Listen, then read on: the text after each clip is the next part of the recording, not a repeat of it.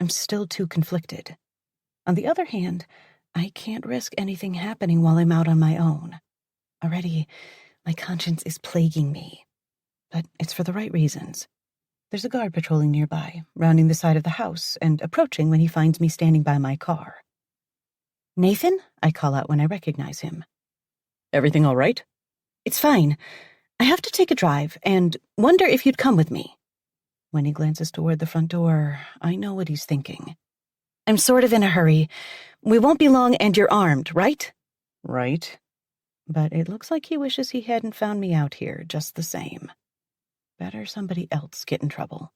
"Come on, I'll drive." When he scowls, I add, "It's been weeks since I had the chance. You can drive back if it makes you feel better. Or you can stay here and be the one who lets me go off on my own." Sort of a shitty thing to say? Maybe. But nevertheless, it gets the point across. He rounds the car and slides into the passenger seat while I text Callum to tell him I'm leaving and am not alone. There's a sense of something close to confusion when I get behind the wheel. It's not like I forgot to drive or anything.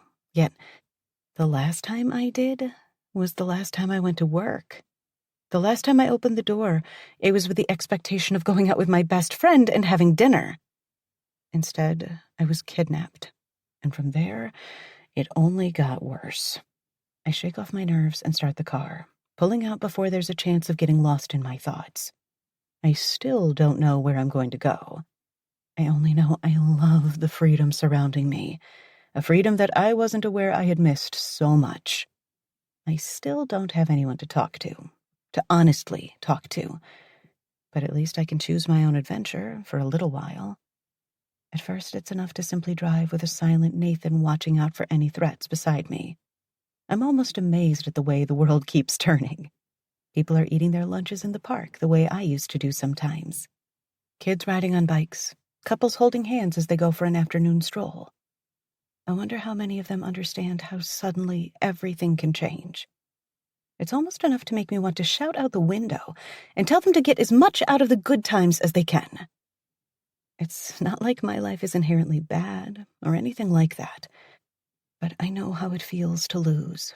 That nauseating shock when everything changes all at once. I've been through enough of that to last me a lifetime. I don't know if my thoughts guide the car or what, but before I know it, I'm rolling slowly through yet another tall iron gate. This time, it's not the gate in front of the Torrio compound. This place is much more peaceful and holds more meaning. Nathan only grunts softly as I drive along the wide gravel road that cuts through the heart of the cemetery. I can't remember the last time I visited Mom's grave. All I know is that she's the one person I wish more than anything I could talk to at this moment. All my questions and worries about the baby, and myself, about what to do next, and how to build a life with a man willing to go as far as Callum went, and will undoubtedly continue to go. I've never wished so hard that I could sit next to her, maybe put my head on her shoulder like I used to, and have a good cry. I'm not little anymore, but I guess we all need to act like little kids sometimes. It's a beautiful day, full of sunshine and the promise of a stunning autumn around the corner. The sky is so blue it's almost unreal, and there isn't a cloud to mar its perfection. The leaves are still green, but they won't be for long. I'm sure the towering yet graceful trees will burst out into a riot of color in another month or so. I pull up close to Mom's plot on the south end of the cemetery and step out of the car, noticing the various bits of evidence that plenty of people visit their loved ones more often than I do. Flowers in different stages of decomposition, wreaths and decorations adore the other headstones. Other graves sport weeds around the base of the gravestones. Some of the plaques in the ground are covered by overgrowth. Are those people forgotten? Maybe their loved ones are all dead and gone too. Or perhaps they never had any to begin with. What a sad thought. I'll, wait by the car and keep a lookout," Nathan offers, as I start walking toward Mom's grave. He seems even more uncomfortable now than when I strong-armed him into coming with me. Some people don't like cemeteries, I guess. Even big, tough guys who carry guns. My sigh of relief sends birds fluttering from the nearby trees when I find Mom's headstone in good condition. There are dandelions and clumps of overgrown grass around the base, but for the most part, it looks all right. I wonder if Dad's been here recently, as I drop to one knee and begin pulling the weeds. I feel like I need to do something to prove I care. Once everything's cleared away, and there's nothing to do but sit with my thoughts, I settle back on my heels with my hands folded in my lap. "Hi, Mom," I whisper, cringing at how awkward this feels. Do people usually speak out loud to their dead loved ones' graves? It feels better than doing it in my head. Plus, there's nobody around to look at me like I'm crazy. "I'm sorry I haven't been here to see you as much as I should," I continue. "I hope you know it's not because I don't think about you. I still do. I think about you all the time. Right now, there's not a day that goes by when I don't think of you and remember who you were and wish you were here. In fact, I think about that now more than ever." With a sigh, I look up, taking in my surroundings. "This is a pretty place. Some of the trees were just saplings back when we first buried you here. I was just a little girl then, right? And now look at me. Your baby is going to have a baby. A baby she'll never hold. A baby who will never know their grandmother. And Callum's mother has been gone for a long time. He rarely mentions her, but I know his father raised him alone."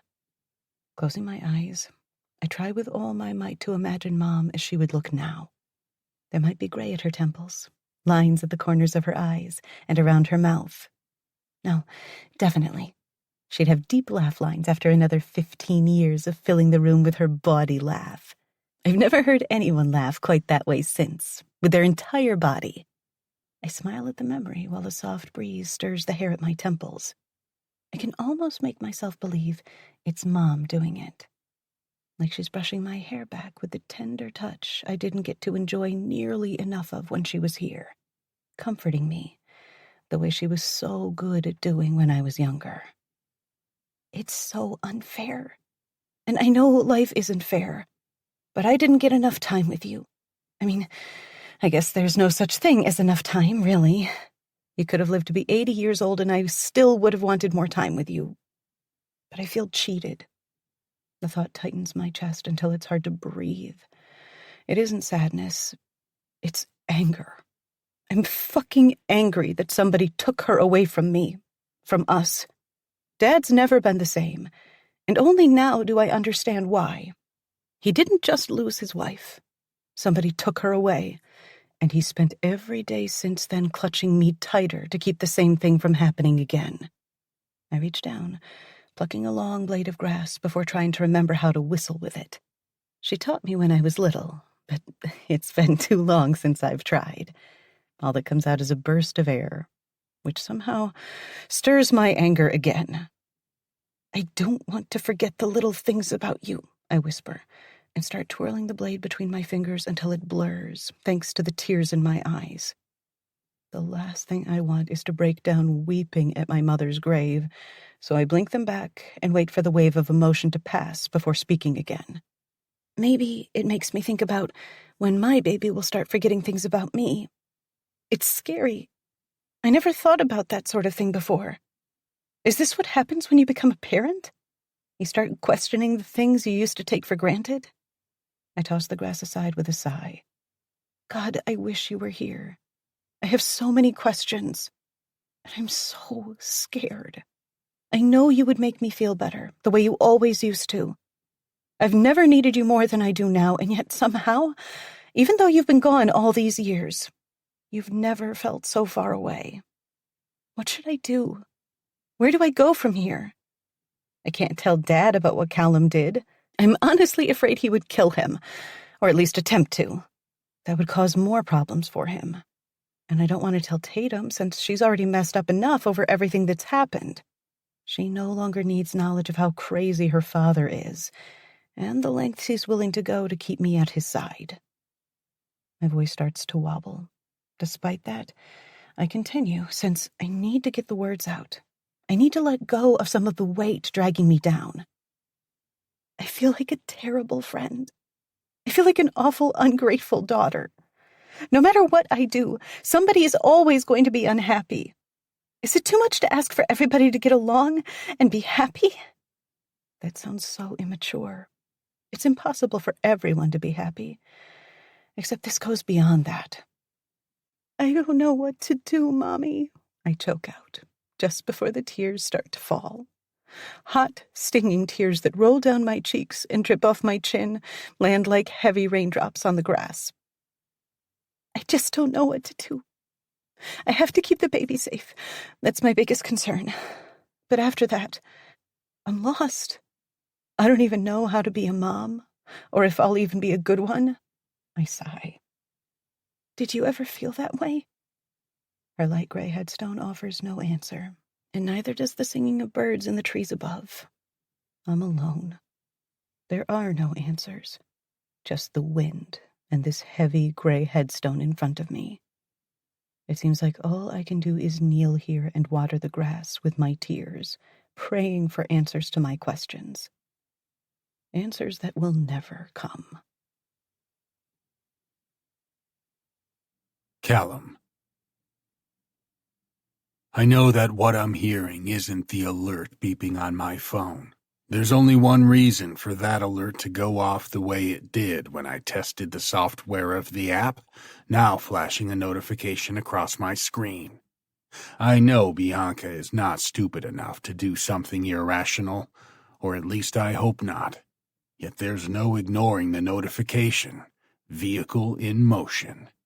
I'm alone in the office while Romero digs deeper into the Ken situation, leaving me no one to growl at in frustration and disbelief while I open the app to see what the fuck is happening. There must be a bug in the app, probably a malfunction or something, because there was no way she would leave the house without bothering to tell me. The blue dot moving across the map confirms my biggest fear. She's on the move, and she left without letting me know. No, that's not true. Checking my messages, I see she sent a text. Bianca, I'm going for a drive and we'll be back soon. Nathan is coming with me. Don't worry, I just need some air. Because there's no air out by the pool or elsewhere on the property? Damn it, she should know better than this. After everything she's been through, she's going to drive around for no reason. And why the hell didn't Nathan tell me? I'm out of the chair and on the way outside before there's time to think. This is not a situation where thinking is a luxury I can afford. I need to find her now. A call to her phone gets me her voicemail, which leads to me slamming the car door closed before sending gravel flying in my wake as I start the engine and fly down the driveway. The dot is still moving. She's a few miles away. Where could she go in the early afternoon? What was so important she couldn't think twice before putting herself and our baby in danger? I'm less than a mile from her when she comes to a stop. In the cemetery. Some of the burning pain in my chest subsides, though not all of it. She went to the cemetery. How am I supposed to protect someone who refuses to be protected?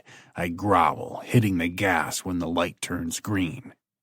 I follow the route to where my insolent, stubborn little bird decided she had to be today. The lack of other visitors is a plus. There are no other cars besides mine and the familiar Corolla parked up ahead. I slow down to avoid being spotted right away. If she's in a jumpy mood, she might decide to run, and there's not much I feel less like doing than weaving through headstones to catch her. Nathan looks like he swallowed his tongue when he spots me from his position beside her car. No doubt he remembers that broken nose. It hasn't been too long since I broke it. We'll have a talk later about reporting to me rather than making me chase Bianca around. This could have been avoided if he'd communicated with me. For now, it's enough to find out why she had to come here so suddenly. There she is. My heart thunders in my chest. She is kneeling on the ground, wearing a yellow sweater that makes her stand out against the blue sky and greenery. Might as well paint a target on her back and blow a whistle to attract the attention of anyone looking to hurt me by hurting her. Any hint of anger evaporates once I see her covering her hands with her face. If an artist tried to capture the essence of grief, they couldn't do better than what I see once I climb out of the car and watch from over the roof. There she is, my little bird, crumbling under the weight of her pain. Her slumped shoulders shake with unfathomable emotion. Nobody needs to tell me whose grave she's kneeling at. She can't know about my connection to Jessica's murder. She can't. Only Romero and I know about that, and we're still working with theories. There's no solid proof of who pulled that trigger. Still, my heart clenches in fear that takes time to ease.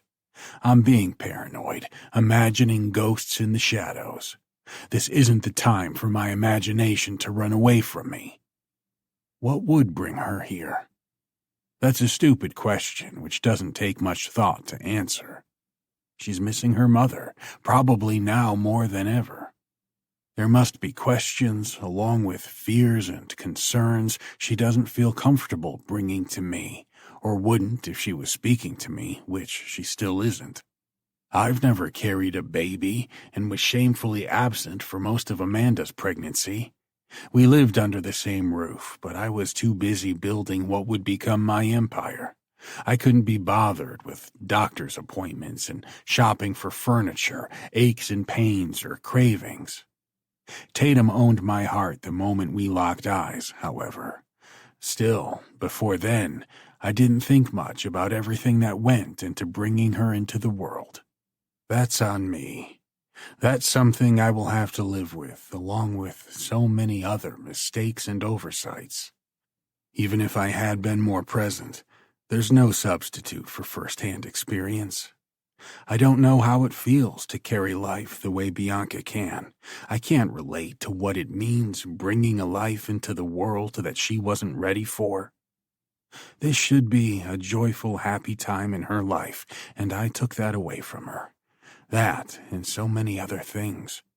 In my life, I feel guilty for very few things, for if I allowed myself to feel remorse for all the things I've done, it would kill me. Nonetheless, the guilt I feel for hurting Bianca, nothing touches that pain. It's one I feel with every beat of my heart, every breath of air into my lungs. I did this to keep her at my side, but inevitably, it was the one thing that pushed her the furthest away. I can't help how my feet automatically take me to her, carrying me through the thick grass. She can hate me all she wants, but there is no chance of me standing by and watching her suffer without at least letting her know I'm here. I'm finally starting to understand I can't take the pain she feels away, but I can ask her to lay some of it on my shoulders. I have rushed into buildings knowing a gunman could be waiting for me to enter. I faced virtually every form of threat known to man. All that was nothing compared to this. Approaching the woman I love with every ounce of me. There's no guarantee of how she'll react or if following her here was the last straw. I would have to accept that, if it is. She's not going to get me to change my fundamental nature. I don't know what alerts her to my presence. There's no snapping of a twig, no sudden disturbance to make her lift her head and look around. I'm standing downwind, so I doubt she picks up the smell of my cologne. Whatever it is, it leaves her staring at me, her expression bleak, tearful. "What are you doing here?" she asks with a soft, defeated sigh. There's no surprise, no attempt at defending herself as I slowly approach. "Following you." Another sigh. "Of course you were." The disdain in those 4 words leaves me bristling, while at the same time I feel roughly 2 inches tall. How does she manage to do that? "What do you want me to do?" All she does is turn her face away, which is relatively harder to deal with than if she had hurled insults at me. In case you've forgotten, and I know you haven't, you were kidnapped recently. And all you were doing was something as innocent as going to work. Excuse me if in the days after that I overreacted and installed a tracking system on your car. Once again, she seethes, still looking away. You did it without talking to me about it. I did what I thought was right. The only things that matter to me are you, our baby, and the safety of you both. Those magic words sent her head swiveling around, eyes blazing. That isn't the point, Callum. Don't you get it? I'm not even arguing the idea of having you track my car. I understand why it makes you feel more secure after what happened. And honestly, I wouldn't mind you always knowing where my car is when I leave, even though I don't necessarily love the idea of you being able to follow me around. Besides, tracking my car wouldn't have helped things. You're right. That does make sense. Her gaze narrows. You're just saying that? No, I'm not. What you said makes sense. I didn't think of it that way. This wouldn't be an example of telling me what I want to hear just to make things better between us, would it? Not even close. However, I can't admit to myself how good it feels just to be in her presence, hearing her sweet voice, even when there's a note of sarcasm winding its way through her words like an invisible thread. Anything, so long as I can look at her, speak to her, connect with her, even on a simple level like this. I'd say damn near anything for her to keep talking. And you're not just saying that because I was crying? An interesting use of past tense, considering there are still tears cutting a slow path down her cheeks. She pulls one of the sleeves of her sweater down over her fist and uses it to mop up the wetness. What do you want me to say, Bianca? I'm trying. For you. I'm trying. She releases a shuddering breath, turning her face toward the headstone bearing her mother's name. I know. I could double down now while she's quiet and accepting. I could drill into her head the importance of her safety and how I don't trust my enemies to lay low for long. What could have happened if one of Moroni's men was out here and found her? I'm sure she thought about that before she left, and somehow it was still important that she get out of the house, that she ventures here to her mother's grave. It isn't easy to accept there's something you can't get from me. The words come out so slowly, and each one is a struggle. She deserves to hear this, though, just as much as I need to say it. You would rather kneel here by your mother's grave and speak to her headstone than speak to me, the man who loves you, who would do anything for you. That's not an easy thing to wrap my head around. You know exactly why that is. I do. I know this is my fault, which doesn't make it any easier. If anything, that makes it more impossible to bear. I don't know what you expect me to say to you. I'm not going to comfort you and tell you that I'm sorry and everything is going to be okay. I don't expect you to, and I don't need you to. Anything I'm going through right now, I set into motion. I see it, and I want you to know I see it. And no, I'm quick to add when her mouth opens. I'm not saying that just because I think it's what you want to hear. I mean it from the bottom of my heart. I understand and know what I did was wrong. I'm sorry. Why was it wrong? She will not be satisfied until she has me by the balls and twists them off. Right away, my old instincts flare to life, crowding my thoughts. Nobody speaks to me this way. Nobody demands I explain myself. I'm a Torio, a man of power and money. That's childish. The result of fear. If there's any hope of us lasting, and we have to, there's no other way. I can't afford to blindly give in to those impulses anymore. I need to be the man she needs me to be. Which is why, instead of lashing out or dragging her to the car kicking and screaming, I settle for a deep breath to steady myself. I was never anything but open about what I wanted from us. It was wrong because I took your choice away. You deserved to decide when you were ready to start a family, and I should have given you a say in the matter. Yes, you absolutely should have. The best I can promise is to try to do better, to be a better man, and to consider you in every choice that is made regarding us. This is fucking torture, but the expectant lift of her eyebrows tells me she is waiting for more. Fuck me. This isn't going to end until she's damn good and ready. Even if it kills me, I will give you as much space as I feel is necessary while maintaining your safety. I stress the words so she'll understand. It was not safe for you to go off on your own without telling anyone in the house your plans. There will always be parts of my work and world that I have to keep from you. It's not because I don't trust you, but because the less you know, the more protected you are. There are a lot of moving pieces in motion right now, and I can't have you getting caught in the middle of it all. Go where you want, but for God's sake, take someone with you, someone who knows how to use a gun and can protect you. That's all I ask. I'm trying to meet you halfway, but I can't do that if you don't do the same. She purses her lips, but eventually nods. I understand, and from now on, I'll make sure somebody's with me. I don't want to take any chances, and I appreciate you letting me know things are still dicey. Dicey is hardly the word for it.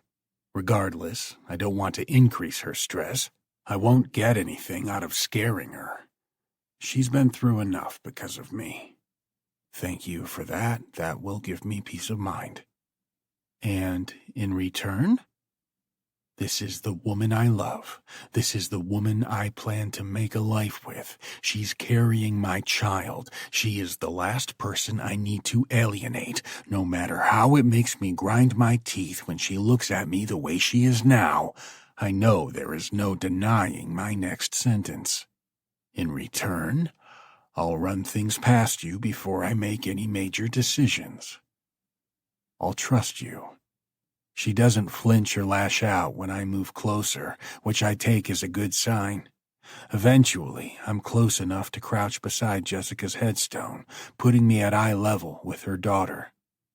I think that's what I need you to understand now more than nearly anything. For years, I haven't been able to trust anyone. There I was, with the best prize I could ever receive, you. Somehow, I still couldn't trust that you would stay, and I was so desperate to hold on to you. And I did something I shouldn't have. You violated my trust. The quivering of her chin makes me want to look away, but I can't. I won't. I deserve to witness this. I did, and it was wrong. Still, I'm never going to change the man that I am at my core.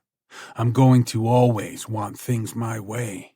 I will be impatient much of the time, and there will still be instances when I jump at the chance to do what I think is best. I'll act on impulse, but it will only ever be out of love. My fingers itch to touch her, to trace her features and hold her in my arms. It's been too long since I indulged in the almost unnatural softness of her skin. Reaching out, I stroke her cheek. She doesn't flinch or stiffen, and I let myself go further, tracing the line of her jaw. I love you, Bianca, and that's why I'm going to work like hell to give you everything you need. I only need you to understand that you can't ask me to change who I am. I don't want you to change, she whispers before a fresh tear hits my fingers. I love you the way you are now, even though you drive me crazy and make me doubt everything I thought I knew about myself. I love your craziness, your obsession, and your need to be near me. Her gaze drifts back to the headstone, and her brow furrowing leaves no question of her feelings. I wish you could have known her. I do too. She sounded like a good woman. I haven't known many in my life. I crane my neck to see what's etched on the gray stone. Jessica Cole, beloved wife and mother, gone too soon. Isn't that the truth? Mrs. Cole? I murmur before chuckling to myself. It would be too awkward to call a woman my age by her last name, so Jessica, there's something I want you to know. What are you doing? Bianca whispers curiously. You have a smart, beautiful, loving daughter. I know she must have gotten most of that from you. No offense to your husband. Bianca snickers softly at this. She's shown me the sort of happiness I didn't think was possible for a man like myself. She's helped me become a better person and makes me want to work hard to become the sort of man she needs. Glancing at Bianca, I add, there's a question I want to ask her, but I thought I'd ask you first. Okay, what are you actually doing? She asks again, standing and brushing off her knees. I stand too, gazing down at the headstone representing the life of a woman who was cruelly taken from the people who loved her most, people who still love her.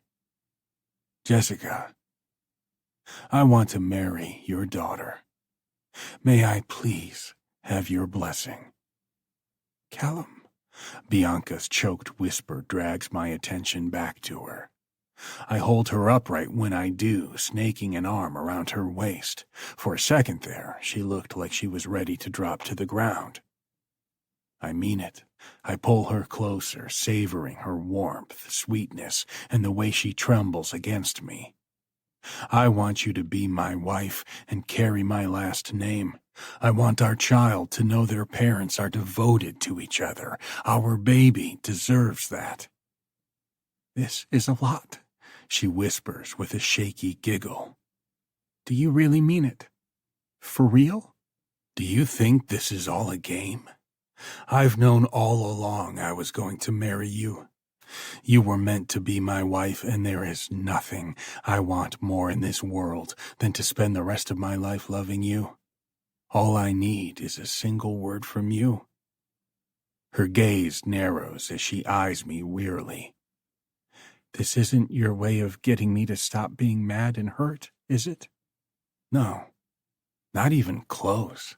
I have other ways of doing that. I want you to know that this doesn't change anything. I'm still hurt, and we still have a lot of things to work out. I have all the time in the world for you, and us. This time, the tears sparkling in her eyes seem to carry hope and happiness. Callum, you know I love you. I want us to have a life together. So, it's a yes. It's a yes. Thank you, Lord. I'm not sure what I would have done if she said no. Bianca. I can't pretend it isn't a huge relief to be back in Callum's bed. No, our bed. I need to stop thinking of it as my bed, my room, my home. We're supposed to be getting married, after all. Married. It's been less than 24 hours since he proposed, so I'm nowhere near used to the idea yet. It will feel more real when I get a ring. Not if, since I know Callum better than to think he wouldn't give me one. Once I have that, I'll feel like an engaged girl. A fiancé. The rush of excitement that floods me when I think about it dries up reasonably quick when my brain keeps moving. It's not enough for me to lie here, basking in sunlight and love, feeling happy. Right away, Tatum's face flashes in my mind. How will she feel about it? And Dad. I don't need to wonder about him. It's going to take a while for him to come around. I don't want to think about any of that right now. I want to be happy for a little while, to live in the moment instead of thinking 2 steps ahead all the time. When I get out of my own head and back into bed with my fiancé, nope, still not used to it. There's a sense of everything being the way it's supposed to be again, even if I still feel guarded. I told him his proposal didn't change things, and I meant it.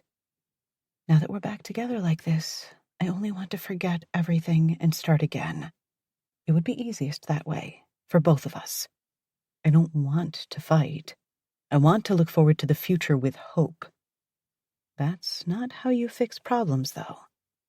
It would be the same as telling him that what he did was okay.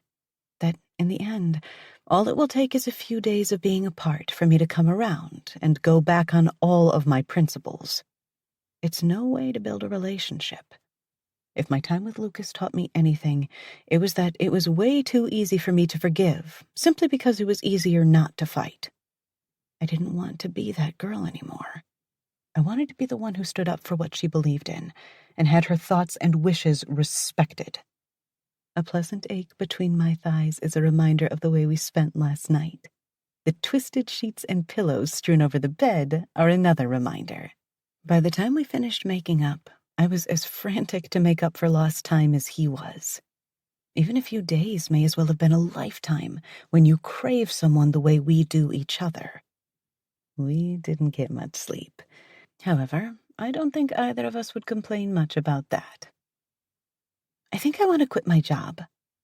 Callum lifts his head from where it's been resting on my stomach for the past few minutes. He might even have started to doze, yet my sudden announcement seems to have woken him up. Pardon? I think it's the best thing to do. I didn't know I was thinking about it. Not seriously. Saying it out loud, though, crystallizes the idea and makes it real. How so? I have to give him credit for not rubbing his hands together like the evil villain who's getting his way. He must be thrilled, since he already wanted me to quit once, but now he's trying to do the right thing and be supportive. Well, for starters, there's the fact that I really should be getting up and getting ready to go into the office right now, I explain while stroking his hair. I can't help but lie here feeling guilty, because I have a job and a degree. If I'm being honest, I don't want to return to that job, or even that field of work. There's nothing wrong with that. There is, when you consider how many people don't love their job, but they still go, don't they? They don't use it as an excuse the way I am. Callum gives me a knowing look. I think you've had more than enough reasons to be out of work lately. I know, but things are better now. It's apparent before he even says a word that he disagrees. It's becoming easier to read his facial cues, primarily when his eyebrows draw together and his mouth screws up in a frown, yet he doesn't say anything right away. I know he's weighing his options, trying to figure out what to say without upsetting me. I don't know if I could handle you leaving the safety of our home to go to work every day. I think I'd need to make sure you have a bodyguard with you at all times. That's funny. Right away, I want to tell him no, that I would be safe and he wouldn't need to worry. I don't want him always hovering over me, concerned and obsessed with my safety. Except that's a lie. The Maronis are still out there. And I'm not going to lie to him and say it wouldn't give me all kinds of anxiety to go back to work, to park in the same garage where Tatum and I were taken. Truthfully, I don't know if I want to play with that kind of anxiety. I mean, with the baby and everything. That's understandable. Still, I refuse to let this rule my life. I don't want to turn into a recluse who hides in her home, never going anywhere or doing anything. I would never ask you to do that. I know I talk a lot about wanting to keep you here. However, you need to be able to leave the house, to go out and do things. It's refreshing to hear him say that, and to know that he sees me, that I'm not just a precious jewel meant to sit on his shelf. It's not all bad. I wasn't ever really happy there. I understand, and that's even more of a reason to quit. Whatever you decide to do for work should be enjoyable. Life is so much more than clocking in and out and waiting for the weekend to come. Take it from me. The years pass quicker than you think. A bubble of laughter escapes me. You're talking like you're 75. He wiggles his eyebrows at me. I feel like it sometimes, and if I were, I'd be highly impressed. 75, and catching a woman like you. It's not even mentioning the fact that I still have swimmers capable of knocking you up. Oh my God, stop. I playfully smack his arm. Back to what I was saying. I feel bad keeping the position when I never go in. Someone who really needs a job could be working there. You're right. But I've got to be honest with you. I feel like you're trying to convince me more than you're trying to convince yourself. And we both know I'd rather have you home than anywhere else. Does that make me come off as a spoiled brat? Is that what's bothering you? A little bit, I admit. I was raised to appreciate the things you're given, not to shit all over them and act like you're above others. While I understand the sentiment, he murmurs, propping himself up on one elbow. I think you're being too hard on yourself. I've never seen you act boastful or full of yourself. And you're not some spoiled brat who thinks the world owes her something. You're someone who's been through a hell of a lot, and you need time to process that. We both know you don't really need the job, although somebody else might. Someone without a safety net. A safety net? That's an intriguing way of putting it. I don't want to become spoiled and ungrateful. I've never met anyone less spoiled and ungrateful in my life, and I'm not saying that lightly. He places a gentle, lingering kiss on the back of my hand that warms my heart, along with other places. I've never met anyone as sincere, hard-working, and determined to do the right thing. In every way, you're the opposite of what you fear. You're only saying that because I'm your baby mama. His laughter rings through the room. It's infectious, and I soon start to laugh as well. What a shame so few people have ever heard him laugh, or even smile. I love you. Of course I'm going to see all your best attributes. Remember, I'm realistic too. I'm not in the business of blowing smoke up anybody's ass. Not even an ass as delectable as yours. He playfully rolls me onto my side and whistles at the sight of it. Look all you want now, I warn with a groan. It's going to get all fat and droopy soon. There still won't come a day when I don't want to grab it when nobody's looking. His teeth sink into my ass cheek, just enough to still be playful before he purses his lips, his eyes pointing toward the ceiling. Actually, it doesn't matter if anyone's looking or not. I'm still going to want to grab it. I hope you don't end up getting tired of me. The mischievousness in his features twists, and he hits me with an apprehensive look that makes me wish I hadn't said that. Where's this coming from? I've told you before, there is no getting tired of you. Wanting you in the first place had nothing to do with danger, or how wrong it was for us to be together. It's you, Bianca. Everything about you. There won't be a day when I don't want you, crave you, fantasize about you how a dying man fantasizes about having one more happy, healthy day. Warmth stirs in my core as he sweeps his tongue over my skin, as it always does at times like this. I know what he means about craving. I crave him too, constantly. No matter what I'm doing, he's always there, lurking in the back of my mind like some prize I get at the end of the day. Something to always look forward to. Even when I was sleeping down the hall, lost, hurt, and confused, I wanted him. He was the reason for my pain, and the only thing that could take it away. Once he's finished his slow tour and we're face to face, I make a point of casting a look toward the clock on the nightstand. It's getting late. Romero will be up here any minute now, wondering why you aren't already at your desk. His groan leaves me chuckling while I run my fingers through his hair. Way to go and mention him at a time like this. I look down between our naked bodies to find his thick cock jutted out and hard as steel. It didn't seem to do anything to him, I point out, brushing my fingertips over the mushroom head, grinning at his heavy sigh. So needy. and only I can give him what he craves. That's because he has a one-track mind. Funny. I thought you were the one with the one-track mind. Don't tell anybody.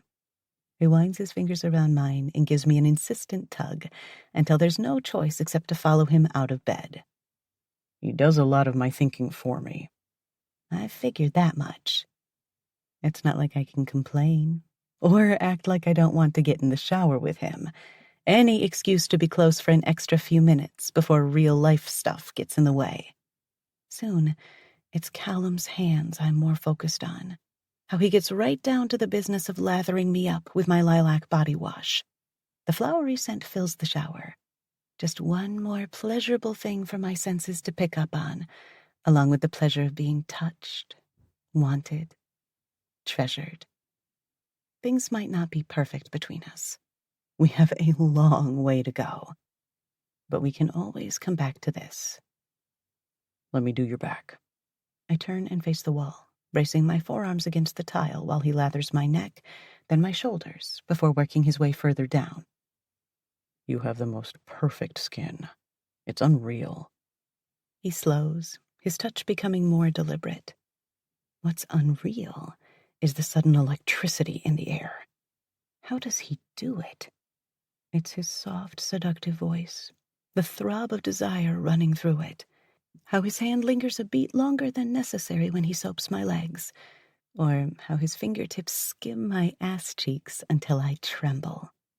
By the time he's finished, I'm one big pulsing nerve, ready to beg for release. I have to credit him for taking as long as he does before his body begins sliding against mine. Are you my shower sponge now? My chuckle is cut off by the touch of his hand between my legs, caressing my already swollen lips. How is it so easy for him to turn me into a whimpering, needy animal whose only goal is to come? I'm afraid I'll only be able to get you dirty. His breathing is harsh and heavy in my ear, and he exchanges his dick for his hand. The touch of his thick head against my clit is the added friction I needed as I spread my legs wider and bear down to increase the pressure while he slips through my wet folds. Am I complaining? No. Instead, I arch my back to give him better access to my pussy. His hands grip my hips, almost as if he's testing to make sure I can handle what he's going to give me. Then he releases his grip and slides them up my sides before cupping my breasts, his fingers gently pinching my pink nipples, hardening them. Somebody's in a hurry. Did I not give you enough last night? That's the thing. It's never enough. There never will be when it comes to him. I need more, I whimper, and grind my ass against him in hopes of urging him on. Give me more. Whatever you want, little bird. It only takes a slight adjustment to line himself up with my dripping hole. Slipping the thick head inside, he drives himself forward, flattening my boobs against the wall with the force of his first stroke. My eyes flutter closed, and I give myself over to him, knowing he will give me what I need most. I'm safe with him. Fuck, little bird. Your pussy is so tight and perfect. I love the way you struggle to take every inch of my cock inside it. His grunts of pleasure only deepen what's going on inside me, thanks to the way he works his thick cock in and out of me at a slow and steady pace. The frenzy of last night has turned to something slower, sweeter, but just as toe-curling. Your pussy loves my cock, doesn't she? She loves the way I fill her with my cum and let it drip out. She loves the way I alternate between fucking her hard and fast and slow and steady. He rasps against my ear before taking the lobe between his teeth. She loves it when I fill her up with my cock, stuffing myself so deep inside there's no way to tell where you start and I end, doesn't she? Yes, I whine, pushing back against him. Yes, oh God, it feels so good. Right then, he pistons his hips forward, and his tip brushes against a bundle of nerves that makes me tremble. Oh, shit. You're tightening, little bird. His strokes become harder, and my muscles tense. I'm so close. Only a little more. You're gonna make me come inside you. Fuck. My balls ache to release inside of you, and I know you want it. You're my good girl. My little cum slut, aren't you? Every word gets me hotter, making the tension mount, making me whine helplessly. The sound of my moans fill the shower, along with the steam rising up from the hot spray. Callum, oh God, Be a good girl and come on my cock, he demands, breathless, grunting every time our bodies crash against each other. Then I'll fill you with my cum as a reward. I don't have a choice. It's all happening at once. The wave slams into me. The power of the orgasm is so strong, the air in my lungs stills, and I'm drowning, being pulled down into blissful darkness, where Callum's grunts are barely audible over the pounding of my own heartbeat. Fuck. Fuck, fuck, Callum growls, his grip on me tightening. God, I'm coming. I'm filling your pussy up for being my good girl. I want you to hold my cum inside of you. Hold it in and don't let any slip out. All I can do is nod, the blissful pleasure still overtaking me.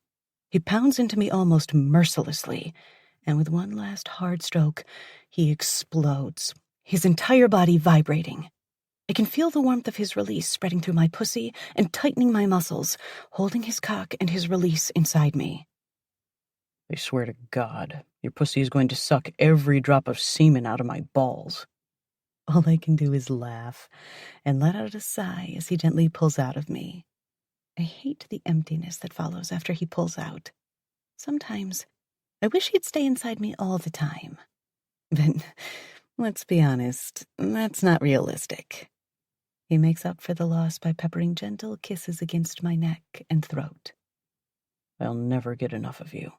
I can feel his heart pounding against my back and each tremor that works its way through him. My pussy aches from the punishment his cock has delivered 2 days in a row, and I slowly feel his release slipping out of me, getting washed away by the water. You better not, I warn with a giggle. I'm not going to forget what you asked me yesterday. It would suck if we got married and you decided I bore you. Never. He pulls away to quickly wash himself while I clean myself up. Which reminds me, do you think we should announce our plans? All at once the water feels cold. Only for a second. Only as long as it takes for me to shake off the surprise. Do you want to? Are you kidding? I can't wait. I want the world to know you're mine. I was just thinking, maybe we should tread lightly. Get a feel for how Tatum will take it. I hate talking about my best friend this way. Like I have a secret I'm keeping from her. It wouldn't be the first time, though. I fought like hell to keep us a secret while she was away. She only ended up finding out anyway. I'm still thinking it over as I dry off and pull on a t-shirt and jeans. What if she sees this as a form of betrayal? I don't know what's going on in her head right now, and I'm afraid I'll only end up ruining our friendship if we blurt out the news all at once. I'm ready to follow your lead on this, Callum decides, once we're finished getting dressed. I want to take out a full-page ad announcing the news, but I don't want you to be uncomfortable. Every word sounds like he's struggling to get it out. He's trying so hard to make me happy. I can't help but smile as I sit on the edge of the bed and watch him put himself together. Not a half hour ago, we were in this bed, and he was warm and naked and wrapped up in me. Now, he's the stern, commanding boss. And all I want is to strip that suit off him and fall into bed again. Instead, we leave the bedroom together, walking hand in hand down the stairs. Let's feel Tatum out on it, I decide. I mean, it doesn't have to be a huge secret, but I don't want to make it look like we're rubbing it in her face. She's been through enough, and I don't want her to think she's losing me as a friend. I wasn't wrong about Romero. He's pacing in tight circles at the foot of the stairs. I can't help but giggle when he very obviously checks the time. There can't be many people with the balls to boss Callum Torrio around. Should I know better than to schedule morning calls from now on? He asks, watching our progress. I was distracted. Sue me. Callum slides an arm around my waist. It's something you're going to have to get used to. I'm already doing my best. He looks from one of us to the other, with his brows drawn together. Wait a minute. Are you saying what I think you're saying? What do you think I'm saying? It sounds a lot like you're telling me you're engaged. There's no hint of how he feels about it, though I guess in the end it doesn't matter. Or it shouldn't. I need to get better at ignoring what other people think. Maybe I'll learn to breathe underwater while I'm at it, since the idea seems about as possible. We're trying to keep it quiet for now, Callum explains while beaming from ear to ear. But yes, Bianca agreed to a lifetime of being driven crazy by me. Congratulations, sincerely. Ramiro offers me a genuine smile before shaking Callum's hand. We could use all the good news possible. Do you have any idea when the wedding will be? When what will be? No, not like this. Not while Tatum stands open-mouthed in the entry hall, so surprised she drops her muffin on the floor. All she was doing was getting breakfast, and now she has to deal with this. Tell me I'm imagining this. Last I knew you just got together, now there's a baby, and you're getting married? I never thought my own best friend could look at me with so much anger and even disgust. We might as well be strangers. Before I can come up with anything to say, Callum lets go of my hand and gestures for Tatum with a crooked finger. In my office, now. We have a few things we need to discuss. All I can do is watch with a sinking heart while she marches off behind him, fists clenched like she's ready to fight. So much for trying to ease her into the idea, I whisper. And all Ramiro can do is frown. Maybe he feels sorry for all of us. Callum. It's time we talk about this, and you're not going to shut me out anymore. I gesture for Tatum to enter my office, which she does before I follow her and close the door.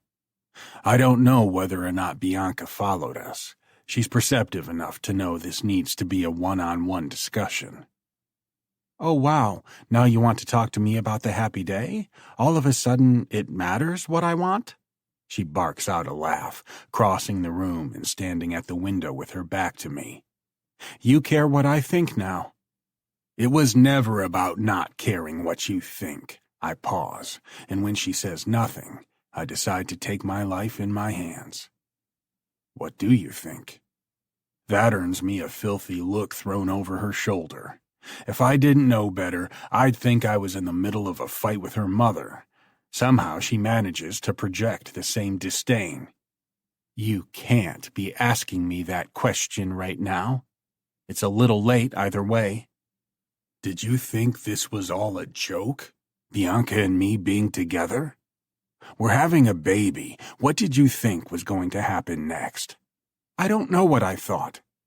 She looks downright defensive when she wraps her arms around herself, and the way her chin juts out tells me this isn't going to be an easy, straight-line conversation. You thought this was some crazy midlife crisis thing, didn't you? When she looks at the floor, I know I'm right. I hate to disappoint you, but this is the real deal. I know what I want. And I am so terribly sorry if it hurts you, sweetheart. That's easy to say when you're not on the receiving end. The amount of bitterness in her voice leaves me recoiling. It's the truth. Well, it does hurt. Then let's talk about it, for God's sake. Do you know how long I've wanted to have an honest conversation with you about this? She scoffs, turning her gaze toward the window again. I'd throw something through the fucking window if I thought it would help. Anything to break through this wall she built between us. It wasn't always this way, but it's not like I've done anything to improve it, especially not in the past couple of months. I lean against the desk, shoving my hands into my pockets while I fight to find the right words. No matter what I say, it'll be a mistake. There's no way of getting through this without shedding blood, figuratively or otherwise. Tatum, it's clear you're suffering. No amount of pretending you're fine will fix things. I don't want to hurt you, but I won't know what does or doesn't hurt you if you don't talk to me." "This hurts me," she whispers, hunching her shoulders. "We grew up together, we're the same age, and now you want to marry her?" "She's having my baby, sweetheart." "I know, but that's one thing. I could live with that. These things happen, but deciding to get married? That's so much more.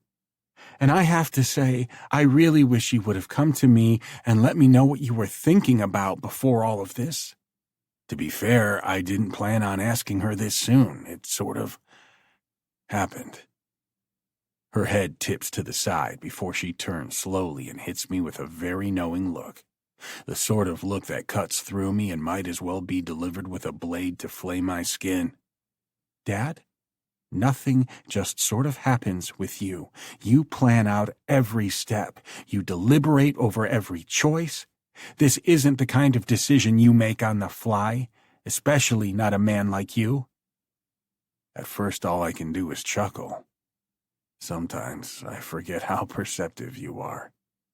It's been just the two of us for so long. Don't do that. Don't make it sound like we were the two musketeers or whatever. That's not how it was, and you can't rewrite history. I can accept that, I murmur. She's seemed like an unsolvable riddle for so long, but now I see she's an onion. Each layer I peel back reveals more layers beneath, and those layers are marinated in grief, anger, resentment, and betrayal. I'm not saying you weren't a good father. You did your best, and I always felt safe with you. I felt like you wanted me around, most of the time. She's quick to add while her lips tighten in disapproval, when you weren't consumed by work. Which I was a lot of the time, I know. But at least you wanted me around, unlike my mother. My heart aches when her voice trembles on the word. My poor, wounded child. I wish I could take the pain she feels away. I want you around now, too. Are you sure about that? Loving Bianca doesn't mean I love you any less. I don't feel like I should have to say that out loud, but I will in case it helps. How much have I failed her if she truly needs me to explain that? I know you love me, but it's just weird, Dad. I can't pretend it isn't. You used to complain that we made too much noise when she slept over. And there was that one time when we were kids and I had the pool party for my birthday. Do you remember that? She changed into a two-piece once she got here because she knew Charlie wouldn't let her wear it, and you gave her so much shit over it. Do you remember that? I do, and I can see where her discomfort is coming from. She's not that little girl anymore, and neither are you. You're both grown women. Her hip pops out to the side, telling me I walked into a trap with my eyes wide open.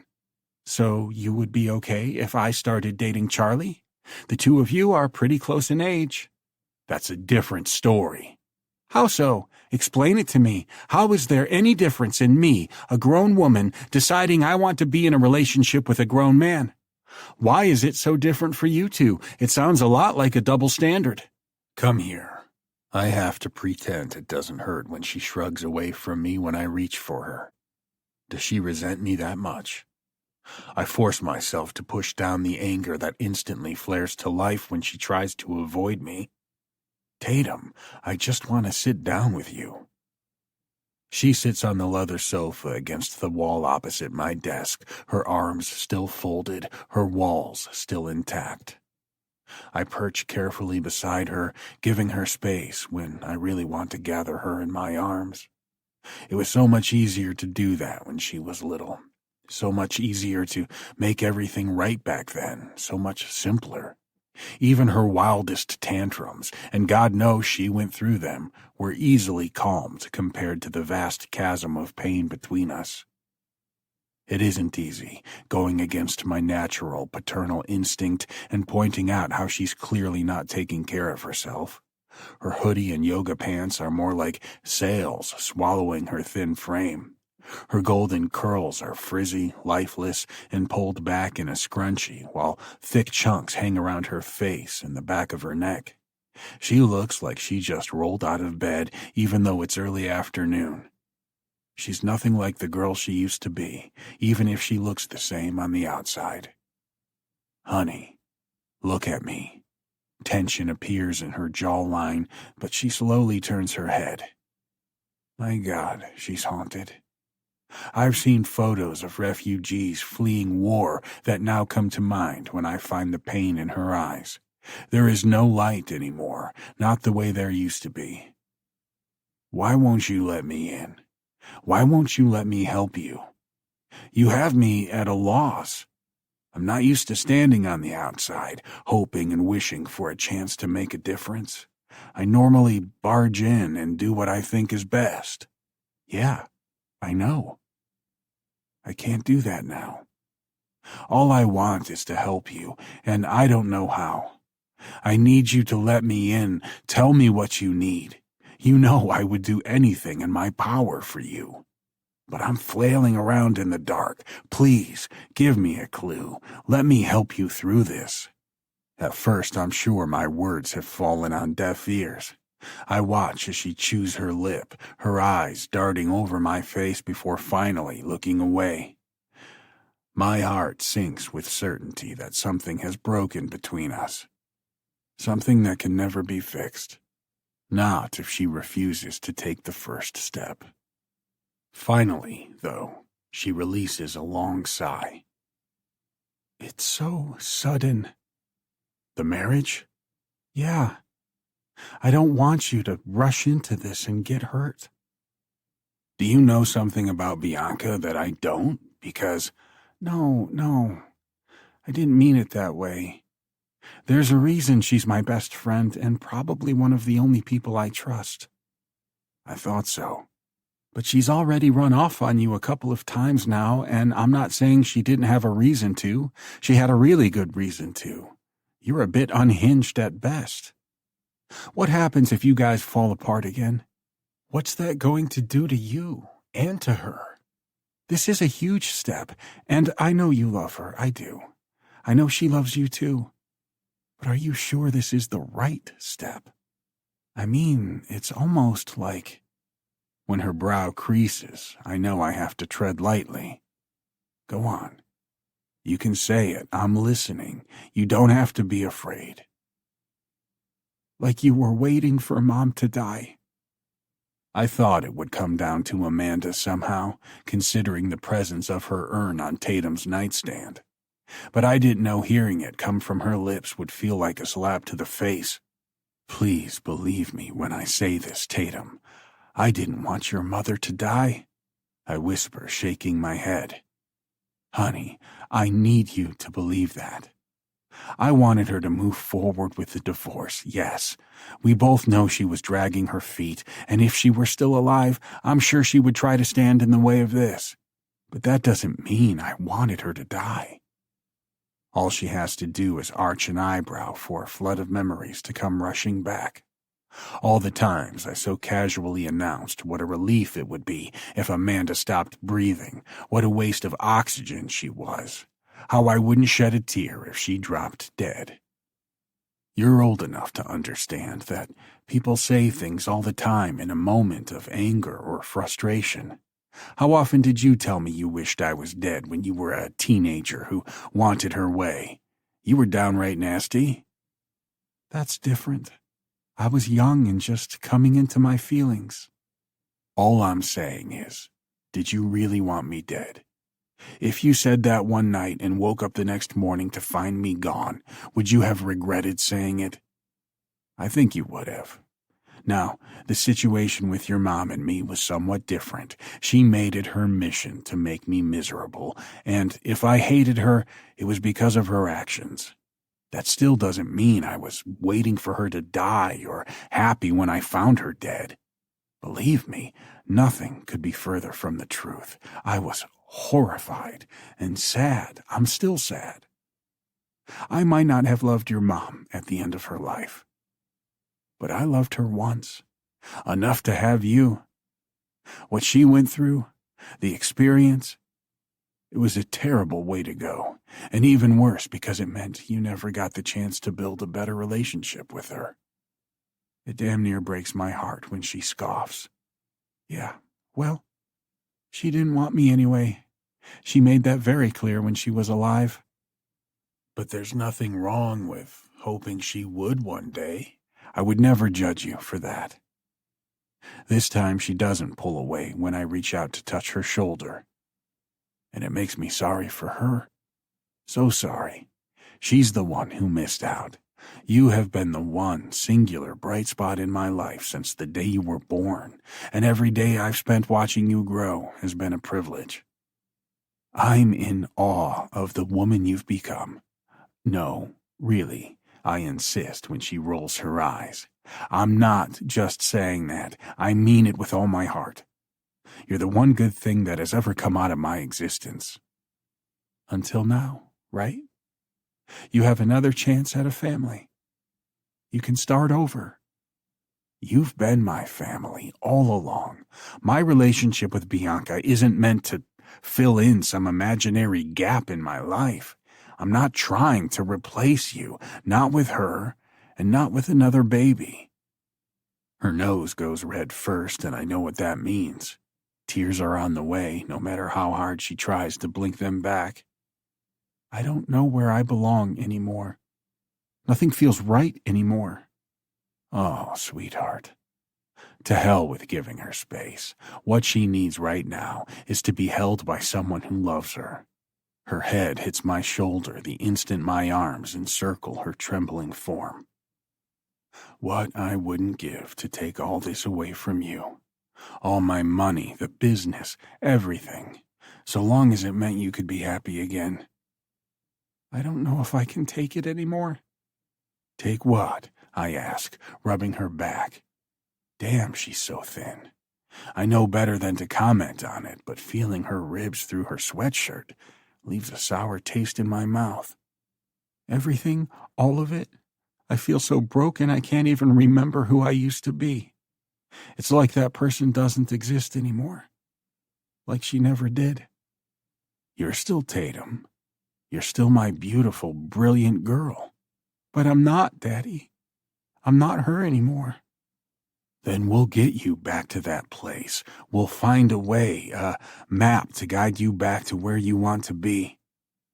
I know I haven't done a great job of helping you so far. I'm flailing around just as much as you are. I don't know exactly how to help you or what would be best, but we have to try. Both of us. I need you to meet me halfway. I need you to try even if you don't feel like it, or else nothing's ever going to change. You can lead a horse to water, but you can't make it drink. I know. And you can do that on your own time. I make sure to add so she doesn't feel like I'm pressuring her. Am I doing this right? Am I making a hopeless disaster of the whole thing? I wish I knew. If there's one thing fatherhood has taught me, it's that there's no instruction manual, and as incredible as she is, she's never made it easy. I'm only making things miserable for you and Bianca. She pulls her sleeve down to wipe her nose, sniffling. I don't want to be a burden on you guys. You deserve to be happy and have so much to look forward to. Slowly, the meaning behind her words sinks into my brain. What are you trying to say? The hand rubbing her back goes still. I mean, I've been thinking, and maybe I should leave. Go off and do my own thing. No, honey. I want you here. We both do. I'm just in the way. I'm so damn tired and sad and scared all the time, every day. And I see you guys, and I see how happy she is, and I think to myself, she's been through a lot of tough shit too, and she's not falling apart the way I am. Something must be wrong with me. Why don't I get to be happy too? Where's my happily ever after and knight in shining armor? Honey, there's nothing wrong with falling apart. We have to fall apart sometimes. It's how we grow and become resilient to the shit life throws at us. You'll find happiness. I know it's hard to believe at the moment, but you will.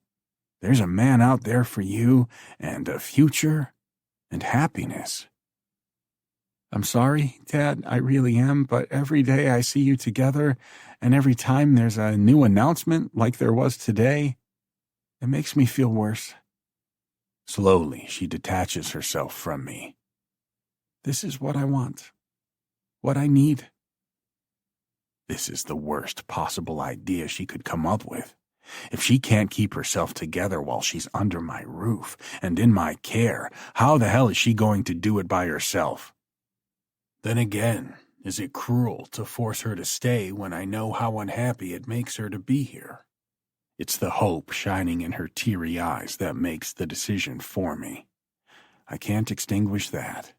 Not when it's the first time I've seen hope in her eyes in weeks, months even. This is something we're going to have to work out together, I decide, speaking slowly, choosing my words carefully. At any other time, under any other circumstances, I would shut the idea down immediately and leave it there. That's exactly what I want to do now. My first impulse is to say no. But I know that would only push her further away, and I don't want to lose her, not any more than I already have. The surprise in her raised eyebrows confirms how out of character this is for me. Seriously? You mean it? I do. I'm not going to keep you prisoner if you don't want to be here, but I'm telling you, it would make me a lot more comfortable if you would stay. I would prefer you to stay for as long as you need to until you feel secure getting on your feet. But I respect your choice and your need for space, and if you decide to come back, the door is always open. I have to laugh at myself, especially since she's looking at me like I've grown a second head or something. I'm trying, kid. I'm really trying. But don't be surprised if I call you every day and ask when you're coming back, if you decide to leave. She's really good for you, isn't she? A faint smile plays at the corners of her mouth. She's changed you. I've had to make myself change for her, not in a bad way, and not because I don't want to. It's just hard. But I'm sure it'll be worth it. I love you. And all at once, she's a little girl again, throwing her arms around my neck and squeezing like her life depends on it. It's the most life she's shown in far too long, so I won't ask her to let go. I would rather soak this in for as long as possible. If I've learned anything recently, it's how suddenly everything can change. How fast you can go from holding someone tightly to fearing they might be dead. Bianca. I feel like a stalker, sitting in my car, parked a few houses down from my father's. There aren't many cars parked on the street this early on a weekday afternoon with everybody at work, yet I still feel like I should hang back. His car is parked on the street, meaning he's home, though I didn't want him to see me. I'm not even sure why. We haven't spoken since that day at the house. It's driving me crazy not knowing how he has been handling life since our argument. I figured Ken would contact me if there was an emergency. Otherwise, I waited about as long as I could before curiosity forced me to come up with a reason to show up here. Maybe some people can deal with being shut out, but not me. He's still in too dangerous of a place to leave him on his own. Add to that a grandchild I would like him to meet someday, and I didn't see how this could continue. Waiting for him to come around and get in touch with me didn't work, so I resorted to a peace offering by grabbing groceries in case the kitchen's in shambles again. All that's left is getting out of the damn car. Taking a breath, I open the door and pull the 2 brimful bags from the back seat. What am I going to find? I shudder to think about it. He could have spiraled worse than ever after that fight, or taken it as a sign that he needed to turn things around. I know better than to assume the latter, but I can still hope, right? As I approach the house, I can tell the front porch has been swept recently. A good sign. I press my finger to the bell and squint, trying to see through the curtain hanging in front of the glass cutout. There's movement on the other side, and before I can step back, the lock clicks and the door opens. I hold my breath, waiting, hoping. On the other side, I find my father. He's showered, shaved, and dressed in a clean t-shirt and jeans. His eyes are clear rather than bloodshot and glassy when they travel over me from head to toe. What are you doing here?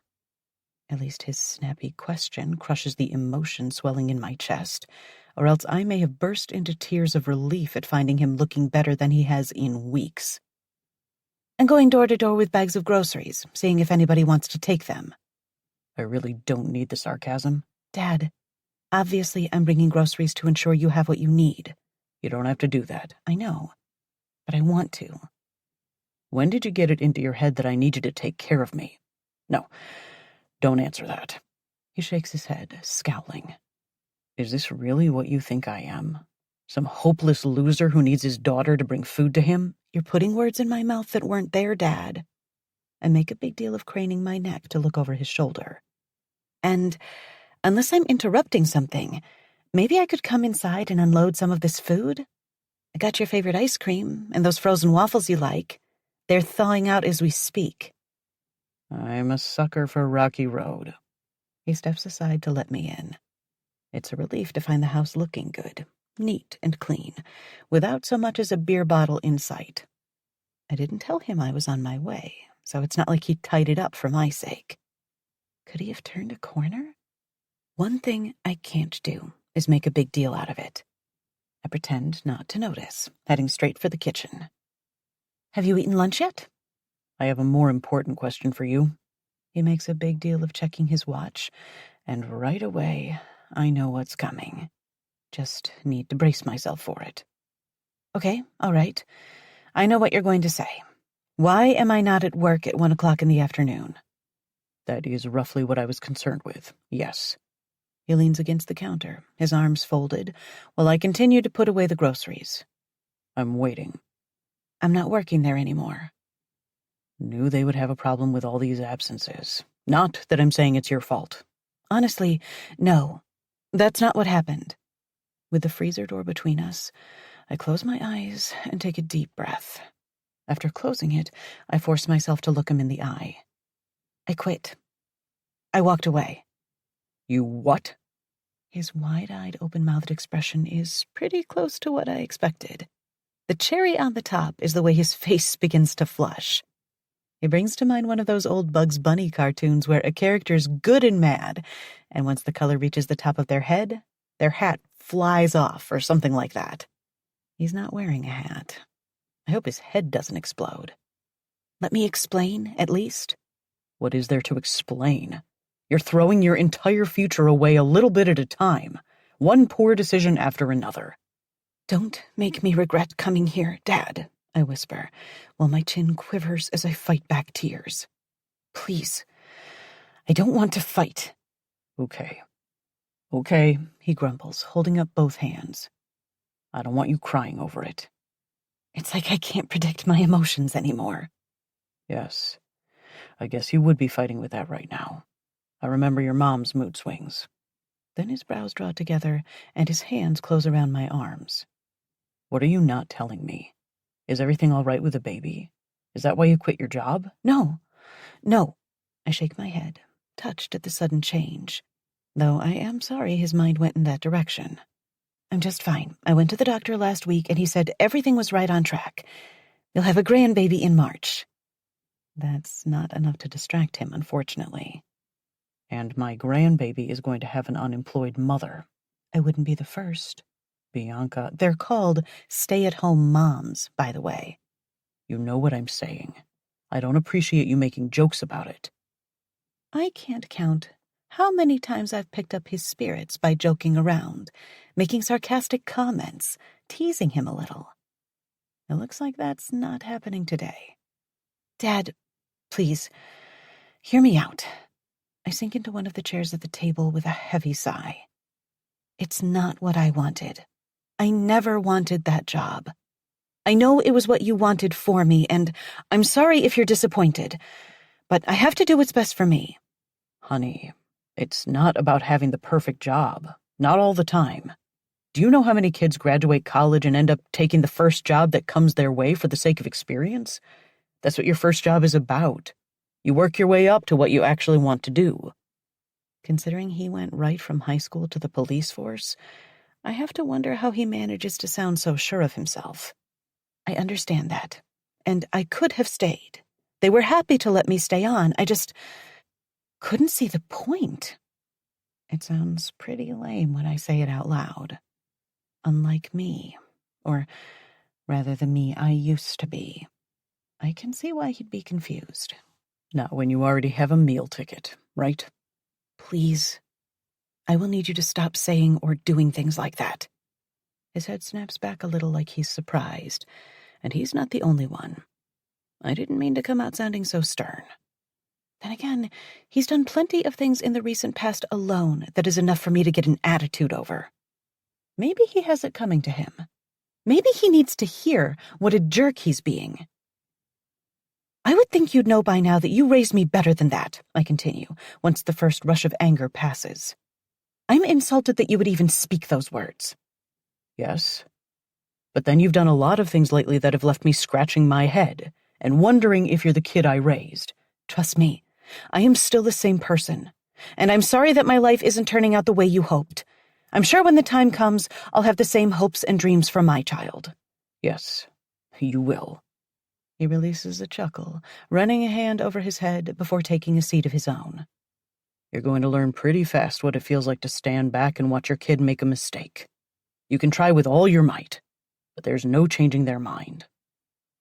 I'm sorry I've put you through that. You don't seem very sorry. I am. But being sorry isn't the same as changing my mind to make you happy. I'm starting to learn, finally, that I need to be able to look myself in the eye every morning when I get out of bed. That I'm the person whose opinion matters most, and right now, I can tell you that if I went back to that office and wasted my life sitting in a gray cubicle, going blind, staring at tiny columns of numbers all day, I'd lose it. It wouldn't even take that long. So you'll find another job. I don't want to see you waste your education, and I will find another job. But it's going to be something I actually want to do. All it takes is seeing his lips draw together and his eyes narrow to know what's coming next. And what does he think about it? He has a name. Don't split hairs with me right now. What does he think? Callum wants me to do whatever I want to do. Right. I know what that means. Oh, please enlighten me. I haven't had a good laugh all day. I'm going to pretend this sarcastic attitude is a result of pregnancy and let that go. You don't get to make comments like that and expect me not to fire back a similar response. What do you think it means when I say he wants me to do whatever I want? He's going to keep you home. That's where he wants you. You'll be the Carmela Soprano from The Sopranos, spending endless amounts of money, keeping an eye on the kids, and letting your intelligence go to waste. The thing is, I can't even tell him he's wrong. I'm sure that is what Callum would want if I allowed him to have his way. That's his knee-jerk reaction, I say, choosing my words carefully and trying to ignore the smug look on my dad's face. My happiness and what I want is important to him. I'm not pretending to know how good I have it, because being freely open to walk away from something that makes me unhappy is extremely lucky. Let's face it, it's not like I'm fulfilling my potential by checking spreadsheets all day either. I'm telling you that wouldn't be forever. Not for a girl as smart as you. No offense, Dad, but the workforce has changed. It's not all about putting in the time with the company anymore. There are no guarantees. I would rather spend my time feeling fulfilled. You've made your decision. And at least I don't have to worry about you getting kicked out on your ass when you can't make rent. That's true. I reach out, covering his hand on the table with my own. You don't have to worry about me. I mean it. I'm fine. He wants to take care of me. That doesn't make me feel better. He'll take care of the baby. That much I know for sure. He grumbles while withdrawing his hand, then standing and walking over to the fridge. Did you have lunch? I should have asked. I ate a little something before I went to the store, to make sure I didn't overbuy when I arrived. His laugh is genuine, even light. Your mother's tried-and-true technique. She used to carry protein bars in her purse just in case. The way he transforms when he talks about her both warms my heart and makes me indescribably sad. He's a young man still, and he's nice-looking. He's my dad, but I can look at him objectively. He could find somebody to love him, somebody who makes him happy. It's a shame, the thought of him spending the rest of his life only loving the memory of my mother. You only ate a little? He leans into the fridge. What about a sandwich? Turkey? Bologna? My stomach growls at the word. I didn't even feel that hungry until now. Bologna and American? I brought a loaf of rye. He grins over the top of the door. And I have brown mustard, just the way you like it. I had no idea that was exactly what I wanted until you said it. I get the feeling he misses taking care of me. If I wasn't hungry, I'd pretend to be, if only to see him looking glad for a minute, even whistling under his breath as he smears a thick layer of mustard on a slice of rye. Has Callum forgiven me yet for what I did? I had no idea he'd want to talk about that, now or ever, and I was more than willing to let it go, if only to avoid the discomfort that makes me shift in my chair. You'd have to ask him. Don't be cute. I don't think he holds a grudge, I relent. At all. How about you? He slides the sandwich in front of me before returning to the chair across from mine. It's obvious he's going out of his way to avoid eye contact with me as he examines a scratch on the table instead. He's probably looked at the thing 100 times. I should have known he was more worried about me. I don't like to hold grudges either. They're a waste of energy, and I wouldn't have shown up with groceries if I was angry. Even so, the memory of that day makes me feel a little sick, causing me to set the sandwich down for a second. You must know it hurt me to watch you beat him like that. Is this what I have to look forward to? It'll make for a hell of a Christmas party. I didn't want to hurt you. I was trying to help me. I know. I was doing everything I could to protect you. He grimaces when our eyes meet, then quickly looks away. I did everything I could think to do. I found that damn camera and I saw red. I know. I was upset when I found out about it. I didn't talk to him for days. That wasn't quite the truth. That wasn't why we didn't talk for days. But he doesn't need to know that. He never needs to know that. The thought of how he'd react is almost enough to make me regret eating when my stomach tightens. I won't say what I'm thinking. I would appreciate that. Not that he has to say a word. He wants to point out that a few days of the silent treatment isn't enough. Nothing will ever be enough. He's my father, and that's how it'll always be. He'll want what he feels is best for me, regardless of what I actually want or need. I'm halfway through the sandwich when another thought bubbles up to the surface. I'm too curious to let it go, though I know I should if I want this visit to end well, or at least amicably. Any normal concerned daughter would ask the question that threatens to get stuck in my throat. What are you doing? I mean, with your time? Do you think you could get your job back? I'm not sure I want my job back. The instant guilty glance he shoots my way says I don't have to point out the irony of him basically saying what he gave me shit over not just 5 minutes ago. I know somebody down there is on the take. So how am I supposed to work beside that kind of person? I get it. I wouldn't want to look at any of them. The memory of walking through and feeling the weight of their stares is still fresh.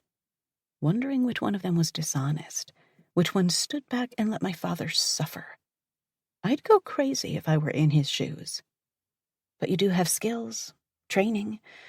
I'd hate to see it all go to waste. It just so happens I'm putting those skills to work at a new job. He holds up a hand when I can't help reacting with excitement. Don't go overboard. It's employment, and I'm glad to have it. But let's not act like I achieved something special. What are you doing? Where is it? Overnight security at an office building downtown. Nothing too strenuous, but the pay is good and it's quiet. Do you like it? He frowns, but nods. I guess I do. It's nothing special, though it's a good living. I'm sure I'll start reading a hell of a lot more. That's great. I don't have to worry about you anymore. And when I say it out loud, I realize how true the statement is. I don't have to worry about him. He pulled himself together, as much as he could anyway. He's still got all kinds of questions and confusion hanging over his head, most of which has to do with Mom. But he's taking steps to move forward after almost burning his whole life to the ground. Once I've finished eating, he takes the plate and washes it. I have something to show you, something I've been working on. Oh? If he takes me down to his office to show off that nightmare of a corkboard, I might scream. Upstairs. Okay, at least that rules out his office. Come see. He seems happy-ish, upbeat. It's enough to keep my anxiety from growing out of control as I follow him from the kitchen to the stairs. I have to stop worrying about him, but then again, it's not like he hasn't given me any reason to. He leads me to my old bedroom, where I pull up short in surprise at what I find inside. When did you... Of course. This is why he was going through things and found the camera. Running a hand over the crib that now stands in the corner where my bookcase used to live, he explains. I pulled out the baby furniture from the attic. Your old crib, the changing table, the rocking chair. I can see that. The bed and dresser are still in their place, but the rest of the room looks more like a nursery. What brought this on? I thought you might want to bring the baby around for a visit occasionally. There's hope in his voice, small and shy, but undoubtedly present. He straightens out the cheerful flowered sheet in the crib, then props a teddy bear up in the corner. I wanted them to have someplace to sleep. I'm looking forward to meeting them. I want you to know that. This baby is going to have a lot of love around them. Oh, Dad. That's as much as I can choke out before I throw my arms around him. Thank you. I was so worried you would have weird mixed feelings about the baby because of Callum. Let's just say I never saw myself getting linked to him in such a permanent way. He chuckles, chagrined, while stroking my hair. But this baby is a blessing, and I want nothing but the best for both of you. Thank you. Keep in mind, I plan to spoil the hell out of this kid. I close my eyes as the last of the tension I was holding drains out of me. I would expect nothing less. Callum. That's 3 shipments overhauled in the past week. Romero arches an eyebrow when he turns away from the window. I think you've made your point. We'll be lucky if the bastard doesn't blow us up. It's not enough.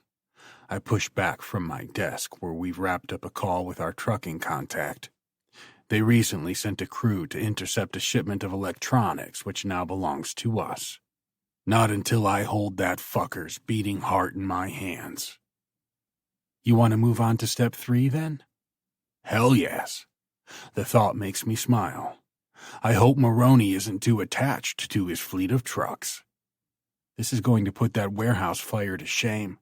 60 trucks, 5 garages. Yes, and it's a way of proving to Sebastian that I'm willing to sacrifice what was supposed to go to me once the smoke clears. We're still not on what anyone would call friendly terms after he pulled a gun on my right-hand man in my home, but we don't need to be friends to work together. It'll get the point across. Romero checks his phone, frowning. What's taking him so long? He seemed to be in a hell of a hurry when I called him after our call started wrapping up. He said he'd be here as soon as possible. I'm sure he's moving as fast as he can, maybe with one of those dome lights on his roof. There's a chance he could decide not to tell us a damn thing, you know? I know. Except I have a feeling I can get through to him. I'm going to do everything in my power. After what we've learned since Romero pulled together that list of cops in on the take, I'm pleased we've uncovered the full story of what happened to Jessica Cole. I want to hear it from Ken, however. I need to, since he allowed his best friend to continue hating me for years and even watched him beat the shit out of me when he knew the truth all along. You're sure this is the right thing to do? What if Bianca comes back early? Please, Charlie will keep her there for hours. Knowing him, he'll spend the whole time trying to convince her to stay for good. As soon as Bianca announced she was paying him a visit, I knew it had to be today. Otherwise, she would have been hanging around the house and there would have been no discussing this. I don't want her to know yet. Not until I figure out a gentle way to break the news, if there is such a way of breaking it. Besides, I add, the app will let me know once she's moving. I tap my phone that's sitting on the desk where the app tells me she's parked by Charlie's house. Henry's call from the front gate sets Romero in motion while I sit at the desk and brace myself for what's to come.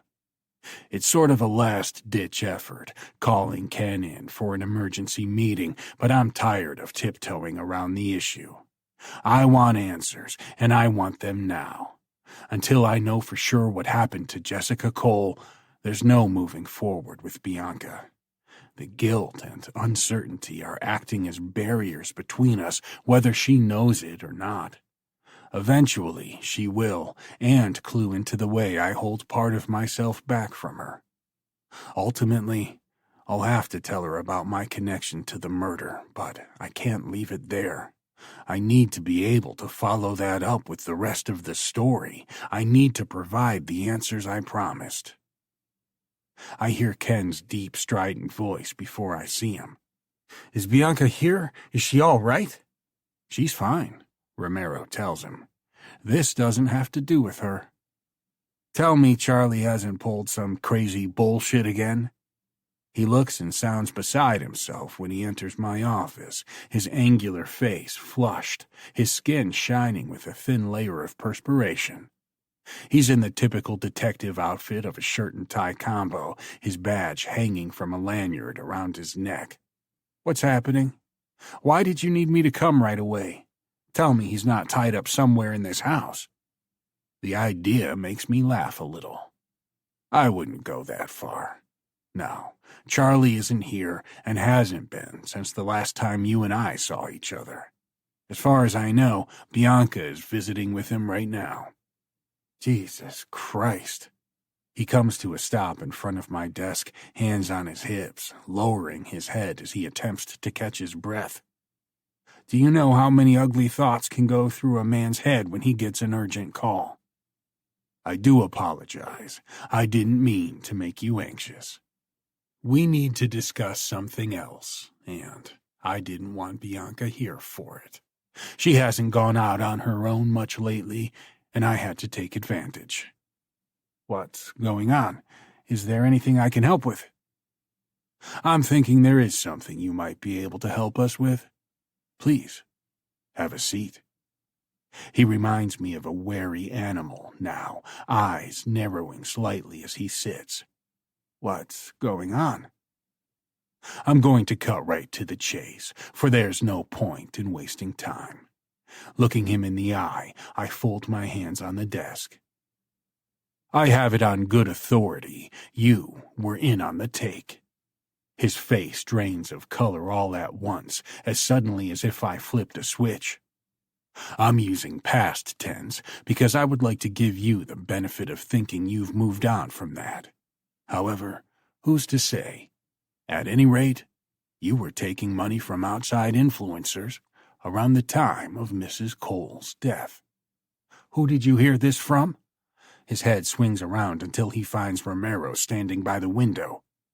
Where are you getting this information from? Because they're full of shit, whoever they are. From what we've learned, I continue, ignoring his outburst, you were in with one particular family. It so happens I was in the middle of brokering a pretty big deal with that family at around the same time. And of course, Charlie was a dog digging for a bone, determined to put me and anyone I did business with in prison for a long time. He's fighting hard to keep it together, only that doesn't stop him from trembling, no matter how he tries to laugh everything off. I've watched men spiral through the different reactions of getting caught red-handed. This is nothing new. I still don't understand what this has to do with me, he insists. For one thing, it isn't like guys on the take announce it to the rest of the department. How would anyone know for sure? Ken, you realize I could have taken this information directly to Charlie and let him do what he wants with it. I brought you here out of respect and with an understanding that this is a very complicated situation. The least you can do is man up and quit the bullshit. I cannot believe I came here to be insulted, he blurts out a bitter laugh as he stands. This is insanity. Are you this desperate to show Bianca what a decent man you're trying to become? It's going to backfire big time. I confirmed it with his son, I murmur, freezing him in place. Sebastian Costello. He was here the day Charlie kicked my ass. You saw each other. And I noticed the way he looked at you. Romero adds, his voice so low I could almost call it apologetic, like he had seen you before. And when I asked him, I continue, he confirmed having seen you in his father's office more than once when he was younger. Many times, I believe he said. Romero's head bobs up and down slowly in confirmation. He's trapped. He knows it. It's in the way his face sags and his shoulders slump before he lowers himself into the chair once again. I know it's early, he mutters. But do you think I could have a drink? I give Romero a slight nod, and he goes to the bar, pouring 2 fingers of whiskey which he hands to a shaking Ken. Listen, I'm not here to give you shit over taking the money. We've paid our fair share to different contacts in the department over the years, and if a man could make a decent living in law enforcement, he wouldn't have to rely on other sources of income. I needed the money, he murmurs, staring down into his glass. My wife didn't recover well after she gave birth to our second kid. The bills piled up, and I was drowning. As I said, I get it. And Salvatore Costello must have seemed like a safe bet. He had a reputation for being a decent guy. It's a big part of the reason I got into business with him in the first place. He wasn't a hot-tempered sort of guy, and he lived by a code. That's what I told myself, he mutters before sipping his drink. If I had to get in bed with somebody like that, I wanted it to be someone who wasn't out there shedding blood and destroying families. But he did destroy a family, didn't he? His head snaps up. Ken, what did I say? Don't waste my time, and don't fucking lie to me. When I think about it, it makes perfect sense. I'm not saying you had anything to do with it. I didn't, I swear to God, I didn't. But he did have her killed, didn't he? His jaw ticks before his eyes fill with tears. That surprises me. I didn't expect the tears. The excuses, yes, but tears, definitely not. It was supposed to be Charlie.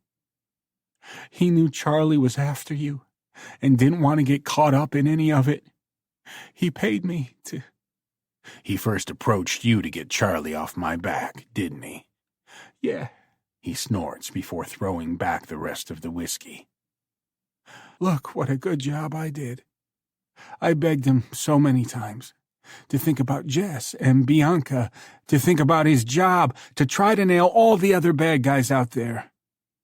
You were unsuccessful, I sigh. So Sale decided to go ahead and take care of things. I swear to God, if I had known. He places the glass on my desk before bending forward, elbows on his knees, his head in his hands. The slight shaking of his shoulders tells me what I need to know. He doesn't want me to see the tears he can't hold back. She took his car that day, didn't she? And the gunman had no idea. I don't know the details. His voice is thick with emotion, shaky. But as soon as I heard, I knew what happened. I went to Sale as soon as it felt safe and told him I knew what he did. I'm surprised I made it out of there alive. I was half out of my mind, horrified, grieving. She was my best friend's wife. She had a little girl. She was a special person. It shows he wasn't a total fucking monster at his core. Or he could have had me executed. Did he give you any idea of how he felt about it? The mix-up? He swore he was sorry, and part of me believed him. He didn't want to kill an innocent woman. That's not who he was. So why did his guy go through with it? Romero demands. I can see running the wrong car off the road, but he had to walk up to that car, open the door, and blow a bullet into her skull. He knew she was a woman when he did it. He gave me some story about his guy panicking because she saw him, and she was badly injured. He figured she would be dead either way, so he wanted to be sure in case she made a miraculous recovery and identified him. I can see that happening. I might even do the same thing in that guy's shoes, whoever he was. Sometimes you do what has to be done to ensure your safety rather than leave anything to chance. I begged and pleaded for it to end there. When he lifts his head, his face is wet, his eyes red-rimmed. I told him Charlie would take it as a warning to back off, and if he didn't, I would see to it that he did, and I kept my word. I was the one who convinced him to back off.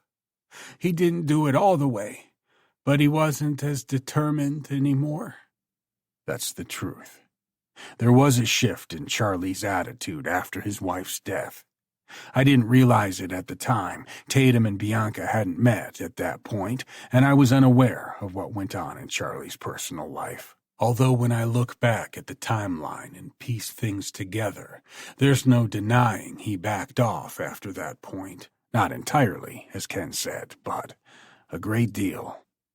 If he hadn't, Sal wouldn't have gone through with the deal. When Charlie backed off, Sal's confidence grew. If it weren't for me, Bianca wouldn't have either of her parents, he insists. There's an edge of panic that creeps into his voice. You can't kill me for this. I did everything I could. A glance at Romero tells me he's as confused as I am. Nobody said anything about killing you, and while I don't particularly like Charlie, I know Bianca cares for you. It would hurt them both if anything happened to you. Are you going to tell her? There's a reason I had you here when she was out, remember? He lets out a deep, shuddering breath. I can imagine his relief. Thank you. I couldn't take it. Charlie is like my brother. I can't. If he knew. I was the one who needed to know. I needed confirmation. All these years, he thought I was the one who did it, and you sat back and let him believe that because it didn't matter then, right? I'm an asshole, so why not let him believe I would murder his wife to get back at him? A fourth voice chimes in from the doorway. No, it's worse than that. Shit. My stomach drops at the sound of her voice. I glance down at my dark, silent phone before glancing to the doorway where Bianca sways slightly, her eyes as big as saucers. How the fuck did she get here without me knowing? I was either too engrossed in Ken's story to notice the alert when it came through, or the app failed. Fuck me, fuck everything. She wasn't supposed to find out this way. Bianca. Ken's chair almost tips over when he stumbles to his feet before lurching toward her. Kiddo, what did you hear? It wasn't my fault, I swear. I wouldn't have ever. She cuts off his panicked rant with a sharp slap that snaps his head to the side. Bianca. My hand stings. I let it fall back to my side, where it throbs in time with my fast, pounding heartbeat. I can barely look him in the eye, so I focus on the palm print I left on his cheek. It stands out redder with every second, while the rest of his face is as white as a sheet. Bianca, Callum's somewhere behind him, though it's like everything around me is muffled, like I'm underwater. How could you do it? I don't feel anything besides the stinging in my hand. There's no anger, no rage, no grief. I'm cold, disconnected. I didn't have a choice. And I used to respect him so much. I looked up to him the way Dad did. Now here he is, crying and shaking, a fucking blubbering mess. I can feel it coming. He's going to start begging for me to forgive him. I don't know if I can handle that. I really don't. You didn't have a choice, I whisper. You had no choice but to let him believe he was going crazy? You had no other choice. Bianca, Callum pushes Ken to the side and reaches for me. you don't need this added stress. Something in the way I look at Callum makes him back down. I can't imagine the expression on my face, but whatever it is, it makes his features pinch like he's pained. Come sit down. At least sit, please. I shake him off, though, because sitting is not what I need most. What I need is answers, and damn good ones. What's your excuse for that, huh? All this time, everybody treated him like he was some sad joke. You could have stood by him at the very least. I did. I was the only friend he had left in the department. His voice cracks. Some friend, I snicker. You let him believe he was making things up, since that made it easier for you. How much did you hear? Callum asks. I heard enough. Now I know who the real snake in the grass was this entire time. You've got it all wrong. I did everything possible to get him to walk away from the case. You gaslit him. Whatever holds me frozen in place must loosen, because now I can walk. Each step I take sends Ken scrambling backwards. You watched him fall apart a little at a time, cracking slowly, pieces of who he was being chipped away. Yet all along, you knew the truth. You knew he was right, that she was murdered, and you still made it seem to everyone else that he was broken by grief, like he couldn't think for himself. And the autopsy, Romero interjects. Are you the one who altered the report? My God, it keeps getting worse. He was looking too deep into things. He was going to get himself killed, so I had to step in. You hid the truth from him and made him think he was crazy. You don't get it. You don't know how it was. That man would have killed your father the way he did your mother. He would never have let it go if Charlie knew somebody had shot her. I did that to protect him, to keep him from walking headfirst into danger. Don't. Stop trying to make yourself the hero. It's the truth. And if you think about it, you'll see I'm right. I convinced him to back off. You would have lost them both if it hadn't been for me. You could have told him the truth, I counter. If you had been honest about what truly happened, he could have moved on by now. Could have told him it was for my sake, that he needed to back off for me so I wouldn't lose him too. But no. Why would you do that? That would mean admitting you were a crooked cop, right? He wants to argue with me. I can see it in the way his eyes dart back and forth like he's a cornered animal. Only he can't come up with anything to say, because he knows I'm right. I see everything now. I see him for the snake he is. You're a coward, I whisper, as tears fill my eyes. You took the money and told yourself you were doing the right thing. But all you did was make him a joke in the department. Again and again, you told him to let it go. But it meant acting like he was a fool, like he was crazy. You sacrificed him to protect the image he had of you. I would have lost my job, he whispers. Oh, you mean the way he lost his? I never told him to lose his fucking mind over this. Did I encourage him to use department resources to research? To forget all his other work, his caseload, everything else? Every damn day I tried to steer him back on course, and every day he ignored me. Poor you, I whisper, shaking my head as the tears fall. You poor thing. The man was haunted. Everybody told him he was crazy when he was the only one who wanted to know the truth. You need to calm down. Callum wraps an arm around my waist, and even though it is comforting, it's not enough. Nothing will be enough. When I think back on all the years he could have told the truth and helped my dad find a way through it, I'm so disgusted and angry. I don't even want to look at you.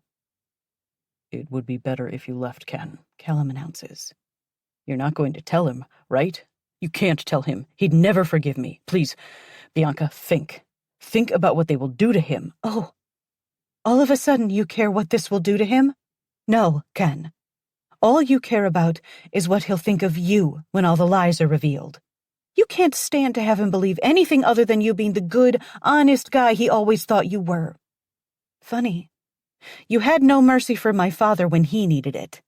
But now you're standing here begging me for mercy. Please. It would be like losing my brother. You might not understand, but everything I did was for him and for you. No, I bark. You did it for yourself. Don't you dare say you did it for me. You don't get to rewrite history now that you've been caught. Please. I couldn't take it. Throwing his arms out to his sides, he releases a choked cry filled with anguish. What do I have to do? Do you want me to beg? I'll get on my knees and beg you. I'll do whatever you want. All I ask is that you don't tell him. He can never find out. Even if it means finally getting closure? That's what he needs more than anything. He needs to be able to move on with his life, and he can't do that with the way things are now. As I said, Ken, you need to go. Callum tries to turn me away from Ken, and I know he wants to make this better. He wants to help. But this is something I'm going to have to do myself. Wait a second. I look up at Callum. Do I get to decide? What do you mean?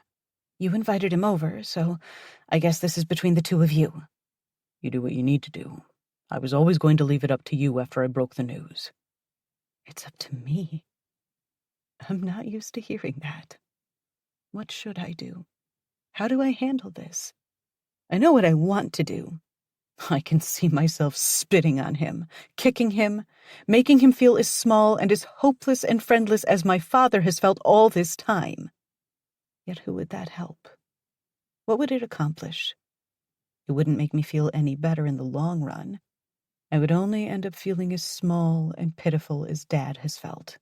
I won't tell him, I decide, ignoring the way Ken shudders with relief while his legs sag.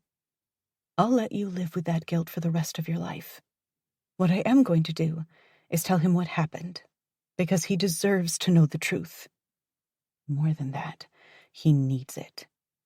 But you won't say anything about me? I won't.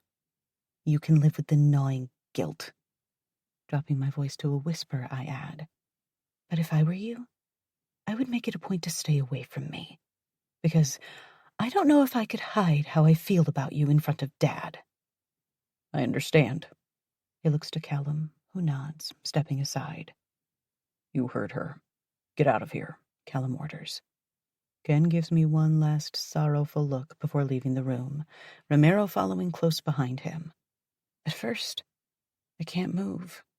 All I can do is stare at the spot where Ken just stood, and remember all the times he had the nerve to grieve beside my father.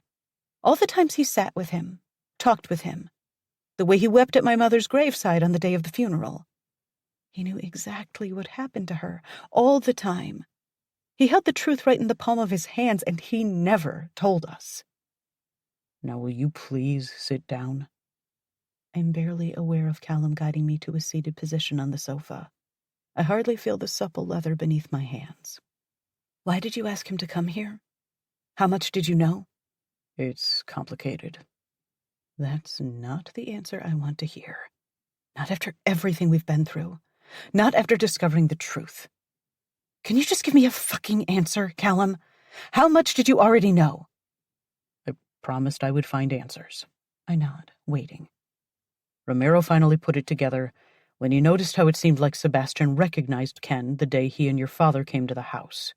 We dug a little deeper, and Sebastian confirmed Ken took money from his father years ago. Why? Callum's voice is edged with hesitation. Bianca, are you sure you want to hear this? For God's sake, I'm not a child. And just because I'm pregnant doesn't mean I'm some delicate flower incapable of handling big emotions. Tell me. Salvatore Costello paid Ken to keep your father out of our business. We were in the middle of working out our first deal at the time. He didn't want the extra complications. When Charlie wouldn't back down, Sal decided to get rid of him. I was completely unaware of it, I swear. I didn't know anything about you, your mother, or any of it. And for what it's worth, Ken probably did his best. You know how impossible it is to make your father listen. Okay. That's not true at all. I don't see a damn thing. How long have you known? I didn't want to tell you anything until I knew the whole story. That's not an answer, Callum. Weeks. I've known for weeks. It seemed obvious the autopsy was altered, which then got me asking questions. I didn't have anything to do with her death, not directly. I was afraid you would blame me once you found out. And that's stupid. I know you couldn't have done anything to stop this. And I understand you were trying to protect me. A sudden sob erupts from my chest before I cover my face with my hands. My poor dad. All this time, he trusted Ken. He's been suffering alone, no one believing him, wondering who he could trust. And the one person he believed in, I can't do it anymore. My heart is going to break. Come here. Callum pulls me closer until I'm in his lap and resting my head on his shoulder while the tears continue to fall like rain. If it helps, I do believe Ken was trying to do what he thought was best. He was afraid of telling Charlie the truth. I can understand why. Costello paid him to do a job, and he needed the money. He thought he was helping Charlie. I'm not trying to defend him, he murmurs, rubbing my back, his breath stirring my hair. However, I can see his side of the story. He let my father believe it was you who killed my mother all this time. And I'm sure that would have worked just fine if it hadn't been for me falling in love with you. That's not fair to you. You think Charlie Cole is the first person who ever hated me? Please. I can handle that. What I can't handle is knowing how that gets in our way now. I have to tell him the truth. Somehow.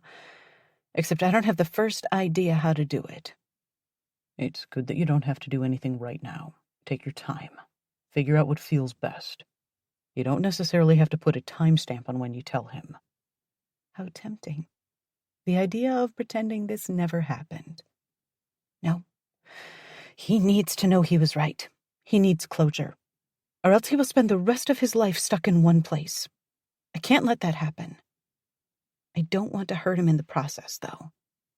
I understand. The touch of his lips to my forehead is sweet, comforting. Although you know, it would be all right to admit this hurts you too. It's a betrayal. He betrayed both of you, even if he thought he was doing it for the right reasons. The villain isn't supposed to be the person closest to you. No, but sometimes the people who hurt you the most are the people closest to you. And usually they're fighting an inevitable battle between right and wrong. Not everything is black and white. Sometimes you do things to protect the people you care about, even if it's a decision that would hurt that person if they ever found out. Caring and loving someone makes you do crazy things. That's true. Only I don't think I have a bone of forgiveness inside me. Every time I think about it, all I see is the despair my father went through. He loved his job and lost it.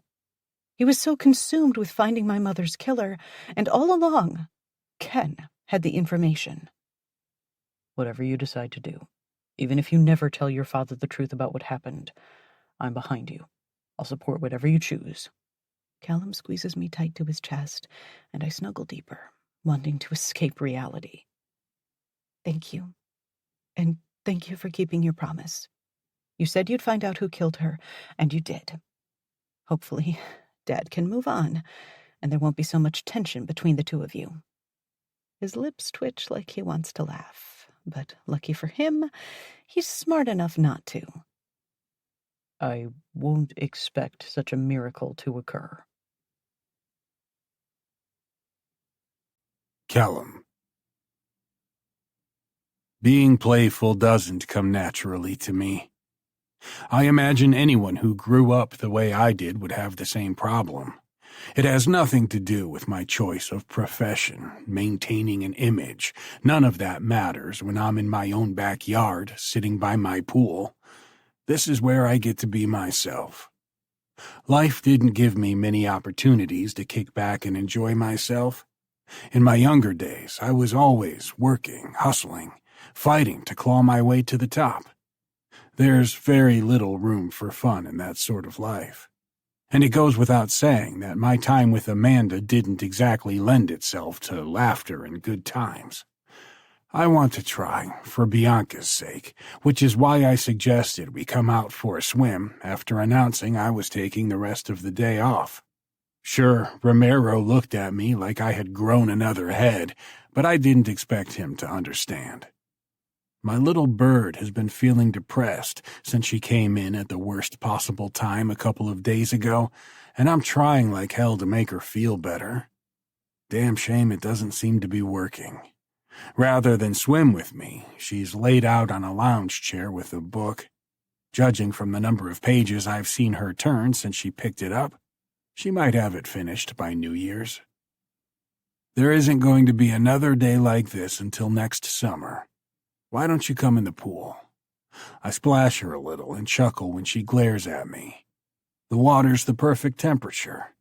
Her mouth is fixed into a tight frown as she sets down her book. I don't know. Bianca, you have to stop punishing yourself.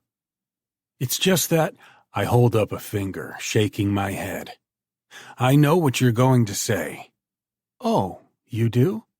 Yes, because it's the same thing she's been saying for 2 days.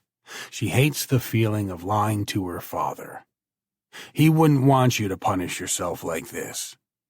There aren't many positive things I can say about Charlie Cole while keeping a straight face, but that's one of them. I don't doubt how much he loves his daughter.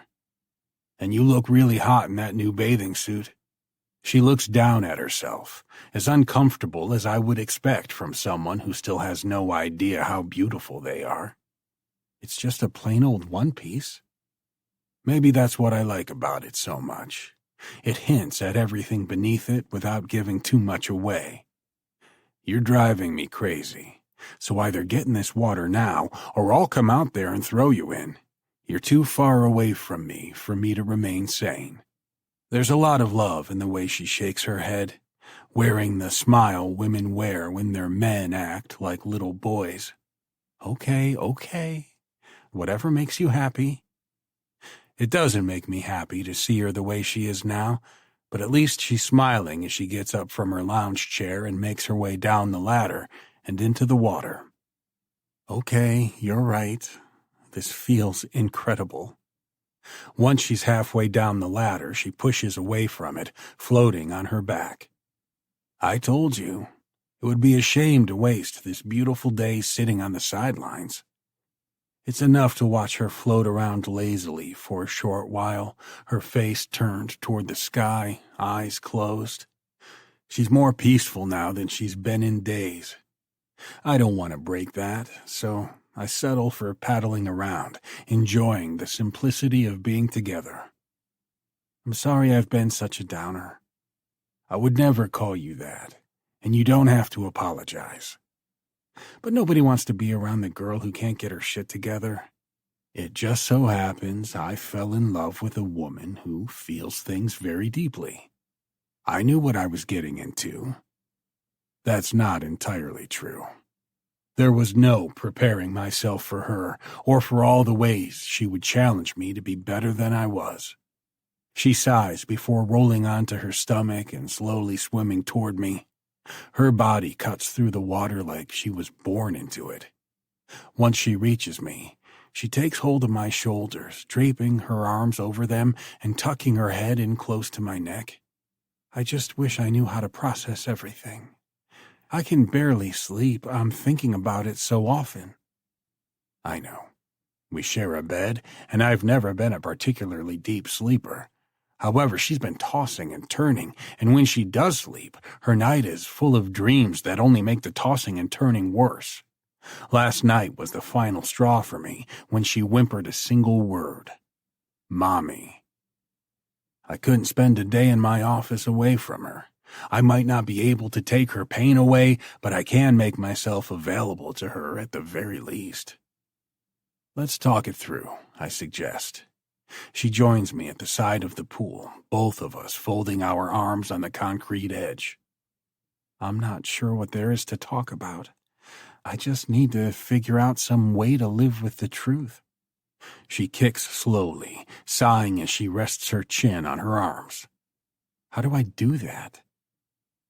Life is full of these moments, trying to decide if it's better to let things go or to possibly hurt someone you love with the truth. Like with Tatum, she murmurs, her lips setting in a tight line. She's coming around. She's trying, anyway. We've had dinner together the past 3 nights, and she seems a little better than she's been lately, right? That's true. She actually spoke to me and appeared happy when I asked her to be my maid of honor. She did. For a moment, it looked like everything was back to normal. My daughter's bubbly personality leaked through, and there was a sparkle in her eyes. It gave me hope that things are finally beginning to turn around. But if she hadn't walked in on us talking with Romero, I wouldn't have told her yet. Is that normal? Hitting me with the heavy questions today. I know a little something about keeping things from the people I love most because I know it's better for them in the end. That's a burden. It's one I wish you didn't have to carry. Nobody ever said life would be easy all the time, right? But that's all I want, to make her life as easy as possible. She's a lot smarter than I am when it comes to this, more realistic. You don't have to tell Charlie the specifics. He never has to know about Ken if you think it would be better for him not to. I can't do that to him. I don't know if he could handle it. Still, he can still know he was right.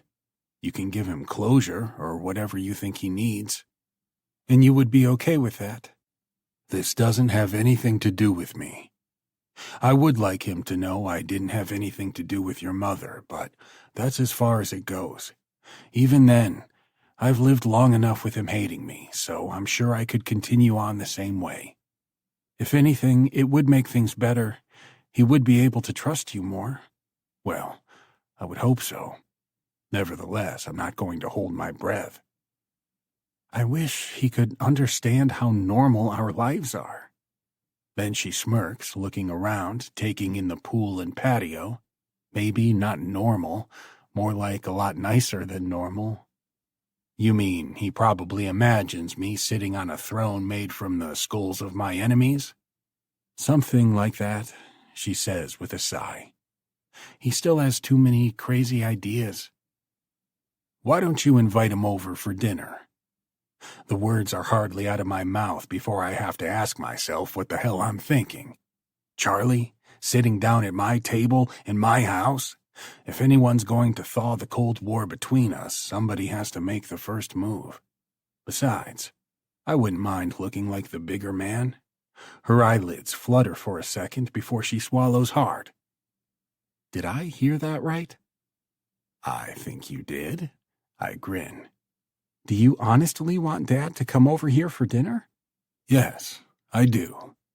I don't, but I will do it for her sake. Is it going to be like a Godfather sort of situation? Are you going to shoot him halfway through his veal parm? I think you've watched too many movies, babe. I can only shake my head when she doesn't return my smile. Do you honestly think I would do something like that? That's a straightforward question. Why would you marry me if you thought I was capable of shooting your father at the dinner table right in front of you? She arches an eyebrow. I haven't married you yet. You know what I mean. I can't go another moment without reaching for her. Taking hold of her waist, I pull her close. Right away, all interest in any conversation flies out the window thanks to her enticing body and its curves, which fit so well against me. I love you. You do know that, right? I do? I want you to have everything you need to be happy. Your father means a lot to you. I would never want your relationship with him to suffer because of me. Invite him for dinner. Maybe have a talk with him. Let's show him there are no hard feelings and that I want him to be part of our baby's life. Thank you.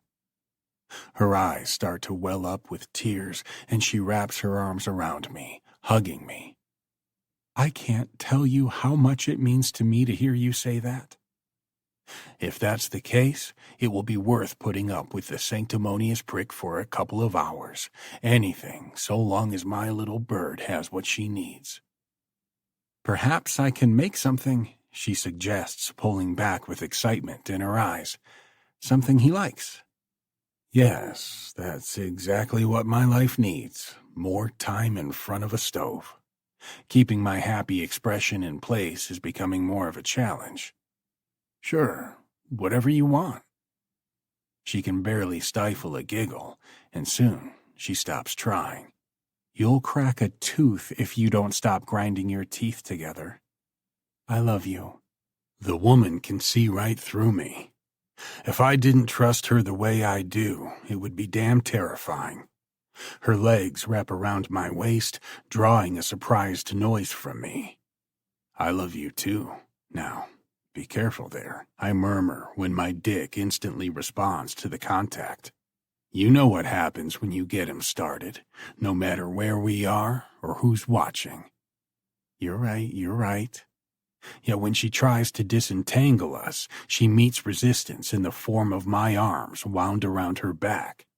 Did it sound like I was complaining? We can't out here, she whispers.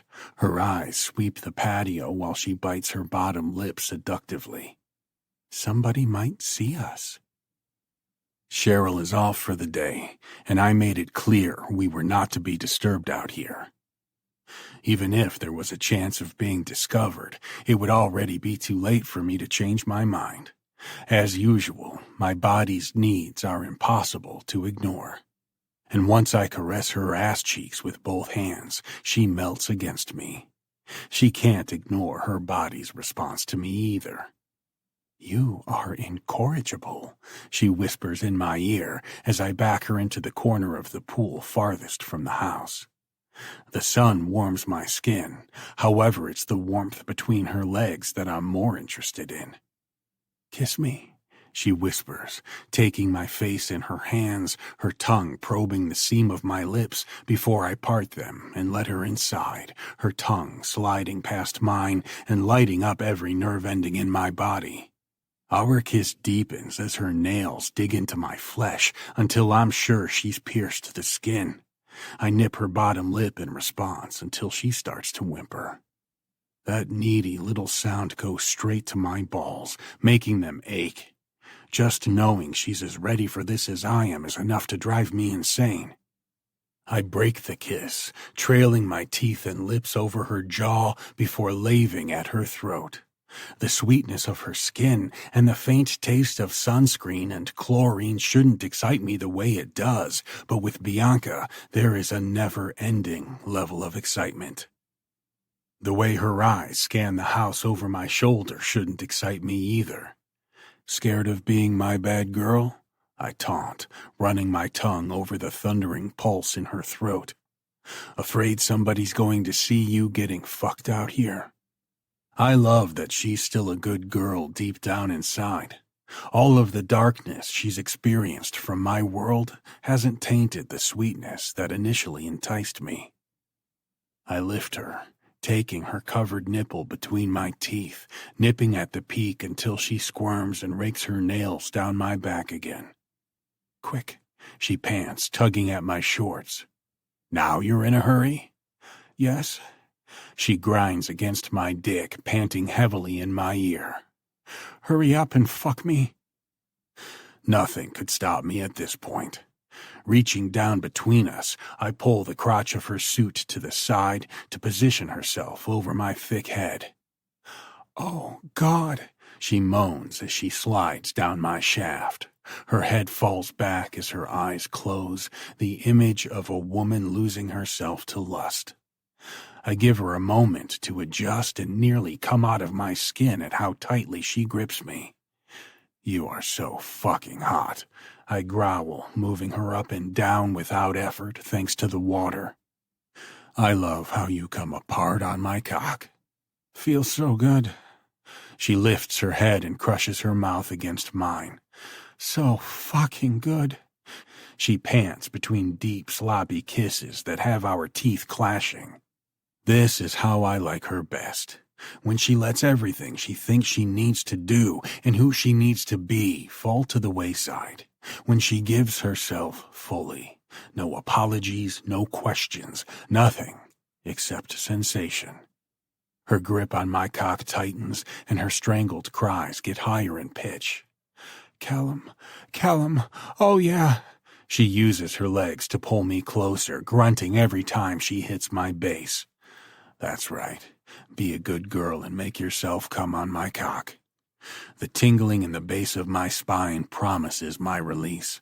I don't know how much longer I can hold on with her hot, tight pussy gripping me like a vice. Fuck, your pussy is sucking the release out of my balls.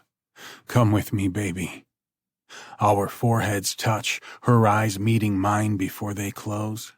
A broken cry stirs in her chest. I catch it when my mouth covers hers, absorbing her ecstatic moans while her muscles flutter around my shaft, massaging, milking me.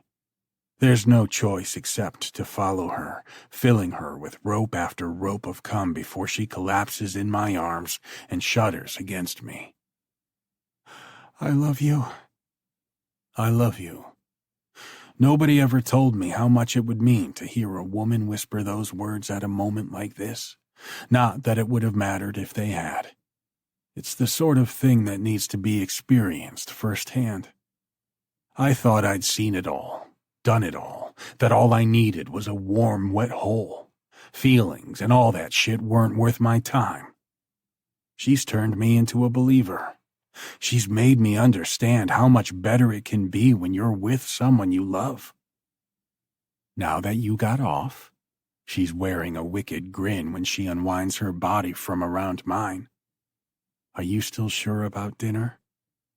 Shit, I didn't know changing my mind was an option. She swats at me, and I laugh before we start to climb from the pool. It isn't. She tosses me a towel before squeezing the water from her dark locks, then wraps a towel around her chest. I'm sure, and just so you know, this wasn't a ploy to get in your suit. I just love fucking you that much. Good. I'm going to give him a call. The way she happily scampers into the house, her phone in hand, tells me I made the right decision. She already looks cheerier than I've seen her in days, maybe weeks. The strain of Charlie and me being at each other's throats can't be easy for her to live with. That's fine. Let him come to my house as a welcome guest. Let him see how civilized and generous the criminal he's hated for so long can be. Once I'm dried off, I follow her inside, taking a bottle of water from the fridge. I'm sure Cheryl has the pantry more than stock, so there won't be any reason to go out for groceries unless Bianca's set on fixing something out of the ordinary. I can't imagine Charlie being too difficult to please. He doesn't strike me as the complicated type regarding food choices. Boss. Romero leans into the room, looking around before finding me seated at the island. I heard Bianca come in, so I figured you'd be around here somewhere. Yes. She's inviting Charlie over for dinner tonight. Dinner? Here? That's the idea. And you were okay with that? I'm the one who suggested it.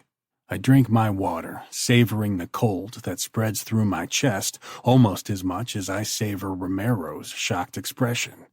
He manages to compose himself, clearing his throat. Here's hoping he doesn't decide to continue what he started the last time he was here. Don't remind me. When it appears like he wants to keep bringing up reasons this won't work, I shake my head before he can say another word. Listen, if this is what it takes to make her happy, I'm willing to do it. You've seen how she's been ever since Ken was here. Now she's smiling and seems to be more hopeful.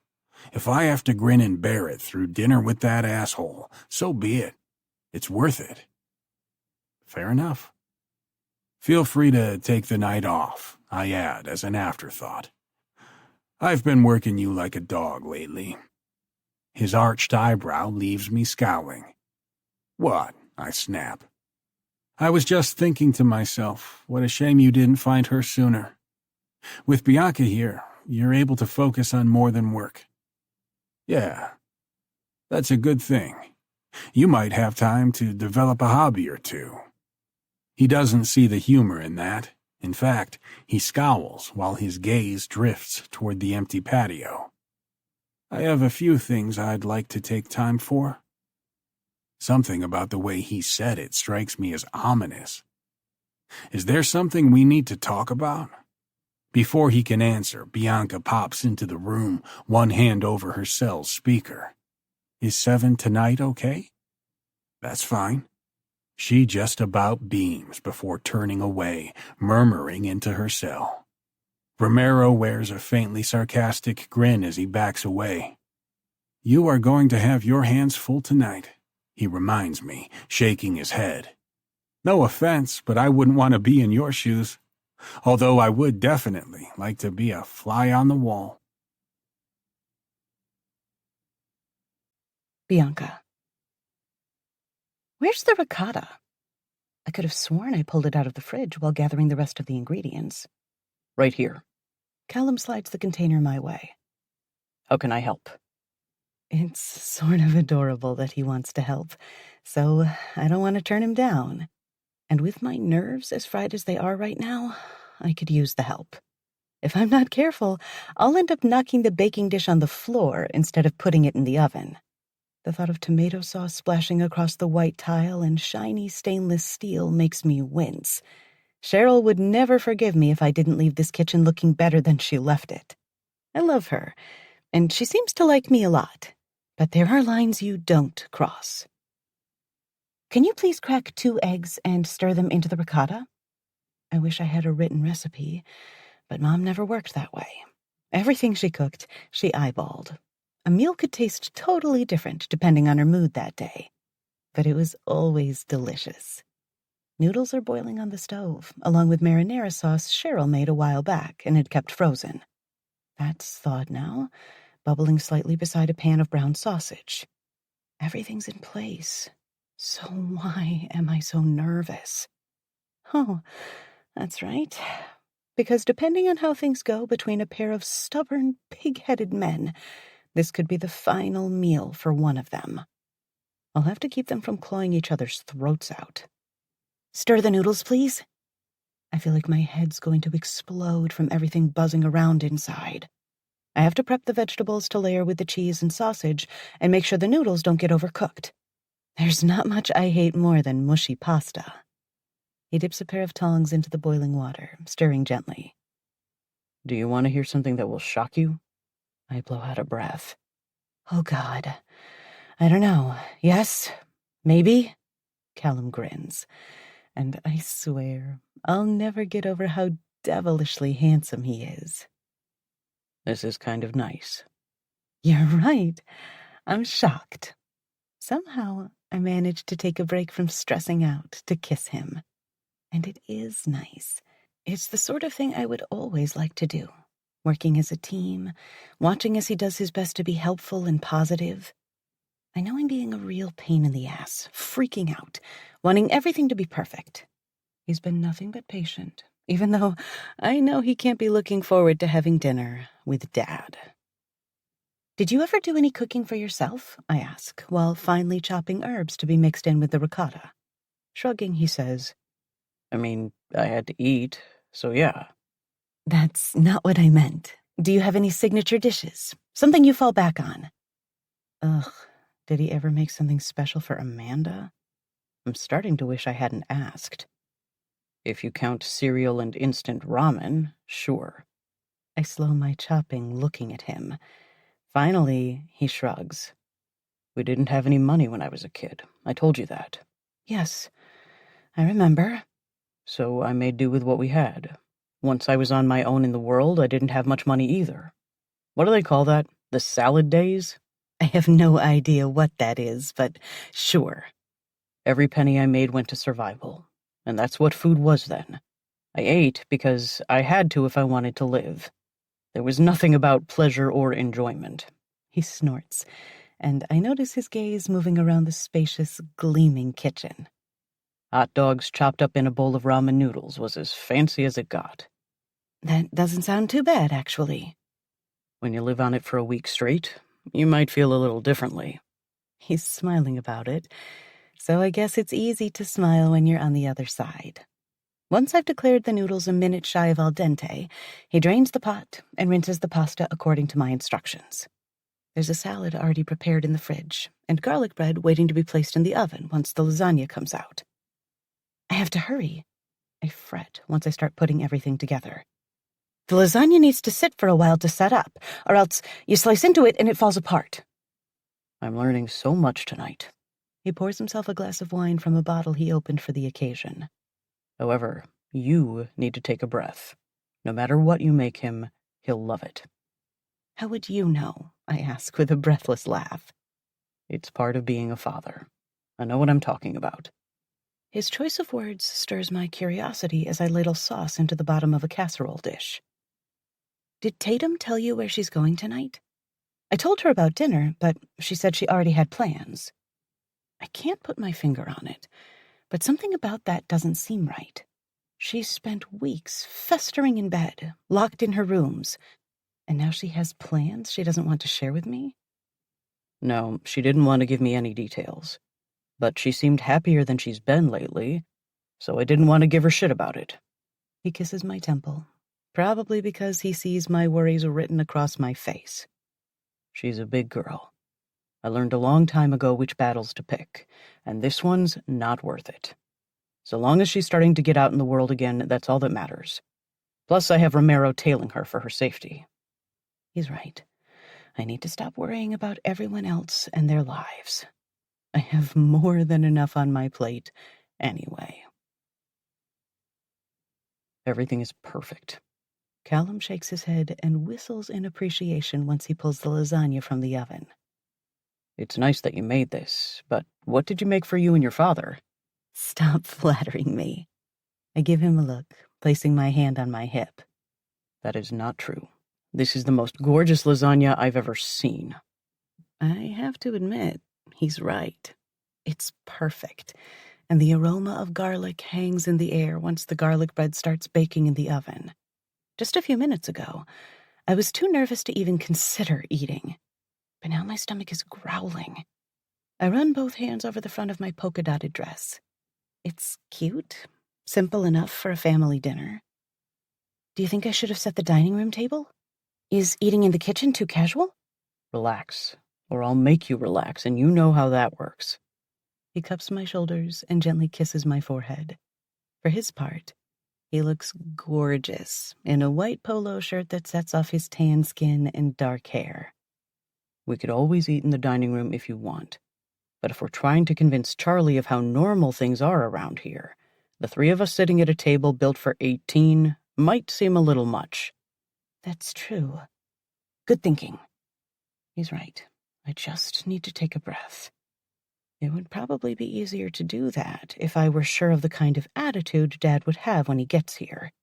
He seemed pleasantly surprised at the invitation and asked if he could bring anything. I told him to bring an open mind.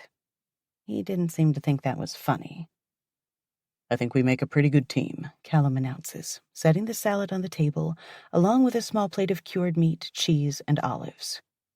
I should give Cheryl the night off a few times a month. It'll give us the chance to cook together. Nothing would make me happier. And I mean that with all my heart. I could never have guessed we would come this far, happily fixing a meal together while music plays and we plan for the future. It almost feels too good to be true, and it's easy to imagine a time when our children will run around underfoot. Please, Dad, don't ruin this. Henry already knows to expect him, so there's no call announcing his arrival. There's only the ringing of the doorbell at 10 minutes to 7. He loves to be early, I explain, untying my apron and heading for the front door. My heart's pounding, and my palms are slick with nervous sweat, but I somehow manage to plaster on a smile when I open the door. He looks good, like he wants to come off as presentable tonight. His blue polo matches his eyes and looks brand new. So do the gray slacks he's wearing. Actually, he looks like he got a haircut, too. I hope you're hungry, I tell him, after kissing his smooth-shaven cheek. I made enough lasagna to feed an army. His lips stir in a faint, almost disbelieving smile. Lasagna. Your mom's favorite. Charlie, thanks for joining us tonight.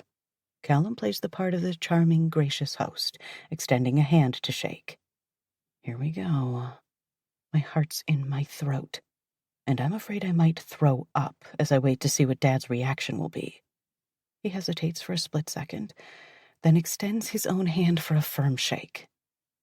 Thank you for having me. I appreciate it. After all, we have someone in common, don't we? He raises an eyebrow. Would you like a tour of the house? No, thank you. That's not necessary. The way Dad makes it sound, Callum just invited him to have a root canal. That's my cue. Dinner's ready.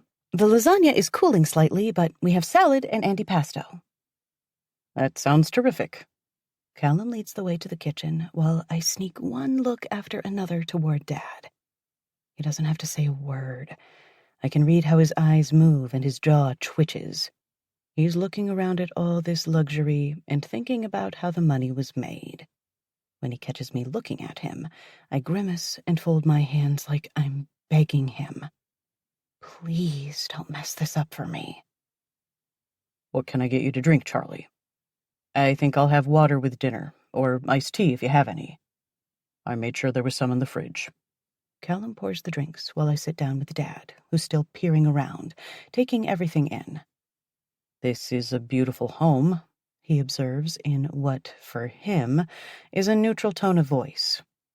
Very nice. Your daughter is comfortable here, Callum says, placing a glass of iced tea on the table. And safe. I sure hope so. Their eyes meet, and I hold my breath. Dad only takes a sip of his tea and keeps his thoughts to himself. By the time we settle in with our salads, some of the tension has dissolved. I guess when you're eating, there's less time to be angry or resentful. Did Bianca ever tell you about the first time she tried to make dinner? Dad asks out of nowhere, looking my way with a twinkle in his eye. Oh my God, can we not tell that story, please? I groan while glaring at him. Callum sets down his knife and fork, grinning. Okay, now I must know. She wanted to make spaghetti, Dad explains. Mind you, she had never cooked before, and had only ever watched her mother. I was 7 years old, I grumble, spearing a cucumber with a bit more force than necessary. What did I know? Anyway, in case you couldn't tell, we're both fans of Italian food, so she wanted to make sure there was enough spaghetti for both of us, and figured a pound per person would do the trick.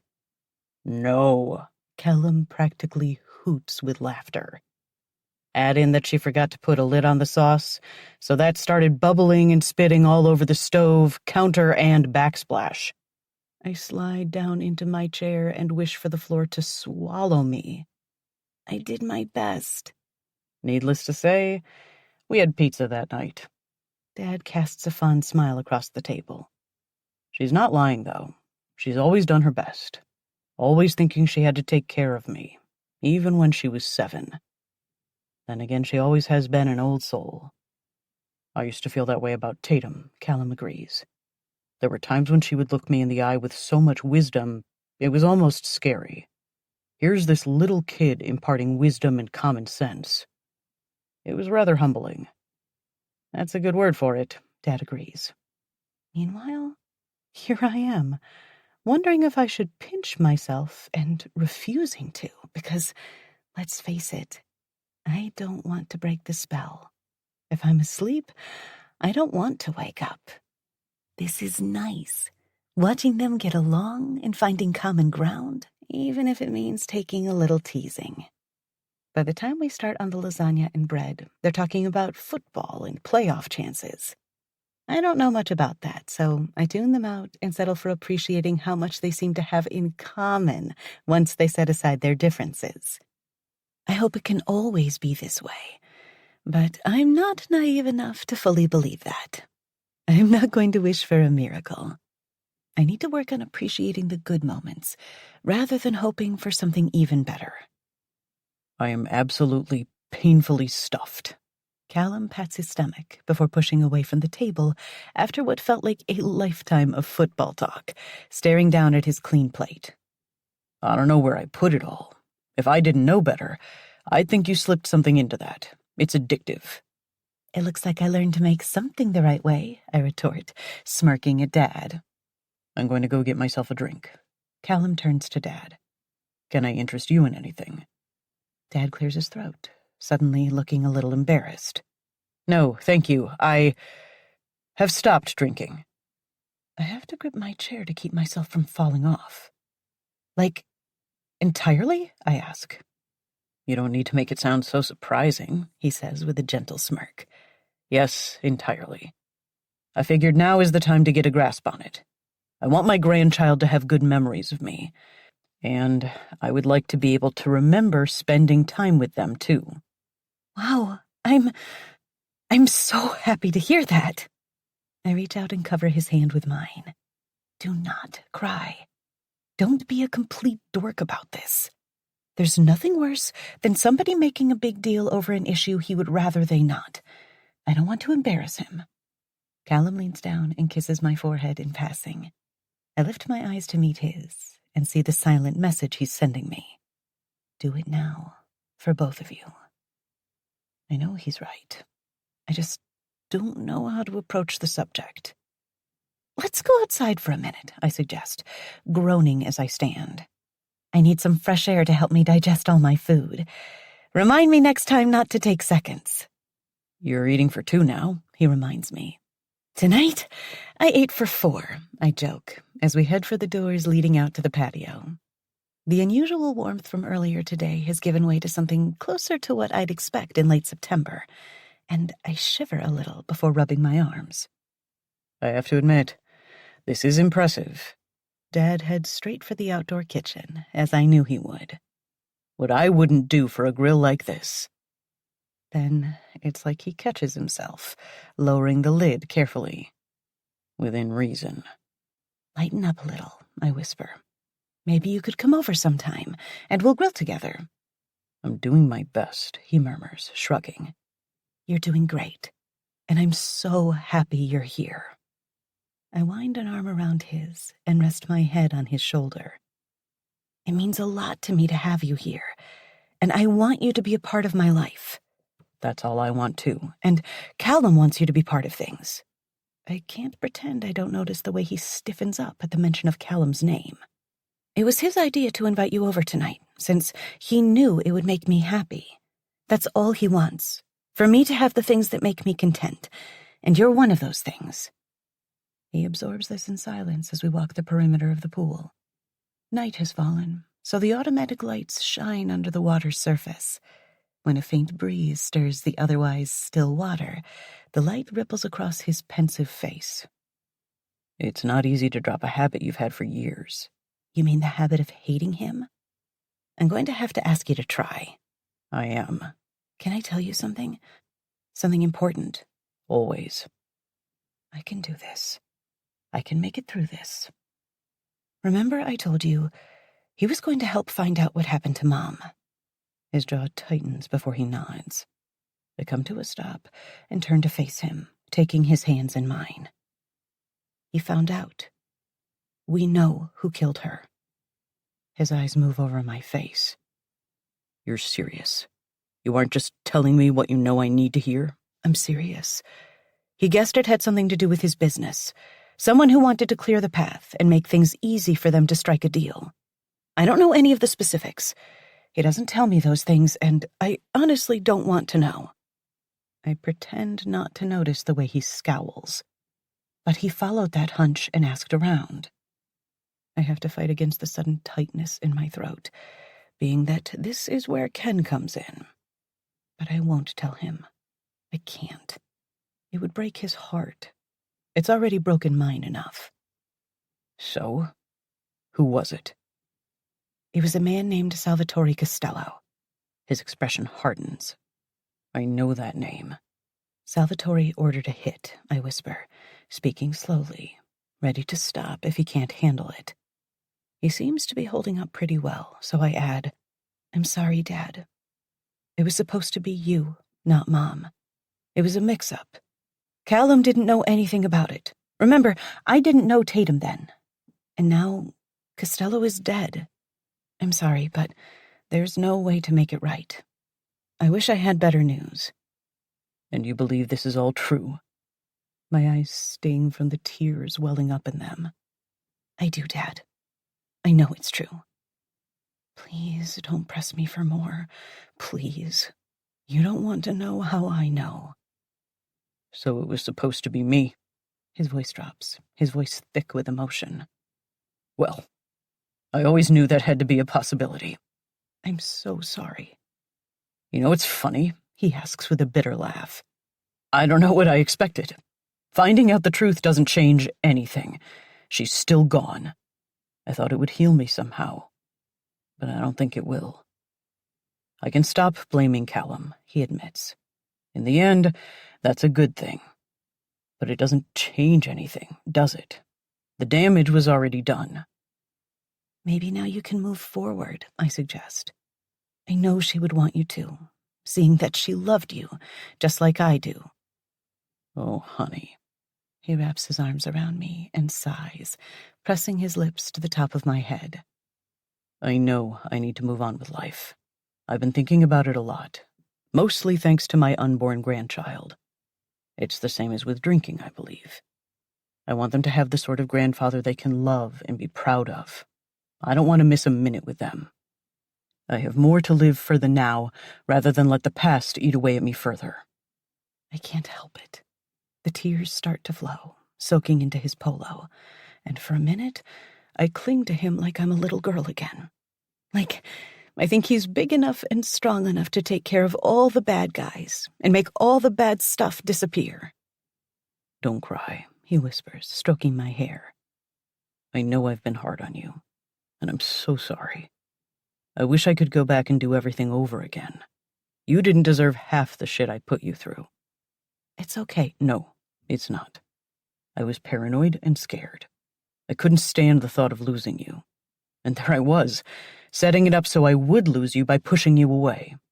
I'm surprised you want anything to do with me now. Don't say that. I lift my head to find him crying too. I know you did your best. There's no instruction manual for that kind of thing. All you can do is try. I want you to know something. He holds my head between his hands, smiling through his tears. Regardless of everything, your mother would be so proud of you. You have become a wonderful woman, loving and kind and generous, exactly the way she always hoped you would be. Really? I managed to choke out. Really. I look at you, and I see so much of her, all of the good parts. And to think, I could have missed out on that, because I was too busy worrying about you and trying to control what you did and who you saw. I can't take it back, but I can tell you here and now that it's going to stop. It's all going to change. If you are happy, I'm happy. That's all that matters. I love you so much. I wrap my arms around his waist and press my forehead to his chest while he touches his chin to the top of my head. Together, we take a deep breath and let it out slowly. With it goes all the years of pain and sadness. I genuinely believe we will start over again and be the family we were always meant to be. Callum. I can't remember the last time I had to load a dishwasher. If Romero caught me being this domestic, there would be no end to the sarcasm.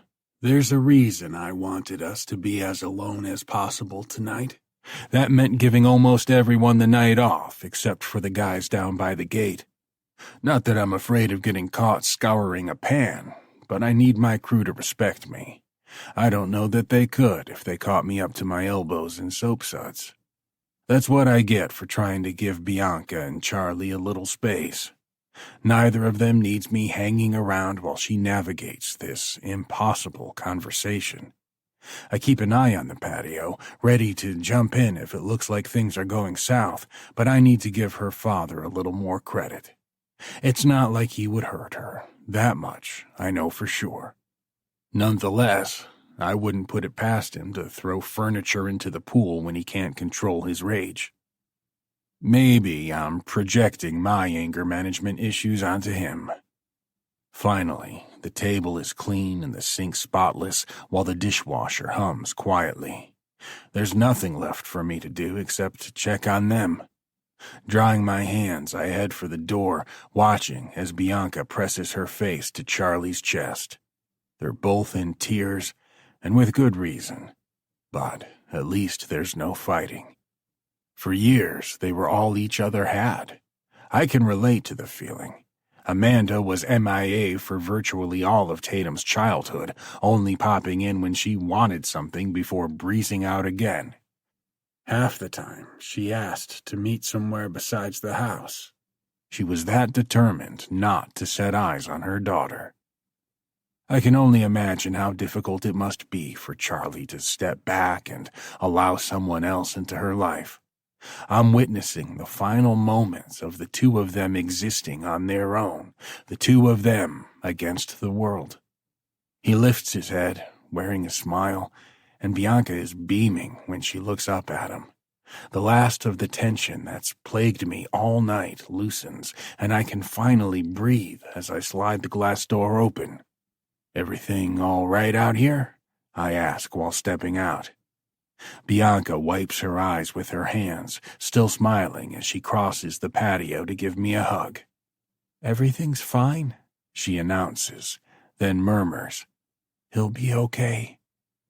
After much sniffling and clearing his throat, Charlie slowly approaches me. I'm not going to take the lead on this. She knows what needs to be said, and, considering his pained expression, he knows it too. "Say, Callum, well, you see," he scrubs a hand over his short dark hair before rubbing the back of his neck while grimacing. "I'm having a hard time deciding what to say." "No shit. Take your time, whatever it is." Bianca squeezes me a little, even growling under her breath. Let her growl. I've waited a long time for what's coming. I refuse to rush things. "I'm sorry," he finally announces. "I'm sorry for a lot of things.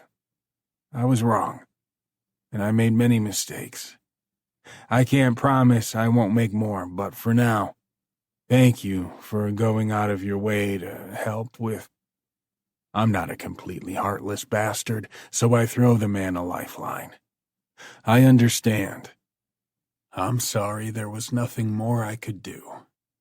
"What else could you have done?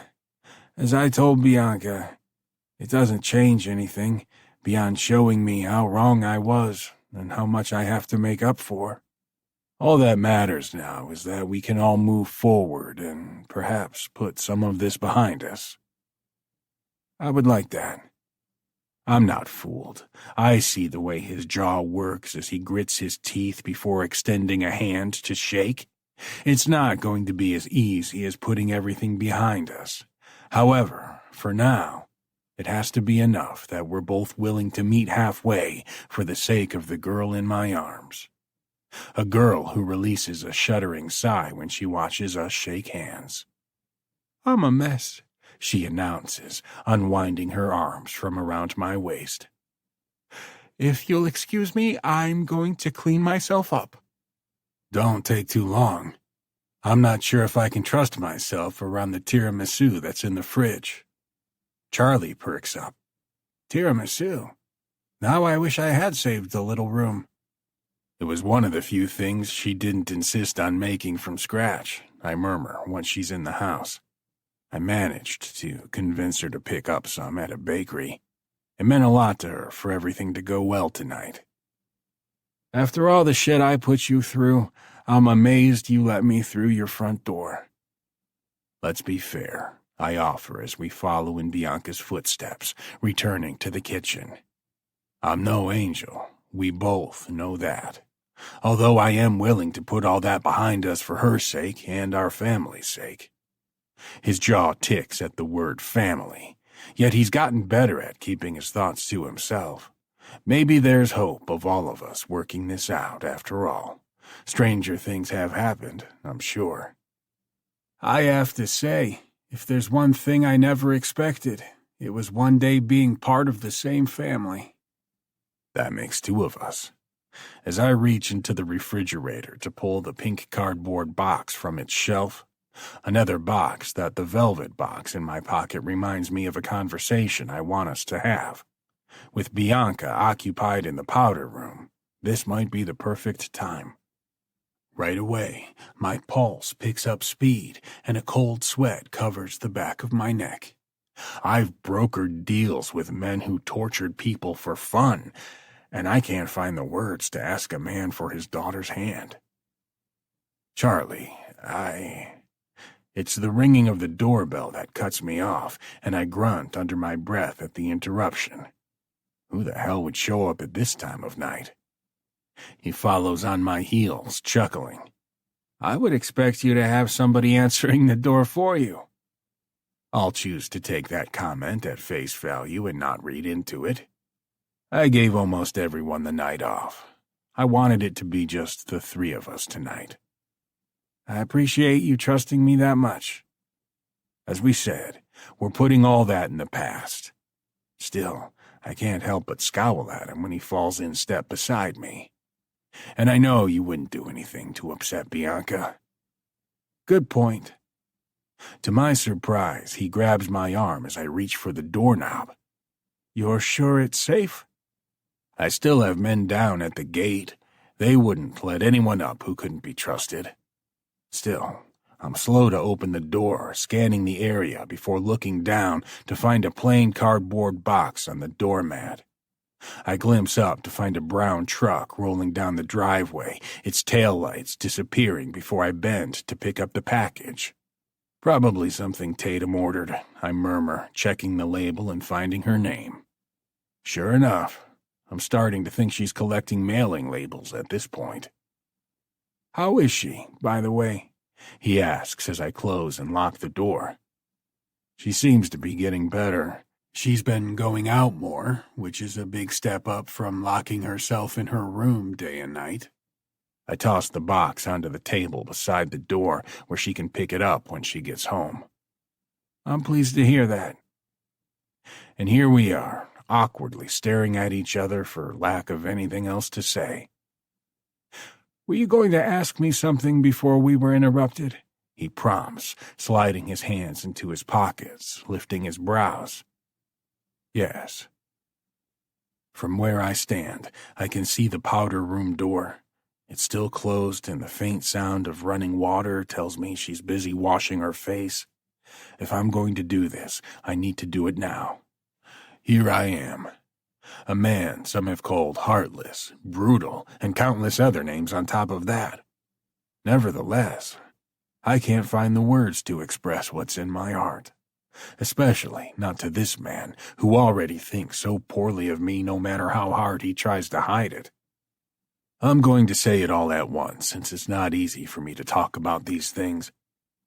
I love your daughter very much. She is the most important thing in my world besides my own daughter, and the baby, of course. I would stop at nothing to make her happy. While she's with me, she will never know anything but love. You can be sure of that. I believe you. Thank you. I know we haven't done things the traditional way, but I want to make things official with the baby coming and with me already sure of my commitment to her. He looks like he regrets he ever stopped drinking, his eyes widening as he gulps. I see. The ring box is heavier than ever. I've looked at the ring so many times since picking it up from the jeweler that I see it clearly in my mind's eye. The pair of delicate platinum bands wound together into something more substantial, symbolizing the way our lives have intertwined. The brilliant cut 4-carat diamond that I would swear holds fire in its center. I've never seen a stone throw off the sort of light it does. And engraved inside, the words, "Forever mine." I'm aching to slide it onto her finger. I wanted to do this right. I explain, while my fingers itch to pull the box free. I want to marry your daughter. I hope for your blessing, or at least your acceptance if your blessing is too much to ask right now. We turn in unison when the powder room door opens and Bianca emerges, fresh-faced, looking happy and content until she sees us standing together. "What happened?" she asks, freezing like a deer in headlights. "Nothing, just a delivery." I jerk my chin toward the kitchen. "And that tiramisu is calling my name." "Thank you for cleaning up, by the way. I noticed when I walked through the kitchen." She winks at Charlie, giggling. "You're full of surprises." "I do know how to use a sponge," I retort as the three of us stroll down the hall. "And I'm fairly sure I even remembered to put soap in the dishwasher. You're supposed to use the stuff in the bottle on the sink, right?" Ha ha. Then she looks at me, frowning. "You're not serious, are you?" "No, that's what's called a joke." Charlie heaves a sigh behind us. "Somehow my daughter got it into her head that men are all helpless." "Gee, where could I have gotten that from?" she fires back, smirking as she lifts the cake from its box. "You want some coffee?" I ask Charlie, who nods eagerly. "Anything, so long as I have something to do, something to distract myself. It's amazing how a situation like this can make a man forget everything he knows. Do I do it here and now? Should I wait? I don't know if I can wait. The days since I picked up the ring have been utter torture. No matter what I do, all I can think about is presenting it to her. Getting down on one knee, the whole thing. Making us official. It's the least she deserves. If anyone ever told me I would end up brewing coffee for Charlie Cole in my own kitchen after asking for his blessing to marry his daughter. Life is full of surprises. "Are you going to do one of those baby registry things?" he asks Bianca while she slices the dessert. "I don't know. I hadn't really thought about it," she admits while licking cream and cocoa powder from her thumb. "I guess I'm not even sure what we need." "Don't look at me," I say with a shrug when the two of them do just that. "I'm sure they've come up with at least another dozen must-haves since Tatum was born." "Maybe that's something we could do together," Charlie suggests, meeting my gaze over the top of her head. Why do I feel like this is a test? Probably because it is. He wants to be sure he has a place in all of this, that I won't shove him out of the way. "I'm sure you would be much more helpful than I ever could," I admit, handing him a steaming cup. He makes a point of holding my gaze, inclining his head ever so slightly. That subtle gesture encompasses 1,000 words. I passed the test. Before we eat. Oh, I'm doing this. It felt like the moment would never come. Bianca gives me a quizzical smile when I take her hands, turning her away from the table. "What's up?" She looks at Charlie. "What's happening?" "There's something I need to say." And now that the time has come, everything I rehearsed in my head vanishes in a puff of smoke. I don't have the first idea where to start. How do you tell someone their existence makes yours worthwhile? How can I ever express the way she changed me? The thing is, with her father here, I'm not sure how I want to go that deep. Certain things are for her ears only. Rather than stumble my way through, I cut to the chase by getting down on one knee and reaching into my pocket. "Oh my God!" She covers her mouth with one trembling hand, her eyes as wide as saucers. "Is this really happening?" It really is. I open the box and hold it up, offering the ring since I can't pull out my heart and offer that instead. "I love you," I murmur as my heart pounds out of control. This woman has complete hold over me, body and soul. She'll never understand how wholly she owns me. My entire existence hinges on this moment. Her answer, 3 letters. I know what she's going to say, since she already has, but that does nothing to lessen this profound moment. Will you be my wife? Oh, Callum, she chokes out before the tears begin to flow again. Whatever she's about to say is cut off by an ear-splitting explosion that rocks the house. Bianca. There's a ringing in my ears and a high-pitched squealing that makes it nearly impossible to hear anything. I can vaguely make out Callum's shouting. My father shouts something back, but I can't make out the words. It's like trying to listen to someone speak while you're underwater. The smell of smoke tickles my nostrils. What is burning? Callum rushes towards me. His hands cup my cheeks, and I want to tell him I'm okay, but I can't hear my own voice. What happened? The look on his face is pure terror, and his hands wrap tight around my arms as he pulls me through the kitchen, my dad close behind us. Once outside, the fresh air helps a little, but I still can't put the pieces together on what happened. All I know is that my heart's pounding out of my chest, and I think I'm going to throw up. Are you all right? I can read Callum's lips, even if it sounds like he's talking to me from behind a closed door. He runs his hands over my arms, torso, face, and neck.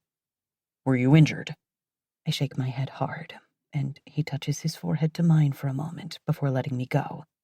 My dad gathers me in his arms. Are you okay? He asks, his voice muffled. My head bobs up and down, and I lean against him when he wraps me in a protective hug. I can't get my body to stop trembling. A minute ago, Callum was on one knee, looking up at me with so much love, I didn't know how I could take it. I was overwhelmed, overjoyed, and blissfully unaware of what was about to happen. Everything was finally clicking into place. My happy ending was within sight. Now, Callum paces like a caged animal, shouting into his phone. He even kicks a patio chair into the pool in his rage. What happened? That's all I can say, over and over, while thin wisps of smoke begin drifting out through the partly opened sliding door.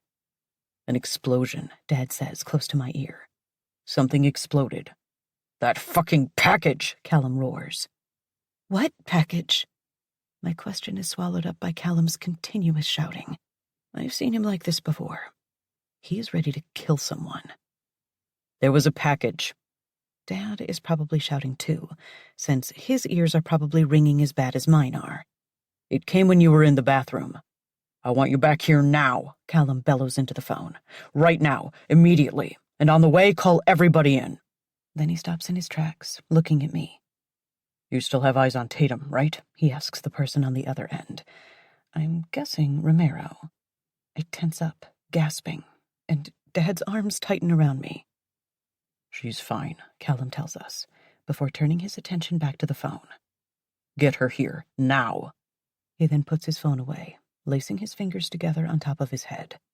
I should have known. I should have fucking known. What the hell is going on? Dad demands. What the fuck did you get her into this time? Dad, don't, I beg. But he doesn't want to hear it. Callum throws Dad a steely glare. Not now. He reaches for me, yet Dad refuses to let me go. Please, I plead. I'm okay. Are you? He looks fine, uninjured like Callum and me, although he's shaking from head to toe. I can only imagine what must be going through his head. I'm going back in there, Callum decides. No, don't! On impulse, I try to follow him, but Dad refuses to let me go no matter how much I twist and fight to escape his grasp. Don't go! Let him do what he needs to do, Dad insists. I don't understand. Though now that the shock is starting to clear from my mind, I think I get it. Somebody bombed the house. Somebody's still trying to kill us. Trying to kill my baby. I should be afraid. And I am. I'm scared to death that there will be another explosion while I stand here trying to make sense of the madness. I'm terrified of losing Callum. What if he never comes back through that door? There's a thin line between fear and rage. The rage is taking over, turning the terrified pounding of my heart into something murderous. They tried to kill my baby. Again. And I don't think it's any mystery who's behind it. We have to get away from the house, Dad decides, pulling me along the patio and around the pool until we're standing at the far end. Jesus, why do you want any part in this family? I ignore the question once Callum emerges, waving at us. Come on, I want you to get her out of here. Is it safe? Dad asks. The box was destroyed. There's nothing left to detonate. When Dad doesn't move fast enough, Callum charges at us, taking hold of me. I mean it. I want her out of here, and you have to be the one to take her. I'm not leaving you. I may as well be talking to myself for all the good it does. Callum pretty much ignores me as he rushes me through the house, where the alarm is still shrieking. It's like an ice pick drilling into my eardrum. We hurry down the hall from the kitchen, where plaster dust is drifting through the air, and the acrid smoke from a small fire flickering in what's left of the entry hall. The sight of it stops me dead in my tracks. The windows to either side of the front door are blown out, and the table next to it is in pieces. The artwork blasted off the walls, and a glance toward the living room shows the same thing happened in there. Even the big flat screen was knocked off its mounting and is now on the floor. All that rushes past me in a blur as Callum sprints through the house with me in tow. I don't think I take a breath until we're outside again, where Romero's car is flying up the driveway. What the fuck happened here? Tatum jumps out of the passenger seat while Romero barely has the car in park before flinging the door open. Where were you? I can't believe that with everything going on, that's the first question I have as Tatum runs toward me. I was just out. After hugging me, she stares through the open door into the house. Her mouth hangs open briefly before she whispers, "What happened?" Callum clamps a hand over her shoulder and turns her toward him. Were you expecting a package tonight? Her brows draw together, her gaze darting to the destruction again and again like she can't make sense of it. That makes two of us. Yeah, I think so. It was supposed to come today. Where was it from? Where did you order it from? Callum barks. Are you accusing me of doing something wrong? That's not what he's saying, Romero insists as he joins us, standing at her side. Whoever sent it either made a big mistake, or they always intended to send you a bomb. A bomb? I ordered a couple of bras, for fuck's sake. It's Dad who cuts through the growing panic. It's obvious what happened. A change comes over him. His eyes go narrow, unyielding, and now I see the long-time detective, like he slid back into the role. Whoever did this must have intercepted the UPS truck. It would be best if you had your men search nearby. They could have killed the driver and left the body somewhere. They placed the explosive in the box and left the mailing label intact to make it look legitimate. With his hands on his hips, he turns in a slow circle. You can't see this place from the street. They could have used a timer, or someone might have remotely detonated it after a certain amount of time. How long would you say it was? Callum shrugs. 5 minutes. That sounds about right. Was the box heavy? Not very. You saw it. I practically tossed it onto the table. His eyes close, brow furrowing like he's in pain. I fucking tossed it. My blood runs cold at the thought. What if it had detonated then and there?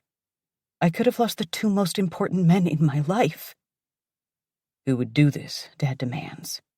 Who do you think? The same fuckers who took them. Callum must not see the effect his words have on us, but Dad does. He wraps an arm around me, draping the other over Tatum's shoulders. She wraps her arms around herself and tucks her body close to his while I do the same. By now, Callum's men are swarming the house, searching for any signs of further damage. The two men posted to the front gate come running up the drive, both shouting excuses before they reach us. It looked legit. The guy had ID and everything. It was a regular UPS truck, the second guard insists. Both of them look scared to death, pale-faced and jumpy. Oh, it looked legit. Did the person have an ID? Callum's fist collides with the second man's jaw, knocking him on his ass. Tatum lets out a whimper, while I flinch at the sound of bone crunching. I'm surprised Dad doesn't react. But then he looks like he wants to take a turn throwing fists too, his nostrils flared beneath steely, cold eyes. Come on, beating the shit out of these guys isn't going to help. Romero pulls Callum back while he snarls and curses at the two guards. We've got to think about what to do next. Whoever did this, they'll be in the area. They're going to want to see the outcome. A fucking bomb. They sent a fucking bomb to my home. These motherfuckers. I'm going to skin them alive. Callum takes Romero by the shirt collar, pulling him close. And you're the one who wanted to be cautious. You're the one who thought I was moving too fast. Dad, stop, Tatum begs. It's not his fault. Callum shoves him away, snarling, but Romero only brushes himself off. Blame me all you want, but that won't change what needs to happen now. We need to make sure they're safe. He nods toward Tatum and me. I'm not going anywhere. I don't know where that came from. The words poured out of me before they were a conscious thought. You can't stay here, Dad growls. Either of you. This place isn't safe right now. I don't want to leave, Tatum weeps. Dad, it's happening again. Why is it happening again? That's what does it. That tearful, pleading question snaps Callum out of his enraged haze. He is absolutely in anguish as he turns our way, and for a split second, I think he's going to cry too. I know him so well, I can practically read his thoughts, and he is blaming himself for this. Charlie's right, he announces. You and Bianca should go, at least for the time being. Not forever, just for now. Should they be together, though? Romero asks. Tatum and I exchange a glance. I don't want to leave without her. It's bad enough I have to leave at all. This is where I belong, with the man I love. I didn't get into this life to run away when things get bad. I might have before, but that was then. I've changed. I know where I belong. But I also can't be selfish. There's a life growing inside me, and until my baby can make their own choices, I have to do what's best for them. They come first, then me. You're right, Callum decides. Charlie, I'm going to give you the address of one of our safe houses. What about me? Tatum whispers, while her eyes well up again. I'll take you to a separate house, Romero offers. You'll both be safe. Safe. I'm starting to wonder if that word means anything. I've heard it so many times, but once again, the illusion has shattered. I don't know if I will ever feel safe again. Dad pulls out his phone for Callum to rattle off an address, which he programs into his GPS. It's 20 minutes away. I'll get her there in 15, he vows. I'm scared. I'm scared for you. Callum takes my face between his hands and touches his forehead to mine, while I whisper frantically. Come with us, please. Let your guys take care of this. I need you with me. Our baby needs its daddy. I'm going to be all right. He presses a quick, fervent kiss against my lips and wraps his arms around me. I can feel his thundering heartbeat against my own. I have too much to live for. I'm going to be fine. I'll be better and able to think clearer knowing you're safe. Your father will protect you until we're together again. I believe that. That doesn't stop him from looking over my shoulder toward Dad. Are you carrying? I have it in the glove box. Hopefully you won't need it, but I'll feel better knowing you have it. Dad tugs my elbow. Honey, we should go now. This won't be forever. Right now? This second? Though I know it's the right thing to do, my feet don't want to move. My things! I don't have anything with me! I might as well be talking to myself as Dad drags me away toward his waiting car. As soon as it's safe, I'll send somebody with a bag, Callum vows. Everything's going to be okay. He wraps his arms around Tatum, who I wave to before Dad practically throws me into the passenger seat. I can't stop the sobs from tearing themselves from my chest as Dad gets in the car and turns it around, pointing it toward the road. I twist around in my seat, desperate for one more look at Callum before the driveway bends, and I lose sight of him. of them. When will I see them again? It's going to be okay, Dad grunts while he navigates the winding gravel path. We're going to get you through this. Everything will be fine. If I wasn't crying so hard, I'd ask who he's trying to convince, me or himself. Callum. There she goes. There they go. She's taking part of my heart with her. I doubt I could live through sending her away with anyone else. Romero, maybe, but that's as far as it goes. Charlie better hope he hasn't gotten rusty during his time away from the job, because if anything happens to her, I will paint this town in blood. A cold breeze blows over me, chilling my skin. Tatum shivers in my arms. Dad? Her soft voice brings my thoughts back to her. What should I do? She needs me to pull my shit together. I can't upset her by blowing up now. As calmly as possible, I respond. I want you to go to your room and pack a few things while Romero and I make plans, okay? Can you do that for me? Okay? Is it safe in there? I turn to the pair of men exiting the house, my brows lifting in a silent question. All clear, one of them announces. We got what was left of the device out through the back? Go ahead, but don't waste any time. With a kiss on her forehead, I send her inside with one of them while Romero mutters into his phone. I haven't seen him this intense since our time at the hospital. He ends the call and turns to me. I just sent out word that we want Maroney. Both of them. Hearing the name twists my guts until I'm sure I'll be sick. Sick with rage, disgust, and disbelief. A fucking bomb. Just when I think he can't stoop any lower. He's a fucking animal. Romero's face is a mask of rage once we enter the house and he gets a good look at the damage. He's going to find out how fucking animals die. I still can't make sense of it. There was no way of knowing who would pick up that package, I muse. There are bits of cardboard on the floor, most of it charred. At least the alarm has been silenced, allowing me to hear myself think.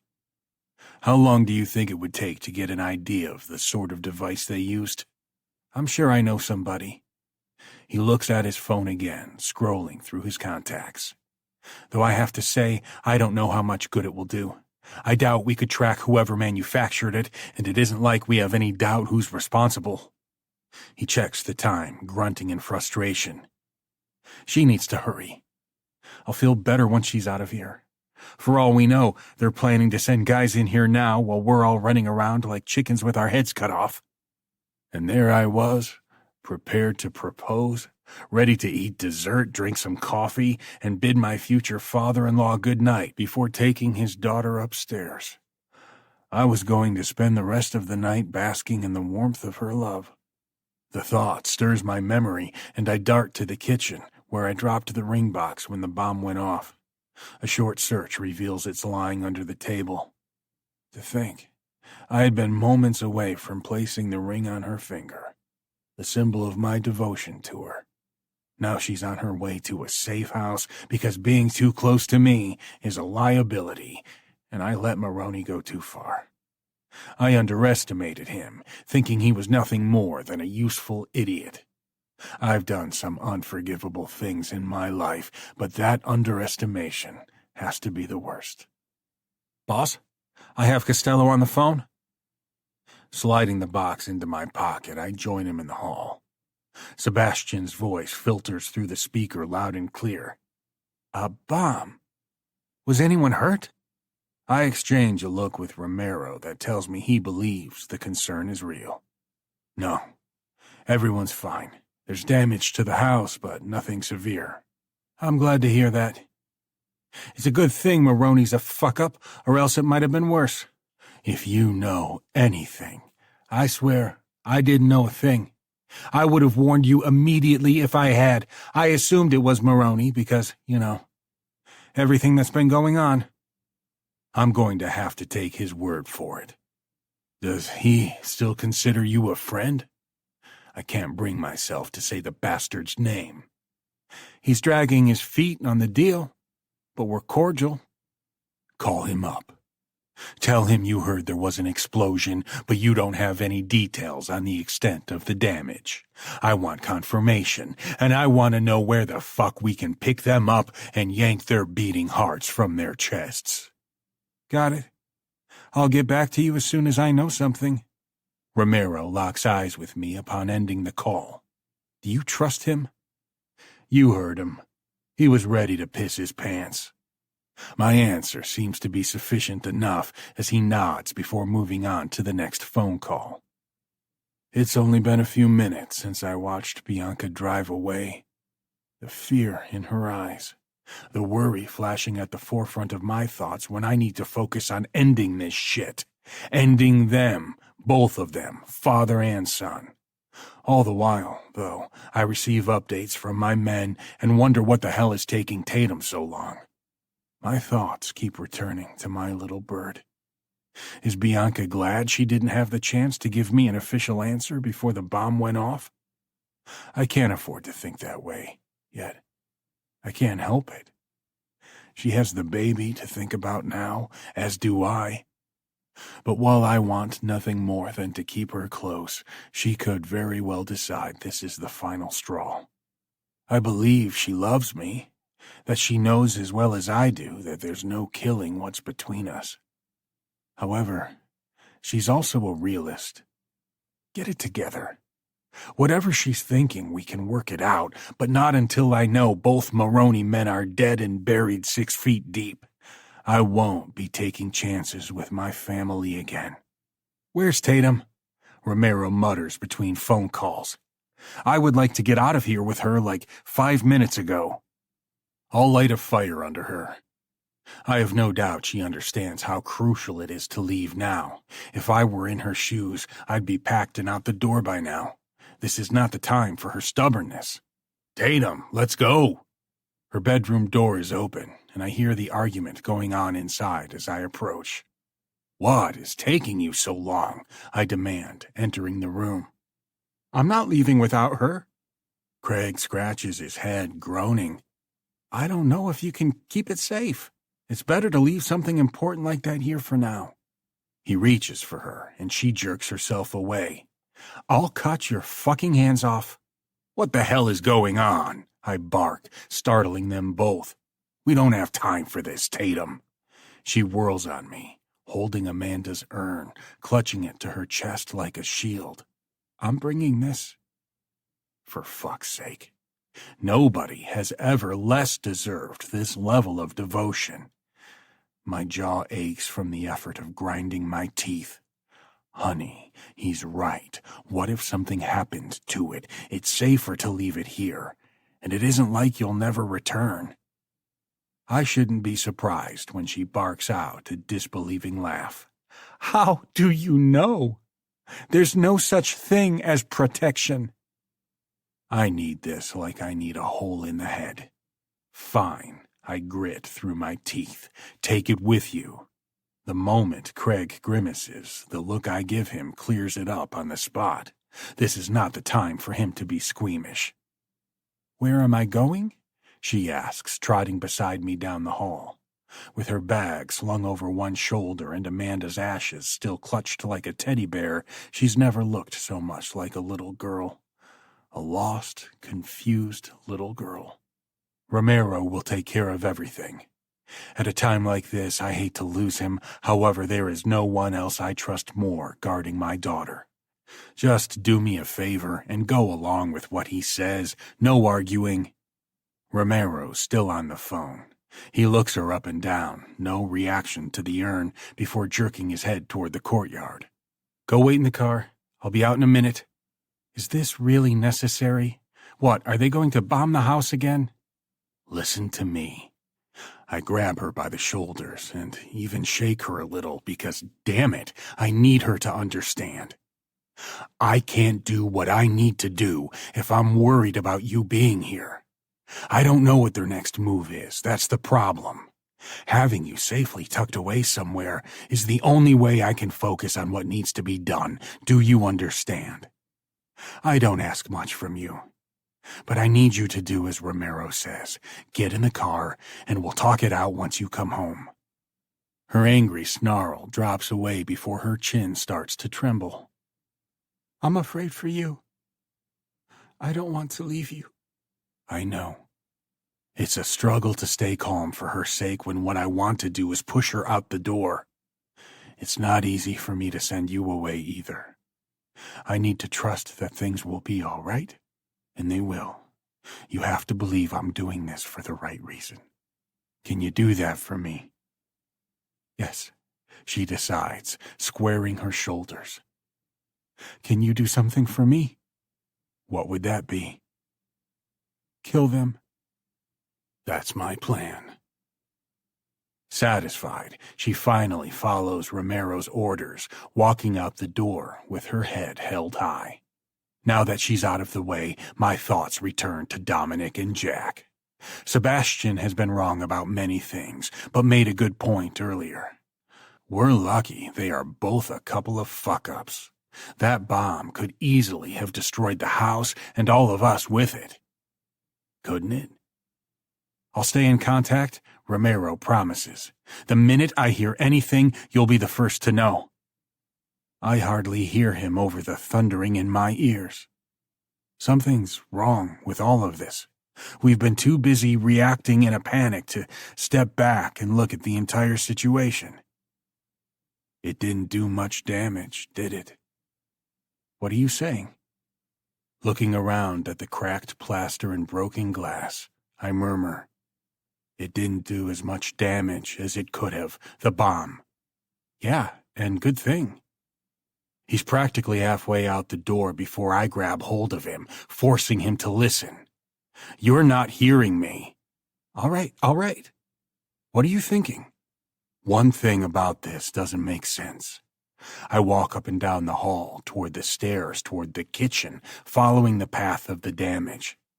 There's not an impressive radius to the damage. Did you notice that? I haven't had time to pull out my tape measure just yet. Listen to me. Hear what I'm saying. The bomb wasn't very powerful. He's still looking at me like I've grown two heads. I wouldn't normally have to explain myself like this, but this is hardly a normal situation. A powerful bomb could have torn this place to shreds. It didn't. Understanding dawns on him all at once. "Why didn't it do more damage?" he whispers. "Why set off a bomb that was never meant to kill anyone?" His phone rings, and he answers without looking at it, too busy staring at the house like he's seeing it for the first time. "Yeah?" he barks before hearing something on the other end that makes him turn on the speaker. "It's a fucking trap!" Sebastian, his voice tight, the words coming so fast they almost overlap. "Dominic did it. It was a distraction. He's out there, somewhere, nearby. You gotta stay where you are and keep a watch out for him. I can send my guys to help." There's another bomb, the one that's now going off inside my head, tearing everything I thought I knew to pieces. It's all so fucking obvious now that the panic has worn off. He knew I would send her away. Fuck! All it takes is one look exchanged between us before I bolt, running for the car and throwing myself behind the wheel. This is what he wanted. He wanted her away from the house. He was looking to flush her out, much in the same way we've been trying to flush him out all this time. And as I tear down the driveway, I can almost imagine Dominic sitting in a car down the road, watching everything unfold, waiting for the truck to return, counting down the seconds before detonation. After that, it was only a matter of time before I sent my little bird to safety. I fumble with the phone, eyes on the road as I swing the car around, tires squeal, and I almost lose control before righting the vehicle and flooring the gas pedal. Bianca's phone rings with no answer. "Pick up!" My roar fills the car with no one to hear it except me. Fuck, did she even bring her phone? Was it on her when Charlie took her away? I know he's got his phone, since I gave him the address and he plugged it into GPS. Yet it, too, keeps ringing. Every unanswered ring is a knife to my chest. The gas pedal is almost touching the floor by the time I reach the interstate. The blaring of horns fades to the background as I weave from lane to lane, the cars around me blurring while I speed past them. They're out there somewhere, possibly caught in the trap set for them. A trap I pushed them into in an effort to protect her and our unborn child. Bianca. This isn't easy for me. My father rambles on as we reach the interstate and merge into traffic. It's not very heavy at this time of night, and I hope we don't end up getting stuck in a jam somewhere. The sooner we are at the safe house, the sooner I'll be able to breathe easier. Not easy, but easier than I am now, with my heart in my throat and a sense of dread drumming in my head. You think it's fun for me? I counter. I don't like this any more than you do. You have a choice. That's what I need to get through your head. You don't have to go through this. His hands tighten around the wheel, his shoulders rising as he takes a ragged breath. He doesn't own you. You get to make your own choices. I realize all of that. Are you sure? The anger bubbling in his voice tells me I need to take a breath and smooth things over before we steer this conversation into dangerous territory. What I need most at this point is his support to keep me centered, and that's not going to happen if we're sniping at each other and hurling ugly words. I know it sounds crazy. I begin as calmly as I can. I can think of a few other adjectives for it. My teeth sink into my tongue. Don't take the bait. Don't let this devolve any further. I'm sure you can, and I don't need to hear them. I don't know what else I can say to get through to you. It's not a matter of getting through to me. Would you please stop? I'm upset enough as it is. Captain Last Word won't let it go at that. You don't need this. That's all I'm saying. Before I can argue, he holds up a hand and shakes his head. Listen to me.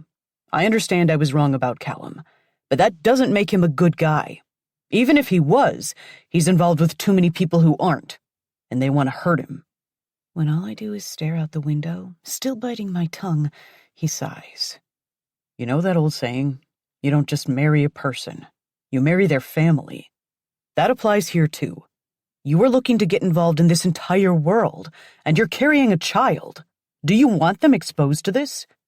It's not like I don't see your side of things, I murmur, choosing my words carefully.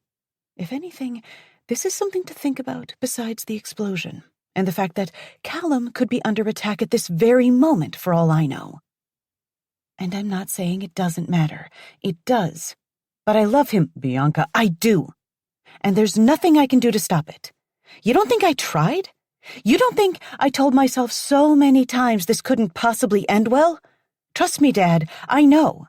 And yet you walk into it with your eyes wide open. That's just my point. There's nothing else I can do. I can't force myself to stop loving somebody. Could you force yourself to stop loving Mom? I don't appreciate you throwing that in my face. I'm not. I'm only trying to show you my side of things. If there was any way I could get through this life without Callum, it would be different. I might be able to walk away. But that's just it. There is no going through life without him. That's the only way I can think to describe it. Silence falls between us. It doesn't feel cold, and it's not tense either. I wish he would say something. I wish I could think of something else to say. Anything that might help him understand where I'm coming from. I can't stand watching you walk head first into this, he finally admits. That's all. I do want us to have a better relationship. I want us to be a family. But you can't expect me to be okay right now. I'm driving you to a safe house. Doesn't that seem out of the ordinary? You know it does. But I'm not running away ever again. I know where I belong. And when I say the words out loud, when I feel them on my tongue and hear my thoughts being given a voice, I know I'm right. I'm doing the best thing for me and my baby. I've chosen this life, and everything that goes along with it. So long as you're sure. I am, I whisper. He sounds so despondent, No matter how much I want to tell myself otherwise, his sadness is going to weigh on me. It's going to color every interaction we have until the day finally comes when he can move past this ugly, horrible night. Maybe around the time the baby graduates high school, I guess. These new headlights. Dad's grumbling stirs me out of my brooding. Before I can ask him what he means, I flinch away from the intense glare in the side mirror. I hate those things. They make it a pain to drive at night. It doesn't help that this guy is up our ass. He speeds up a little to put space between us and the offending car. Nobody behind us for a mile, but he has to ride our tail. Of all the times for me to laugh. I remember you teaching me to drive. You always drilled that into my head. Leave at least 5 car lengths between me and the vehicle in front of me. And do you? There's a tiny bit of humor in his question. Thank God. I hear your voice in my head all the time. So yeah. He doesn't laugh. He's too busy raising a hand above his eyes now that the headlights coming from behind us are blinding him. What the hell? Sometimes, a lifetime's worth of understanding can pass through a person's head in the time it takes to gasp. Like a sudden download. So many things materialize all at once, so fast you think your head will split open. That's not a random driver. Wouldn't this be the perfect time to come after me? They were counting on this. This must have been how she felt once she figured out somebody was on her tail. We have to get off the road. I twist in my seat, looking behind us with a hand shading my eyes. It's no use. Those headlights blind me to everything else. I can't make out the car or who's behind the wheel. What do you mean? My father peers out the rearview mirror.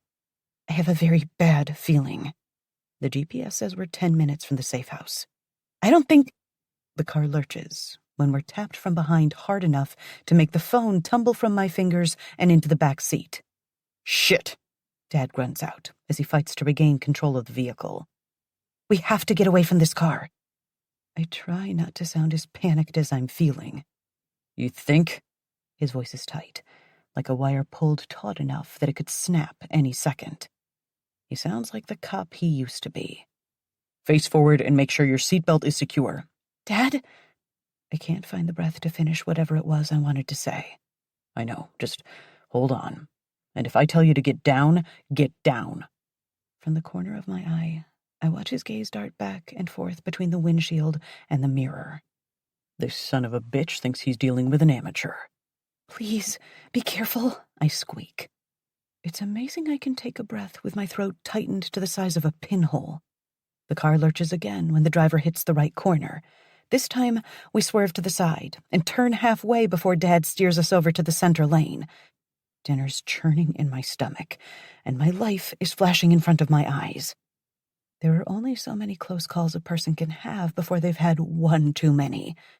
What sucks is there's no way to know which one is the last until it's too late to do anything about it.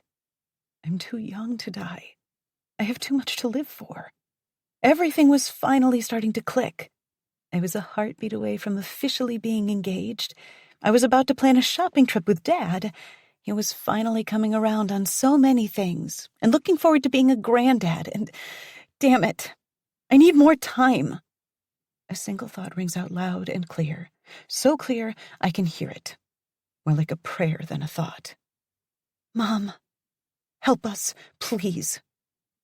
Is this how she felt?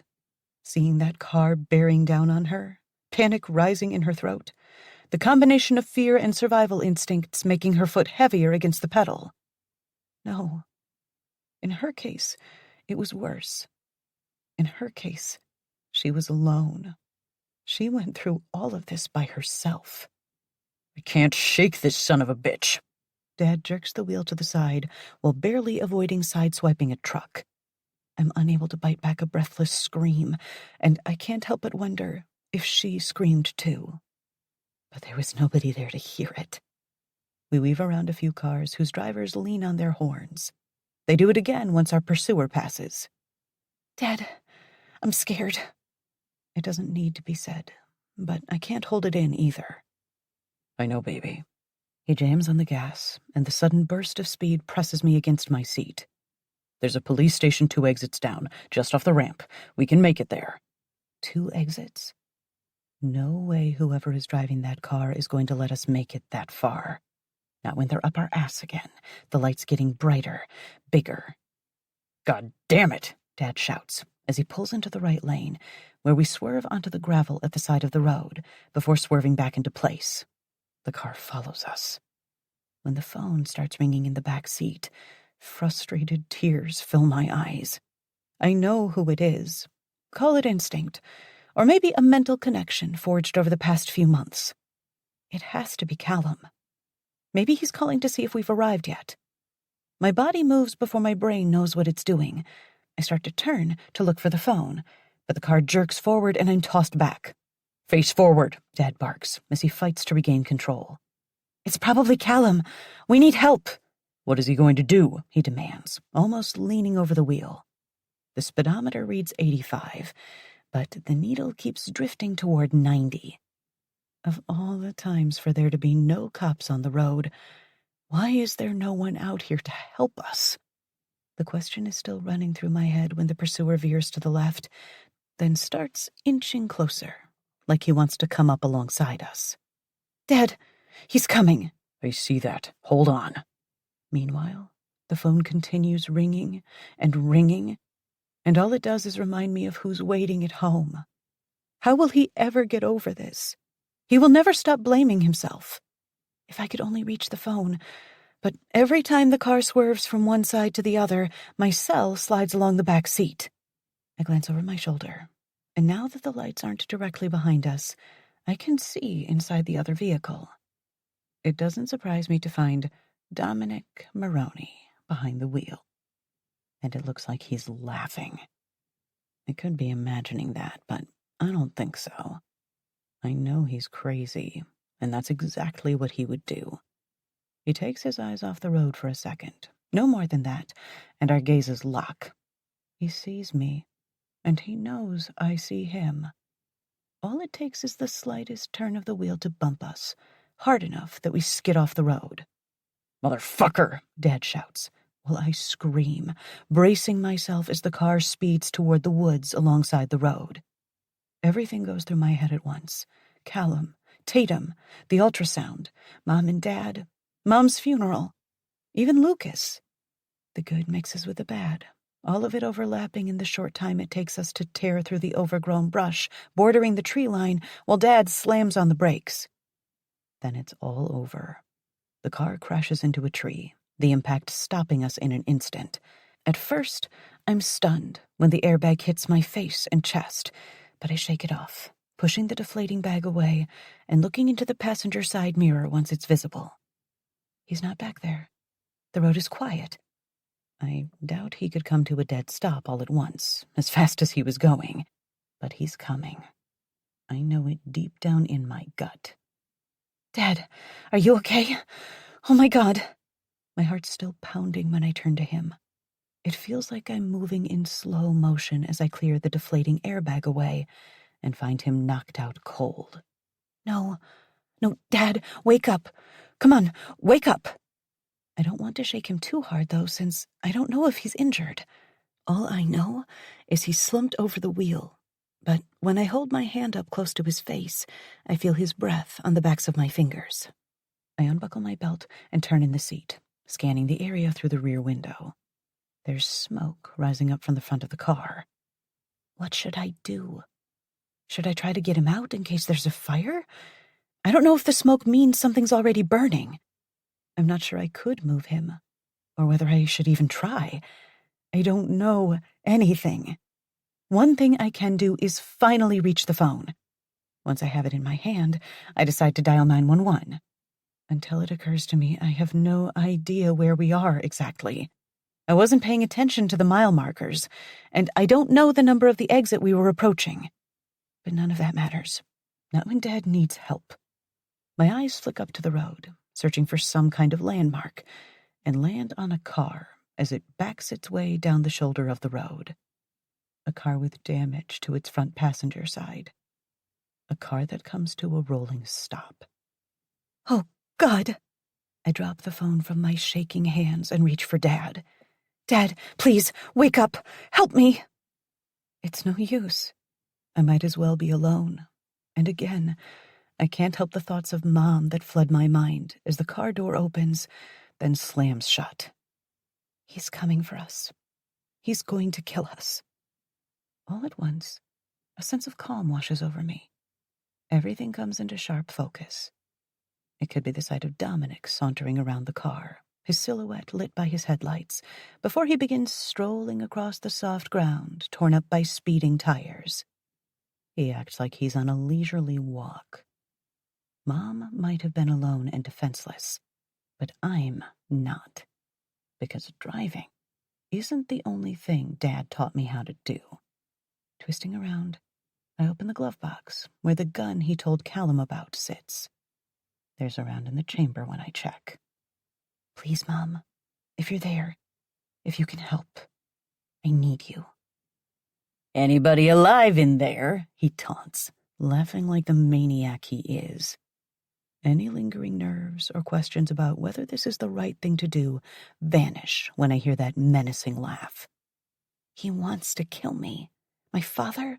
My baby? No fucking way. If it's a choice between my life and his, I'm choosing me. My first instinct is to jump out of the car and start firing. But I have to be smart about this. The element of surprise is what's going to give me a leg up. I open the door a little, then keep my right arm pressed to my stomach with the gun tucked under my left. Please, don't do this. I moan like I'm injured. I raise my right foot and step out, planting it firmly on the ground. Please, Dominic, I think he's dead. Boo fucking who, he retorts. That's the entire point. If you get out of the car like a good girl and don't fight, I won't have to hurt you. But if you pull the shit you did back at the basement compound with that knife, I can't make any promises. I'm coming, just please don't hurt me. I climb out slowly, my body hunched over and my once racing heart now beating normally. There's no fear, no doubt, only the certainty of what needs to be done. He must die. Look at you. Not so brave now, are you? No knife for you to pull on me, huh? You knew this is what would happen, didn't you? It was your plan all along. I don't know why I ask the question. It's not going to change anything, but it will confirm how fucked up he is and give me another reason to blow him away. Your precious Callum likes to play dirty. Well, we can play dirty too. My father told me what he would do because he's so fucking predictable. Create a distraction. A way to split everyone up. It's the oldest trick in the book, and he ate that shit right out of my hand. All he cared about was getting his precious Bianca out of harm's way. Funny enough, he sent you right into it. It's a shame he won't get a second chance at being a father. I turn to him slowly, ensuring he's close enough for a clean shot. The last thing I want is for the bullet to miss him. I don't know if I'll get another chance. Straightening my spine, I lift the gun and point it directly at his chest. I don't say a word. I only take a moment to savor the smug expression he wears. What do you think you're going to do with that? He laughs. I'm going to make certain you never fuck with me or my family again. I'm going to end your life. Everything happens in slow motion. The look of shock on his face, the step he takes towards me, his body hunching over and reaching for the gun. I release all the air in my lungs and squeeze the trigger. My fingers squeeze the trigger, and the smell of gunpowder fills my nostrils. The bullet zips through the air, hitting its mark, the center of his chest. He stumbles back with a strangled cry before landing on his ass. My father will kill you for this. You're all dead. He scrambles backwards on his hands while I slowly advance on him. What kind of person does it make me to be able to watch him die? To see the light slowly seep out of him. He gasps, flopping around on the ground like a fish out of water. I wonder how he likes it, drowning on his own blood. What a shame his death couldn't be more drawn out. We've taken too many chances with these monsters. We've left them too much room to come back at us again and again. I'm not doing that anymore. And that thought is what has me taking aim a second time. My story won't end the way my mother's did. I pull the trigger, my mind numb, and my sole focus on my target. Another bullet lodges itself in his chest, and I look from his face to the advancing headlights that sweep across my body. Relief washes over me as I watch him take his final breath. Dead. He'll never hurt anyone I love again. I raise my left arm to shield my eyes, and all at once, reality comes rushing back. I killed a man. I killed him. What if I can't prove it was self-defense? Bianca! I've never heard anything sweeter than the sound of Callum's voice calling my name. He stops the car and flings the door open, running to me with his arms outstretched. When I'm finally wrapped in his embrace, I melt against him and let everything else fade away. I killed someone. I should feel shame or guilt, but neither of those emotions come. All I feel is relieved. He's dead, I whisper, almost in disbelief. He's dead, and I killed him. I killed him. He's dead. My teeth chatter, and suddenly I'm so damn cold. Shh, little bird. I know, it's okay. You did what you needed to do. You protected yourself. Bianca. Dad's voice, soft, groggy, sounds from inside the car. He's alive. He'll be okay.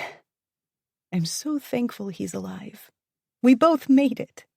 My knees buckle, and I end up on the ground, sobbing while Callum holds me. Everything's going to be okay. I just know it. Callum. There's no sense of peace in the house, no hope of calm.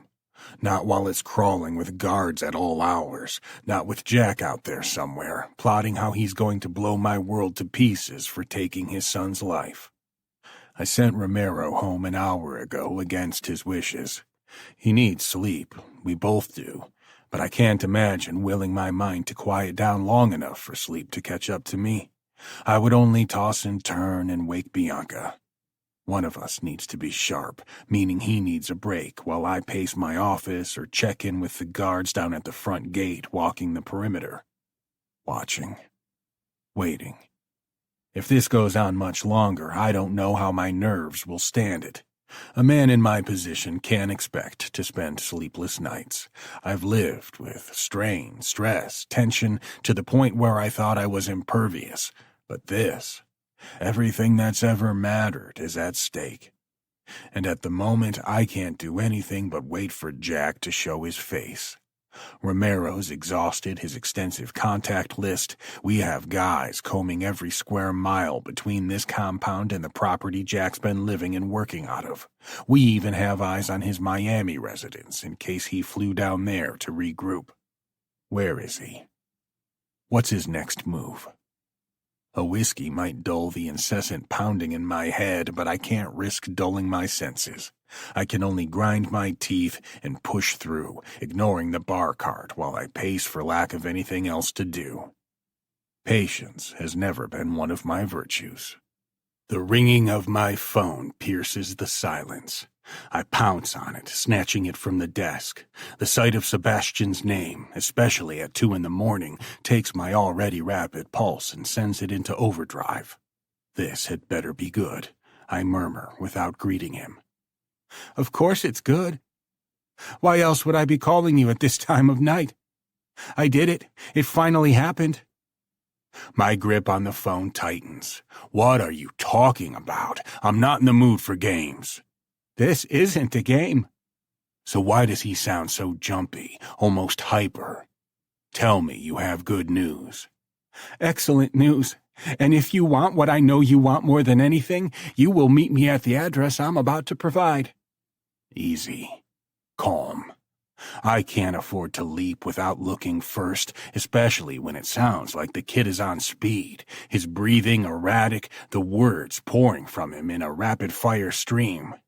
Is this about what I think it's about? You'll find out when you get here. I'm going to need more than that, Sebastian. Do I have to spell it out? I have something you want. This merchandise isn't the kind I can let out of my sight. So either you can claim it, or I'm going to have to. Either way, it needs to be dealt with. How many men am I bringing with me? None. You won't need them. This is the part where you trust me. Trust him. My heart is about to tear its way out of my chest. If he has Maroney, why won't he use his name? What's with speaking in these cryptic codes? Give me the address, I grunt, scribbling it down on a notepad before tearing the page free. It shouldn't take you more than 20 minutes to get here. I'll be waiting. With that, the line goes dead, leaving me staring at my phone while the sound of my heartbeat fills my ears. Why was he so cryptic? That's what bothers me, the question that rolls around in my head as I leave my office and stride quickly down the hall to the staircase. I take the steps 2 at a time before rushing down the hall as silently as I can, slowly opening the bedroom door. She left the lamp on the nightstand burning, and a book is open on her chest. She fell asleep while reading. I can imagine her waiting for me as long as she could before there was no fighting sleep anymore. Considering she blew a man away 3 nights ago, she's taken things well. No outbursts beyond the breakdown at the scene. I'd be worried if she hadn't at least wept after what she went through. Beyond that, she's been strong and resilient. She knows what needs to be done now and can accept it.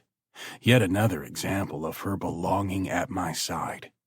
She was made for me, for this ruthless world. My queen. For a moment, I take in her peaceful beauty, the dark locks fanned across the pillow, the hand curled beside her head. My little bird. She got damn lucky escaping the crash without a scratch. It was Charlie who ended up with a concussion and a broken arm, and even that seems mild when I think of how bad it could have been. Now she's dreaming, unaware of the current battle, waging a war inside my head between trusting Sebastian and possibly losing a golden opportunity. When I look at her and think about the life growing inside her, there's no choice to be made.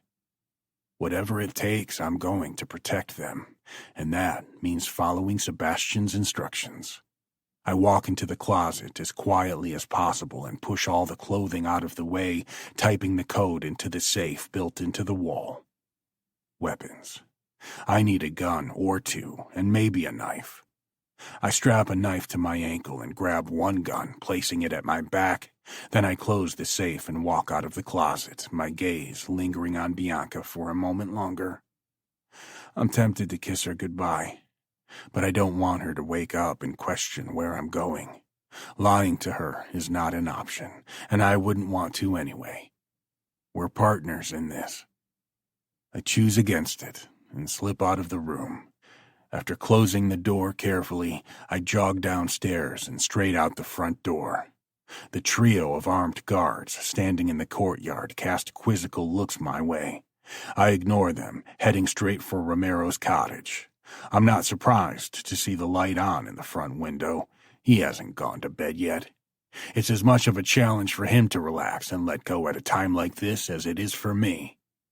The door swings open, practically in sync with my knock on the door. I saw you coming, he explains. He's in flannel pants and a plain white t-shirt, so at least he's made the effort to prepare for sleep. By the time I finish rattling off all the details of Sebastian's call, his brow is lowered to the point where I can barely see his eyes. You trust him? When he sounded half out of his mind? You know how he is. He can be theatrical at best, to put it mildly. If he's holding Maroney for me, I can't afford to pass up the opportunity. Like he said, there's only so long you can hold a guy like that before people come sniffing around. This isn't like Kristoff. There's no keeping him indefinitely. His sigh is heavy, resigned. You're going to go, aren't you? I can't afford not to. I need him dead. We all do. I point at the house, my hand shaking with anticipation. Those lives in there, they're all that matters. If I don't end him tonight, I'm going to regret it. One way or another, I'll regret it. Give me 5 minutes. I never said you were coming with me. I'm talking to the empty living room by now. He's already getting changed in the adjoining bedroom. I swear you're out of your damn mind. Why would you think I'd let you go alone? You might trust that little shit, but not me. There's no use in arguing, so I don't bother. I want to get this done and over with. I pull 3 men together. I want a man posted at my bedroom door and one at Tatum's. We'll be back as soon as we can. Romero will keep you posted. I look over my shoulder to find him leaving the cottage in dark jeans, a leather jacket, and his t-shirt. Do we have an address? I hand him the paper and wait as he plugs the address into his phone. A warehouse. No surprise. It's in Costello territory, at least. Did he ask Jack for a meeting there? I don't know. I didn't ask questions. I tell him. I'm halfway to the car, which I'll be driving. I can't sit passively for another minute. I've done enough of that the past few days to last me a lifetime. This is it.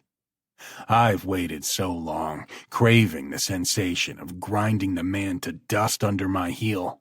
That craving has only intensified until now. I want blood.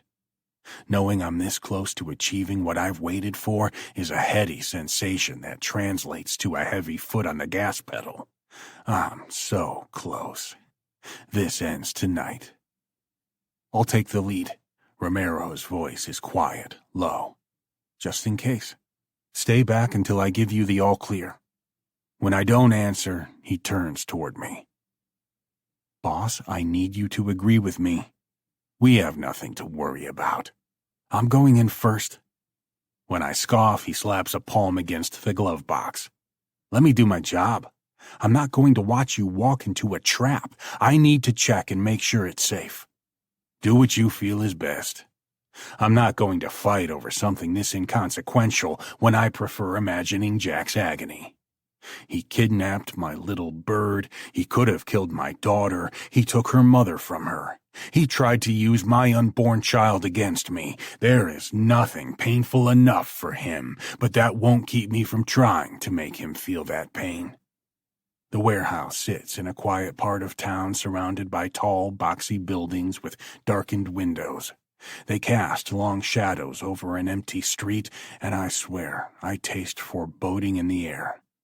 I couldn't have chosen a better location for what's about to happen. I know it is. I feel it. He's nearby, and every breath he takes is one closer to his final gasp. I slow the car to turn into the fenced-off lot. We're a few dozen feet from the warehouse when I roll to a stop. Neither of us speaks as we study the scene. 5 dark cars sit empty, and the wide door leading inside the brick structure sits slightly ajar beneath a bare light bulb. I don't see anyone out here, Romero muses before removing the Glock from his waistband. That's a lot of cars to have nobody posted outside. I'll call him. I look away from the door long enough to pull up the last incoming number and place the call. When he answers, I mutter, I'm outside. Come in. The door swings open and Sebastian appears. He looks around for a moment before spotting my car, then waves his arm. He's smiling like a man greeting long-awaited guests. He's either insane or... No, I'm going with insane. Romero opens his door, and I do the same. Sebastian eyes the gun visible in Romero's hand, his brows drawn together with concern, but he doesn't say a word. A good sign. If this was a trap, he'd tell us we don't need to be armed. It's what I would do. I can barely hear over the heavy thud of my heart by the time we stop in the circle of light thrown off by the overhead bulb. I told you to come alone, but I figure you two are joined at the hip, so it doesn't matter. Sebastian looks Romero up and down, smirking. What's this about? I demand. Tell me he's waiting for me in there. He's still smirking when he jerks his head toward the door. See for yourself. Wait. Romero throws out an arm, blocking me. I'd like an explanation. There's a lot of cars out there for only a few people to be here. They won't be driving home. They won't be driving anywhere. There are 2 people from Maroney's side still breathing. Jack and his oldest daughter. His eyes gleam while a satisfied smile stretches his lips. Congratulations are in order. I'm getting married. He agreed to your deal? Big time.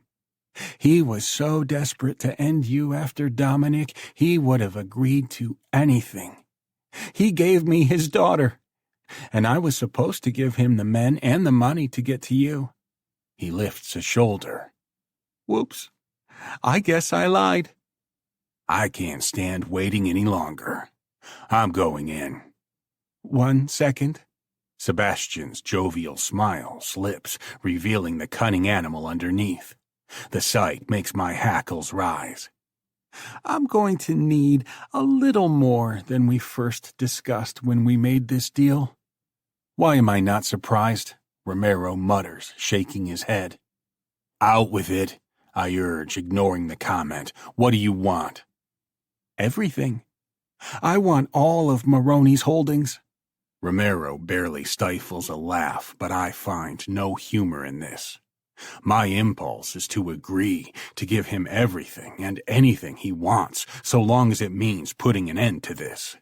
Instead, I think back on the information we compiled on Jack's finances, his holdings, the properties scattered over the East Coast. Compared to my empire, it's nothing, an anthill in the shadow of an armed fortress. But there was a reason I didn't want the kid to get his hands on everything all at once. The fear of him becoming too powerful, too fast. Thinking back on the sum of Jack's meager little portfolio, I feel better about the prospect. It's yours. Romero's head swings my way. It's either wisdom or shock that keeps his mouth closed, not that I need to hear what he's thinking. This is my call. This is my family, my well-deserved vengeance.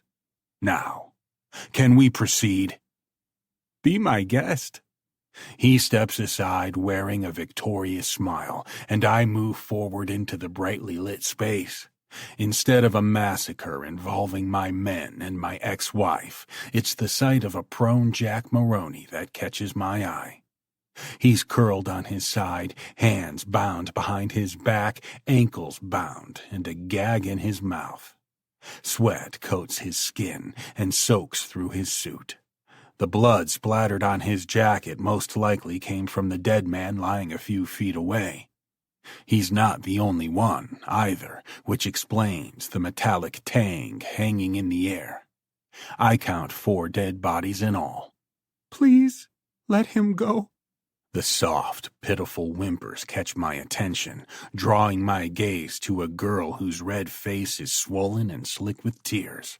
A pair of men flank her, one hand wrapped around each arm. Just let us go, please. I recognize one of the men as Damien, Sebastian's brother. What do you want us to do with her? He asks, appearing almost annoyed. Shh. We'll be leaving as soon as we finish here, Sebastian assures her in an offhanded way. She flinches before a broken sob tears its way out of her. Just keep a hold of her while I help our guests out. I turn my attention to Jack. He's the reason I'm here, after all. Hello, Jack, I murmur, coming to a stop in front of him. It's been too long. How's the family? His eyes are bloodshot, making their already icy color stand out in sharp contrast as he glares at me with pure, seething hatred. Good. Let him hate me. Let him reflect on the pain he's endured so far. I crouch slowly, my gaze locked with his. There's something I want you to remember for the rest of your increasingly short life. Everything that's happened to you so far is your doing. You chose to turn this into a war. You hijacked my shipments and attacked my business. You partnered up with Amanda. You kidnapped Bianca and my daughter.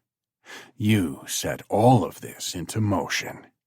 There is no one to blame but yourself for what is about to happen. I break eye contact only long enough to look over my shoulder at the weeping girl who will soon become a Costello. You lost your only son as a result, and you were desperate enough to hand your daughter over to a man who double-crossed you. Look at all you've lost, all you threw away.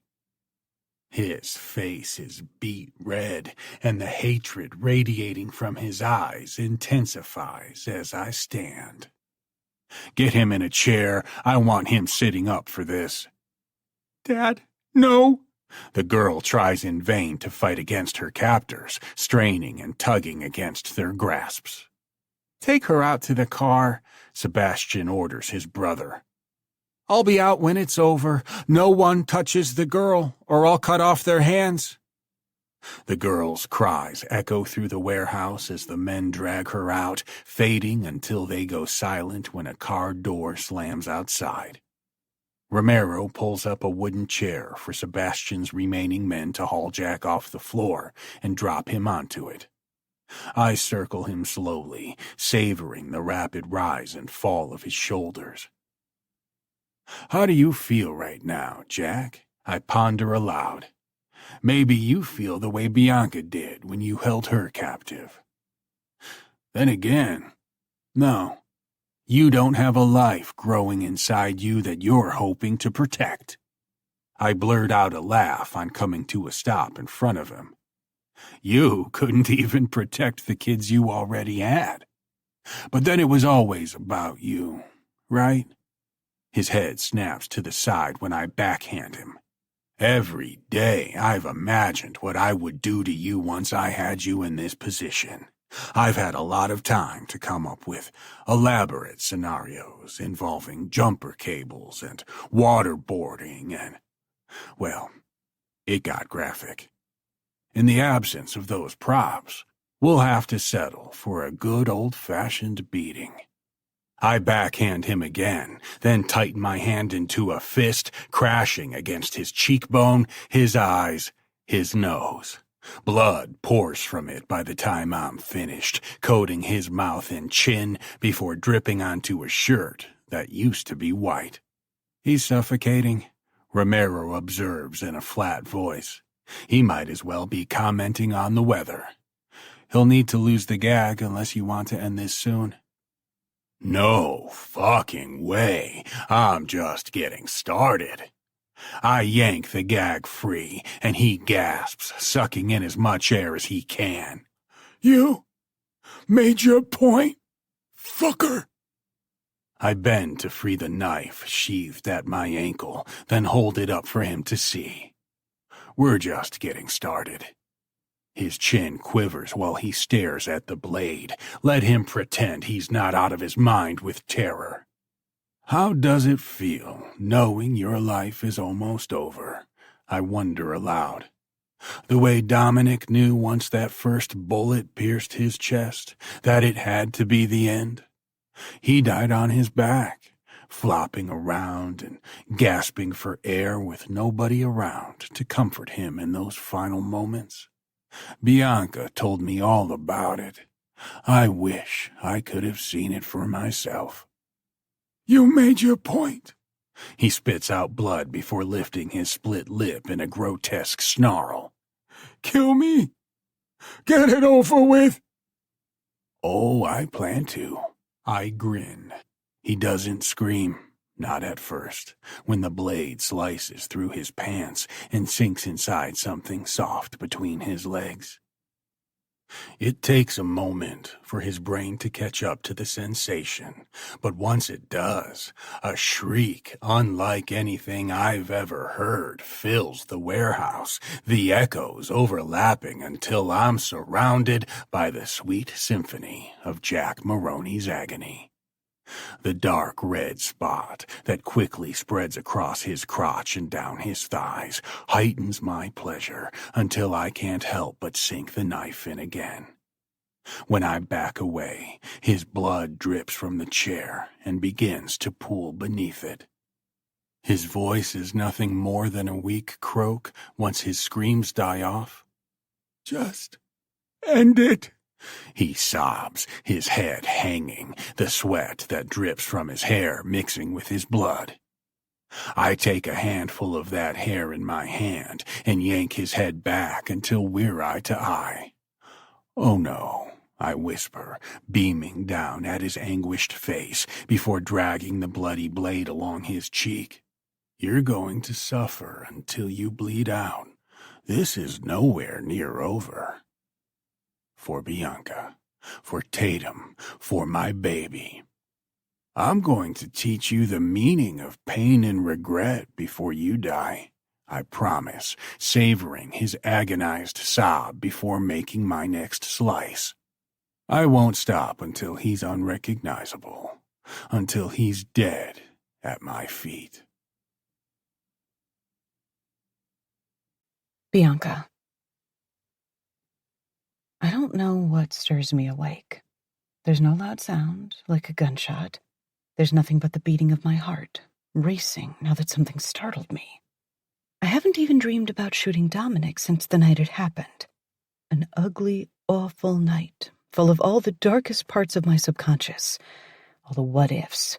What if I hadn't been able to get the gun? Like, if I was injured the way Dad was. If we had both been unconscious when Dominic found us, that would have been it. We'd both be dead now. What if we had crashed hard enough to kill us? What if Dominic had killed Dad while I watched? Oh yes, I went through all the scenarios in vivid color.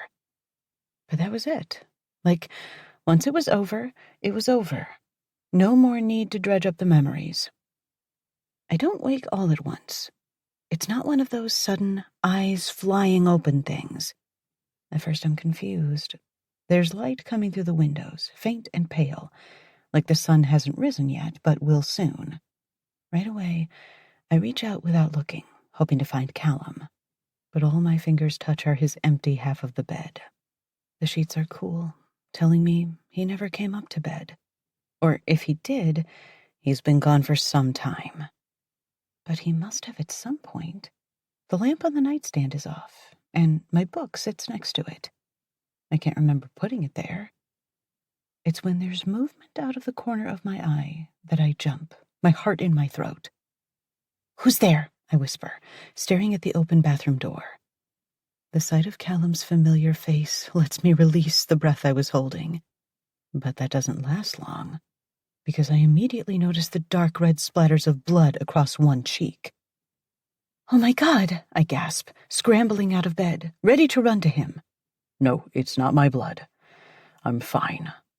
The heaviness of his voice, the fatigue in it brings me up short. What in the hell did I miss last night? What went on while I slept? I'm too worried to put my thoughts into words, but I don't need to. "I didn't mean to wake you," he murmurs, taking one step to his left so his body is visible. My mouth falls open. I don't even try to stop it because I can't think. Not when the sight of his blood-soaked clothes is all I can focus on. It's dried to a dark, rusty brown. Whoever was bleeding did a lot of it. "Romero?" I finally whisper, with my heart in my throat. If it was Tatum, I don't think he would be calmly undressing in our bathroom. Then again, he might not if it was Romero either. He shakes his head. And when I look into his eyes, I can see now how they shine.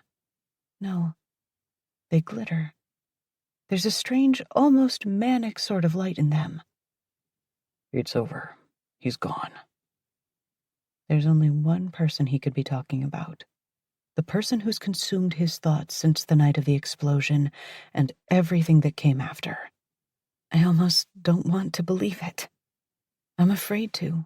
Afraid this is still a dream. I never woke up. I'm still sleeping. "Jack," I whisper, heeding the sound of his name. But I need to know this is real. He nods. You will never have to fear him again. You don't have to be afraid of anything. I took care of it. You're free, my little bird. It's instinct, I guess, the way I want to run to him. He did it. And he came home safe. With my arms outstretched, I take a step, but he shuts me down with a stern expression. You don't want to touch me right now. He looks down at himself and slowly pulls the stiff shirt away from his skin. It's actually stuck there, and he winces as he detaches it from his chest and abs. What do you have to do to a person to make them bleed that much? Actually, on second thought, I don't want to know. I'll turn on the shower. There's so much I want to know, and at the same time, I would rather he never tell me. I can imagine it all anyway. What he must have done to Jack to make him bleed that way. If the body had a drop of blood left in it, I'd be surprised. He's already taken off his pants, which sit in a blood-crusted heap next to his shoes. Even they are painted red. He killed Jack. Jack is dead. I know he did it for me and for the baby. He did it so we don't have to be afraid anymore. I can look forward to having my baby without wondering in the back of my head how Jack might destroy everything. He's so good at that. Was. Past tense. It's going to take time to get used to that. By the time Callum finishes undressing, the water runs hot, and I'm already pulling my t-shirt over my head. He doesn't say anything, and neither do I. This is what I need to do. There's a force inside me that's pushing me, an instinct. He went out and slayed the dragon for me, for all of us. He was willing to risk everything, even his life, to make sure no threats were hanging over us anymore. Now it's my turn to take care of him. I pull him in with me, placing him directly under the shower head. Right away, the blood starts to loosen, and by the time I've soaked up a sponge, the water around his feet has a red tinge. I tip his head back with one hand, letting the water run over his face, while with the other I begin sponging his skin.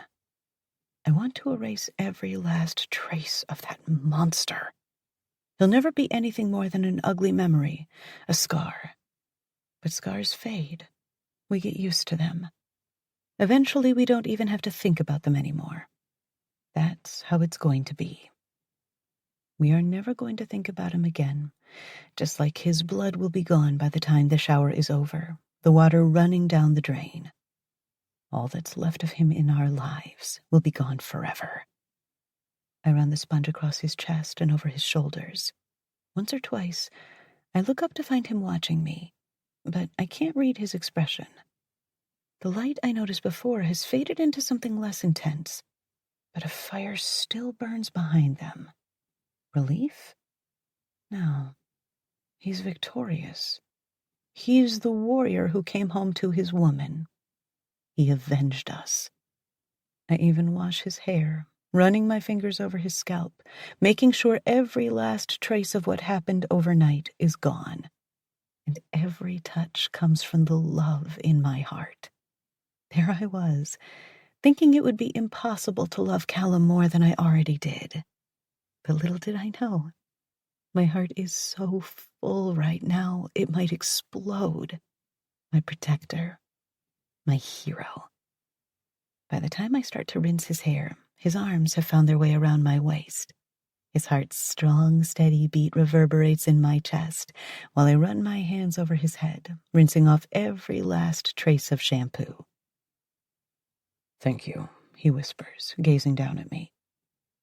Thank you, I whisper back, before reaching up to touch my lips to his. It's gratitude in that kiss. It's relief that he's safe and back with me. It's wonder at the lengths he's willing to go to if it means protecting what's his. And instantly, the fire ignites. He takes the back of my head in his hand and holds it still, his tongue forcing its way into my mouth. I part my lips eagerly, my skin warming, not because of the water, but because of the fire he ignites deep in my core. I'm helpless against it. I want him to take me away, to wrap me up in his love. I offer no resistance when he pushes me against the wall, pinning me with his body against the cold tile. His rough kisses bruise my lips, but a part of me welcomes that. I want my lips bruised. I want the evidence of him all over me. He's the one who backs off with a grunt. I don't want to hurt you, he growls, trembling. The last thing I want is to hurt you. But oh, little bird. His hand travels down the length of my side to my hip, where his fingers press in hard enough to make me wince. I need to take you. I need to be inside you and take you. I don't want you to think that it doesn't matter. He bares his teeth, breathing hard, while his erection presses against my stomach. I move slightly and slide my skin against it, making him release a shuddering groan. All I do is part my legs, hooking one over his hip, silently welcoming him. He needs this too, just as much as I do. The connection. I return to what's real and true. It's obvious how he's straining to control himself when he enters me in a single sharp thrust, making me hiss through my clenched teeth. He makes a sound. Regret? Concern? I don't know. I only shake my head so he knows I'm all right, that he didn't hurt me. He lifts me off the floor so I can wrap both legs around his waist and hold him close, right where I need him to be, where the fire has turned into an inferno that will burn us both to ash, even with steaming water spraying over our bodies. I've never needed him more than I do now, when something dark and dangerous swirls behind his blue eyes. Something I should shrink away from, but instead melt into. Bianca. He drives himself into me, and I close my eyes to focus on the sensation. Bianca. Little bird. His fingers weave through my hair, and he wraps the locks around his fist before pulling my head to the side, burying his face in the crook of my neck, breathing me in. My hero. The man who killed for me and our child. That's right, I whisper in his ear, pulling him deeper with my legs.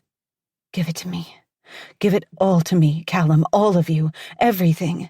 I want to feel whatever it is you're feeling. Let it out. I love you. His tender words are almost lost under my ecstatic cries as he pushes me higher with every stroke. My love. My all. My hero. Our gazes collide, and he's still moving inside me, our mouths almost touching. No matter what, you have all of me. His eyes flutter closed when my nails rake across his back. Callum, oh God. I'm so close, but I don't want this to end. I want to stay here, suspended in time. He drives his hips upward, and the tip of his cock touches something deep inside me. And if anyone tries to hurt you. His eyes snap open, and I shudder at the way they gleam. I'll end them. I would burn down the world if it meant keeping you safe for a single day. To see you smile, to hear you laugh, to touch your body and make you moan my name. Callum, I moan. Because you're mine. Our foreheads touch, both of us gasping for air as we come close to the end. You are mine always, forever. I will never let you go, and I would give my life if it means protecting yours. I want to tell him I'm his. I want to tell him I'll never go away again, that my place is at his side. I hope we have a boy he can raise to be as strong and protective and loving as he is. I want to say all of it, and so much more, but I can't when I'm this close to detonating. Oh God, Callum, I'm going to come. I whine, clutching him, almost afraid of the intensity of what's building in me. Come for me. Come now. I can't cry out that it's already happening before he covers my mouth with his, almost devouring me, plunging his tongue inside and claiming it along with the rest of me. I'm his. Completely.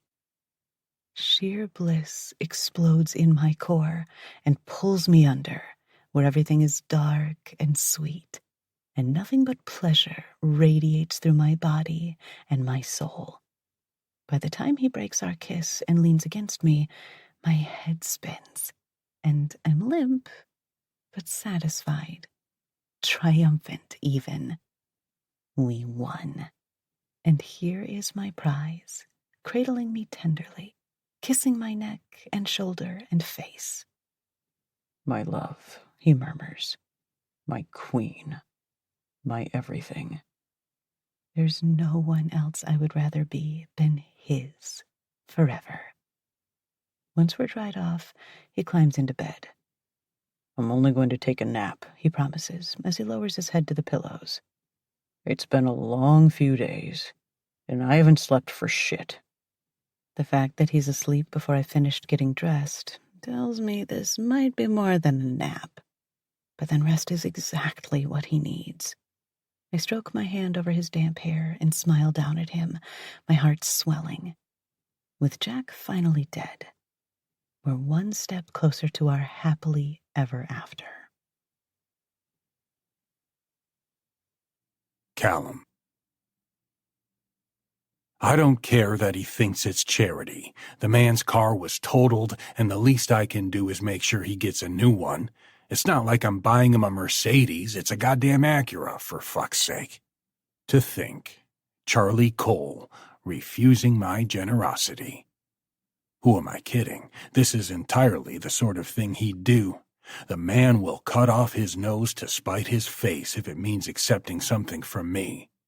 I hope he enjoys driving a rental for the foreseeable future, then.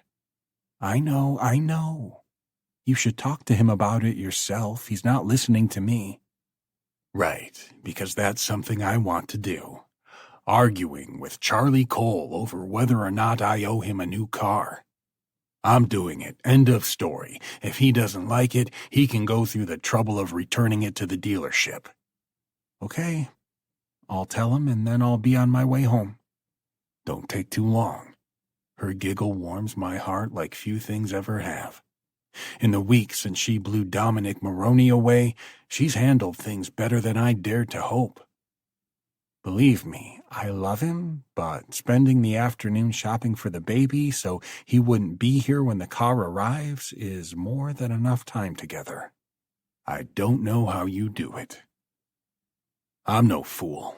I'd be standing at Bianca's grave if it wasn't for his skillful driving.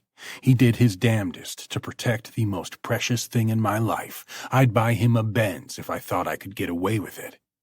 That doesn't mean he's not a stubborn prick when he wants to be. Secretly, he loves it. He'll come around. She lowers her voice to a whisper. I love you. I love you. Now, tell Nathan I want you back here pronto. Because she's going nowhere by herself. Not ever again. Even with Jack and Dominic out of the picture, I'm not taking chances. She has a driver now. Romero enters the office when I call for him and winces at the high-pitched whine of equipment being used in the entry hall. I'm popping ibuprofen like candy. Good thing they're supposed to finish today. The car arrived with no issues. Good. And Charlie? He snickers when I scoff. Told you he'd be pissed. And Sebastian? Has he reached out to you? No. I can only imagine he's on his honeymoon, if you can call it that. He sighs, rubbing his temples while sinking into a chair. The strain of these past several days shows on his face. The noisy construction work isn't helping. I don't want to touch that situation. Besides, there's something else I want to discuss with you. Leaning back in my chair, I raise my eyebrows. Shoot. That might be the wrong choice of words. You're the one who may want to shoot me. Dread takes root in my gut and starts to grow even as I try to fight it off. Here I am, my problems solved, no more threats, no more plotting. I don't even have to worry myself with absorbing Jack's businesses. I should know better by now than to think there's such a thing as relaxation. Go ahead. It has to do with Tatum. That does nothing to ease my dread. Far from it. She hasn't wanted to tell you about it, but Jefferson Knight has been calling and texting her the past few weeks. Jeff Knight. Son of a bitch. I wrote him off. When he never called back to ask about Christoph, I let him and his rapist son fade to the back of my awareness. I had much bigger fish to fry then. Now he comes rushing forward. He's been harassing her? I growl, picturing him in my head, the smug expression he always wears, as if managing businesses left to him by his old man is some incredible feat. For how long, exactly? 4 weeks. I turn at the sound of Tatum's voice. She's leaning against the doorway jamb, hands tucked into the pockets of her hoodie. He's been reaching out to me for 4 weeks, demanding I tell him what happened to Christoph and asking why he never came home. What the fuck? The widening of her eyes stops me from finishing the process of blowing up on her. Damn it. I'm practically shaking, but somehow manage to control my volume. Why did you wait until now to tell me? I was ignoring him at first. I figured he'd get tired of bothering me if he never got an answer. I want to see your phone. Holding out my hand, I make a come hither motion with my cupped fingers. Let's see it. Now. Here. Romero taps on his phone. I sent you the screenshots. I fucking hate this. Sputtering, fighting to keep up, learning there's been secrets I wasn't privy to. Why the hell does he have screenshots and I'm only hearing about this today? Can we not make this a federal case? She asks with an exasperated sigh. Why? I insist. Tell me why I'm the last to know. For one thing? She waves a hand in front of me, scowling. This whole thing you've got going on now? I didn't want to deal with it. And you obviously had other things on your mind. Right. And she's developed a habit of suffering in silence. Regret lances my heart. I wouldn't be surprised to find blood spreading across the front of my shirt. Have you responded at all? She tips her head to the side, shrugging. How can I, when I don't know what happened? Smartass. She suspects. She'd be a fool not to, and my daughter is no fool. Good point. I open the message app on my phone and find a dozen screenshots from Tatum's app that Romero sent. In the beginning, Jeff was almost cordial. Jefferson. Tatum, I need to speak to you. It's important to have details on Christoph's mental state and the people he was spending time with in Italy. You are my only hope. Jefferson. I would appreciate a phone call as soon as you're free. My son is missing and I haven't heard from him in weeks. Please, get in touch with me. It didn't take long for him to drop the thin veneer of civility. After a week of being ignored, he got real, and each progressive message carried heavier threats. Jefferson. I have been as patient as possible. If I don't hear from you shortly, I'll have no choice but to take legal action. Jefferson. The fact that you refuse to engage with me only points to an awareness of something you don't want to reveal. I have to wonder if there's guilt involved here. Jefferson. Is that it? Are you guilty of something you would rather not share? Jefferson. What happened in Europe? You were dealing with this on your own? The man is damn lucky I don't blow his brains out this instant for harassing her like this, threatening her with legal action. Who the fuck does he think he is?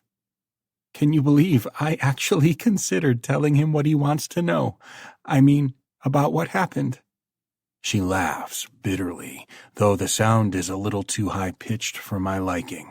Her nerves are strained as it is. She doesn't need this shit heaped on top of it all. I doubt he would want to believe it. What, his precious little boy? Again she laughs. Yeah, right. There's a reason he ended up the way he did, and it's not because he was ever held accountable for his bullshit. I could put an end to all of this very quickly, if you want. What does that mean? You should know better by now than to ask me a question like that. You might not like the answer. You can't kill him. It would look pretty obvious, wouldn't it? The breath catches in my throat while Romero sounds like he's choking at her sudden bluntness. Oh, come on, she sighs. What else could you have meant? Let's be real. If anybody knows he's after me, it'll look bad if he suddenly disappears. Last I checked, I don't need you giving me advice on how to run shit around here. But you know I'm right. I wasn't going to kill him, though I would like to shake him up a little, show him what happens when you bully a defenseless girl. The apple didn't fall very far from the tree, did it? If Jeff's not careful, he'll end up like his dead kid. Tatum exchanges a glance with Romero, guilty, hesitant, before clearing her throat. I think it would be best for me to go, the way we talked about before. You can't be serious. If anything, this is exactly why you shouldn't. What happens if you're off on your own and he decides he's tired of only sending messages? Dad, I can't rely on you for the rest of my life. I can't hide behind you. I need to face this on my own. On her own. But something tells me she'll be living on my dime the way she always has. The girl has never truly been on her own in all her life. She's always been able to fall back on me. And I wouldn't have it any other way. I would rather she lean on my generosity than, God forbid, rely on strangers who might not have her best interests in mind. I can't pretend the idea makes me happy. I'm too busy pretending I'm not fighting the impulse to tie her up somewhere so I know she's protected when I pull her in for a hug. Where will you go? I don't know yet. And how will I know you're being looked after? Dad, I'm not a little kid anymore. I don't need to be looked after. We'll only end up fighting if I remind her how much help she's needed over the past couple of months. I would rather not permanently damage our relationship. I'll feel a lot better if I send someone to look after you. A watchdog? If I feel like it, yes, a watchdog. That's actually a very good idea. Thanks for putting it in my head. I don't want to live that way. With all due respect, you don't have a choice. Finally, Romero decides to speak up. If you don't mind, I have an idea. I turn to him, expecting him to back me up, and in a way, he does. I could go and watch over Tatum. Instantly, I'm bombarded with memories of the two of them at each other's throats, and run the risk of this one spending all her time coming up with ways to kill you in your sleep? This one? I have a name. She extricates herself from my grasp and makes a big deal of brushing herself off and straightening out her clothes. And I might have been like that before, but I've grown up a little. Maybe a lot. Also, I'm not stupid. I don't want to be walking around with a target on my back with nobody to protect me. It's obvious you've already talked about this behind my back. Otherwise, there's no way she would accept the idea so quickly. Come on. She looks worn, tired as she shakes her head. My little girl. So tired. He has the screenshots. You think I didn't give him any context? I knew you wouldn't let me go on my own. She's got me over a barrel, a position I've never much enjoyed. She already wants to leave, and I can't force her to stay, but it means losing my right hand in the process. At the same time, he's the only one I'd trust alone with her. I doubt I would sleep a single night for fear of what she might be doing, seeing, or going through. I know I can trust Romero to provide regular updates, and he'll protect her with his life. Maybe it would be for the best, I have to admit, even though it pains me like I can't describe to think of letting her leave. We'll work out a way to get him off your back, and in the meantime, you can lie low. It would mean taking her somewhere secret, Romero murmurs, as if I haven't already realized that. I know, and together we can decide where that will be. And you're still okay with it? Do yourself a favor and quit while you're ahead. I advise my daughter with as close to a smile as I can muster. Besides, I have an idea where she could go and be perfectly safe, somewhere I could find her if I needed to. It's for the best right now. That does not mean I expect this to be permanent.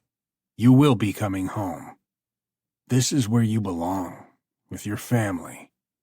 I know. And I'll come back for the baby, I promise. Romero and I have a lot to talk about, and the look I give him conveys this. That can wait until later. You'd better, I tell Tatum, holding her a little tighter before steering her out to the hall with an arm around her shoulders. Or else you'll have to be the one to explain it to Bianca, because I'm not sure she'd want to hear it from me. Don't want to hear what from you? Sound travels very easily in this place. It doesn't hurt that Bianca stands at the other end of the hall, frozen stiff. Tatum pulls up short, sighing unhappily. Let me explain. Explain what? Her head swings back and forth as she searches for an explanation. I was just coming in to say hi and let you know I made it back okay. What did I miss? Tatum looks up at me, pleading silently. I have too much to do, making arrangements for her safety, but it looks like that will have to wait a while.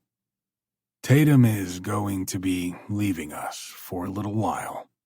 Romero, too. She comes our way slowly, dragging her feet while her mouth hangs open in disappointment. What? Why, where are you going? What about the wedding and the baby and all the things I was hoping we would do together? It's complicated, Tatum tells her, reaching out like she wants a hug. Her arms drop when Bianca backs away. Don't be mad. Don't be mad. You've practically been a stranger for weeks. I keep getting the feeling you resent me. Now you're running off with no warning? The color rises in her cheeks, darker with every word. How am I supposed to keep from getting mad? The quaver in her voice gives away the sadness hiding beneath her anger. Something tells me there's much more of the former than the latter. At least hear her out, I murmur. There's a line between wanting to help and getting too involved. I've never been good at navigating this sort of thing, but I can't stand back and watch them hurting. She has a good reason, and I've agreed it's the best way to go. Until things calm down, Tatum promises. I didn't want to worry you, but Christoph's dad has been on my ass for a while now. I just need to get away from everything, get my head straight. Bianca's mouth pops open. So it's not because you don't want to be here. Not even close. You were supposed to be my maid of honor. Tears fill her eyes. I'm sorry. I know it's selfish of me to bring that up, but I'm disappointed. Damn that jerk, making you run away and miss everything. I think I know a way around that. Not quite, but an idea begins to form. Would you mind having a smaller, intimate ceremony at first? Something we could put together here on the property? Bianca's eyelids flutter. Oh, you don't have to go to the trouble for me, Tatum murmurs, watching her friend. I know you want the whole shebang, and you shouldn't have to sacrifice that just to have me with you when you get married. No, I think that's a great idea. A smile begins to stir at the corners of her mouth. I was surprised, that's all. We could do a smaller ceremony here to make things official, and once things have calmed down and you're feeling better, we could have a bigger party.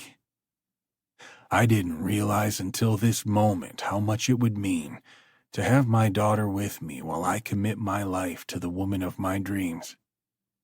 That sounds wonderful. We have so much work to do. Like magic, Tatum snaps into planner mode. We might be doing this here at the house, but that doesn't mean it can't be special. You need a dress and shoes, and we'll need flowers and rings, and you'll have to get your marriage license, and maybe we could get something set up on the grounds, like a floral arch or something where the two of you can say your vows. It's the most life she's shown since her return from Europe, and the dazzling, if dazed, smile Bianca wears tells me she sees it too. I'm following your lead, she tells Tatum, who takes her by the arm and leads her down the hall while making lists of everything that has to be done. Something tells me even an intimate ceremony can end up costing an arm and a leg, especially when my daughter is involved. The price doesn't matter. It'll be worth every penny. Bianca. Everything's all set. Tatum comes flying into her room, a tablet balanced in one hand. The past few days, I would swear that damn thing was permanently attached to her. It contains her many lists, phone numbers, email addresses, and schedules. There's even a spreadsheet, complete with a cost breakdown for Callum to review. I would never complain. She's her old self again, vibrant and alive and bossy. Seeing her like this, hearing the strength and excitement in her voice, reminds me how much I've missed this side of her. You really should consider being a wedding planner. I grin at her in the mirror when she finally looks up from the device and rolls her eyes. I'm serious. You'd make a killing at it. I don't know if I would care half as much if the wedding was for a couple of strangers. I want you to know, I appreciate all the work you've put into this. Seriously, everything you've put together in a week? I'm still not sure how she did it. Though I did overhear her bullying the hell out of some poor florist and reminding them of the rush fee they charged. I guess she had a point. When you pay a rush fee, you expect results. And the results are stunning. I've only gotten a few glimpses of the archway they constructed on the lawn off the patio, but what I saw was breathtaking. Like our bouquets and boutonnieres for the men, there's an array of cream, red, orange, and yellow roses to fit a fall theme.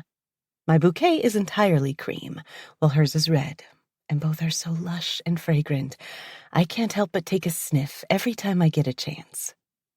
How are you feeling? The dress isn't too tight, is it? I run a hand over the bodice of my white satin dress. Its lace overlay conceals the fact that I've gotten a little thicker around the middle. I haven't popped yet, but I'm starting to put on a little bit of weight. It's great. If we had waited another week, that might be a different story.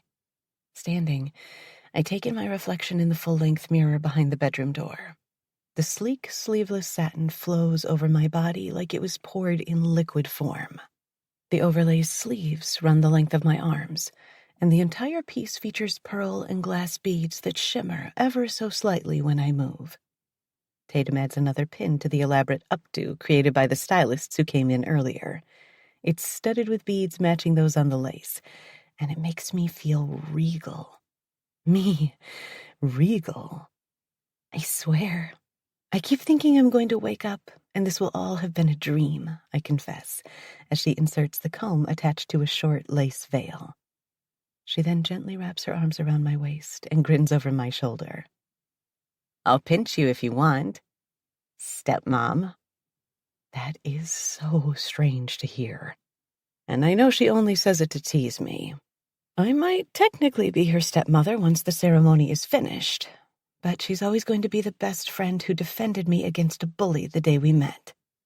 I'm just glad she's not angry and would rather tease me over my new position in her life. No thanks.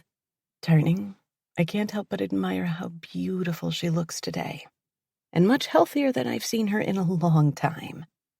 I'm not going to fool myself into believing all she needed was something to take her mind off things.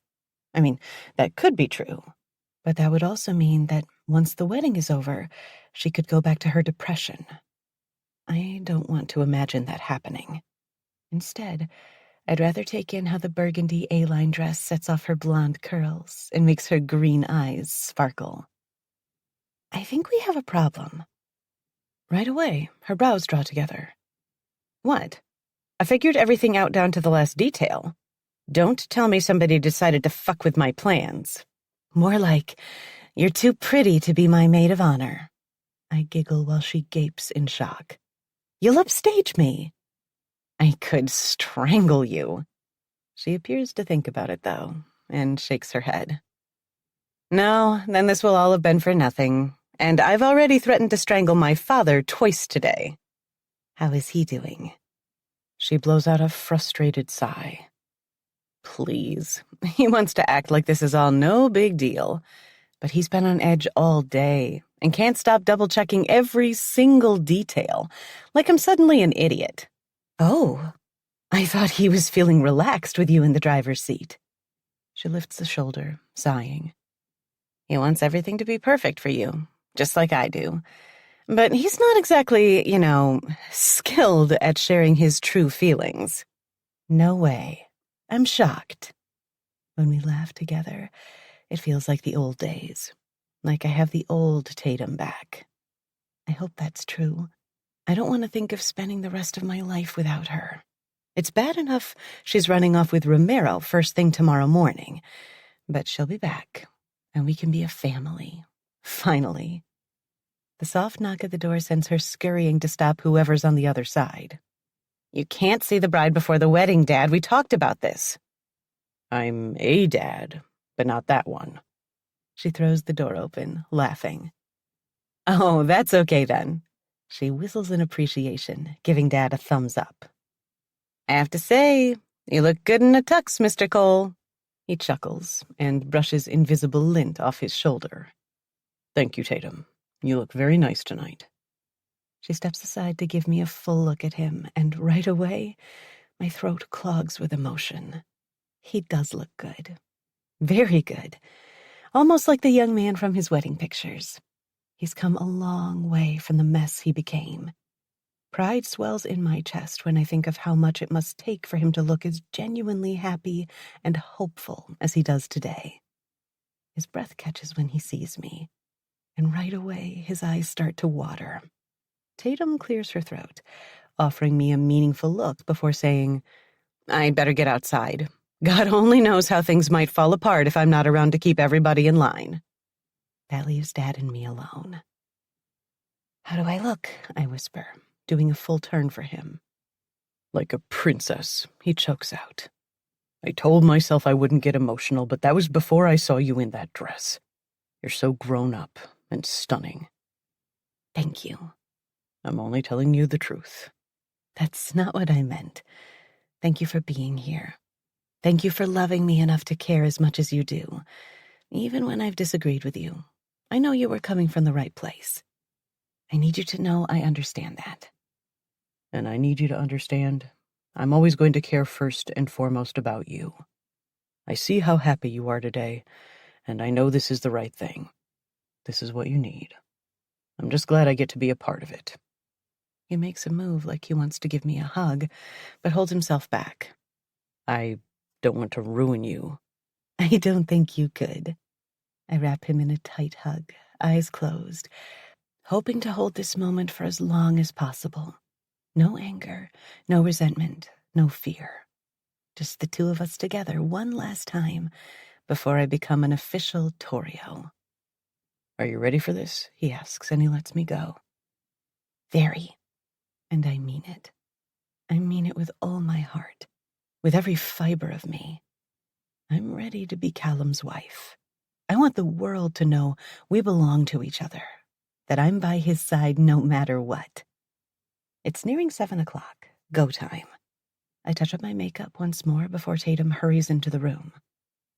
Everything's ready. Are you good? I only hand over her bouquet. Let's do this. Dad takes my arm once we step into the hall outside Tatum's room, and with her leading away, we walk through her wing to the exit closest to the backyard. It was either this or go through the kitchen, but that seemed like a bad idea with Cheryl finishing the wedding dinner we'll eat after the ceremony. At first, I stopped short of stepping out into the night. Whoa! It's like something from a fairy tale. I knew Tatum worked miracles, but I didn't expect this. There are white fairy lights strung in the bushes and trees. A white runner starts at the door and leads to the arch, flanked on both sides by flickering pillar candles on stands. There are rose petals strewn the runner's length, leading to the spectacular floral arch and the dozens of lights and candles arranged around it. The sun is setting, the last streaks of pink and purple on the western horizon, and altogether, the effect is breathtaking. It's all beautiful, but there's nothing more breathtaking than the sight of the man waiting for me under the arch. I've never seen him look as handsome as he does in his black tux with its cream rose to match the flowers in my bouquet. Ramiro stands behind him, and even he is smiling in a way I've never seen before, like a genuine, happy smile. Yet another miracle. It's Callum I can't take my eyes off of as Dad walks me down the makeshift aisle. This is it. Everything's been leading up to this very moment. It might feel inevitable now, but I can't pretend there weren't moments when I wondered if we'd ever reach this place. So many reasons why this moment might never have come. Close calls, fights, lies. Maybe that's what makes this so sweet now, the sense of our happiness being earned. We both fought hard to get to this place. I wonder if Callum is thinking the same thing as we approach slowly, while the wedding march plays through a speaker hidden somewhere. I wonder if he's thinking back how far we've come. Either that, or he's reflecting on how he knew all along that this is where we would end up. That's the thing about him. He always knows exactly what he wants, and stops at nothing until he gets it. How lucky am I that it was me he decided he wanted. Dad says I look like a princess. I feel like one, too, practically floating over the rose petals under my feet. I almost want to look down to make sure I'm even touching the ground. This is it. No going back now. Not that I want to. Not when I finally know exactly where I need to be. Now and always. My heart is practically pounding out of my chest once we reach the place where Callum waits expectantly. He and Dad exchange a handshake and a few murmured words I can't hear before Dad steps aside, taking my hand and placing it in Callum's. He kisses my cheek, then takes a second to look at me one last time before he steps back. You look breathtaking, Callum murmurs, after I hand my bouquet to Tatum. Thank you for being the most exquisite bride a man could ask for. I'm so overwhelmed, so completely floored by the amount of love coursing through me that I can't respond. I'm not even sure I could put into words exactly how I feel right now. Maybe someday I will. We have the rest of our lives for me to do it.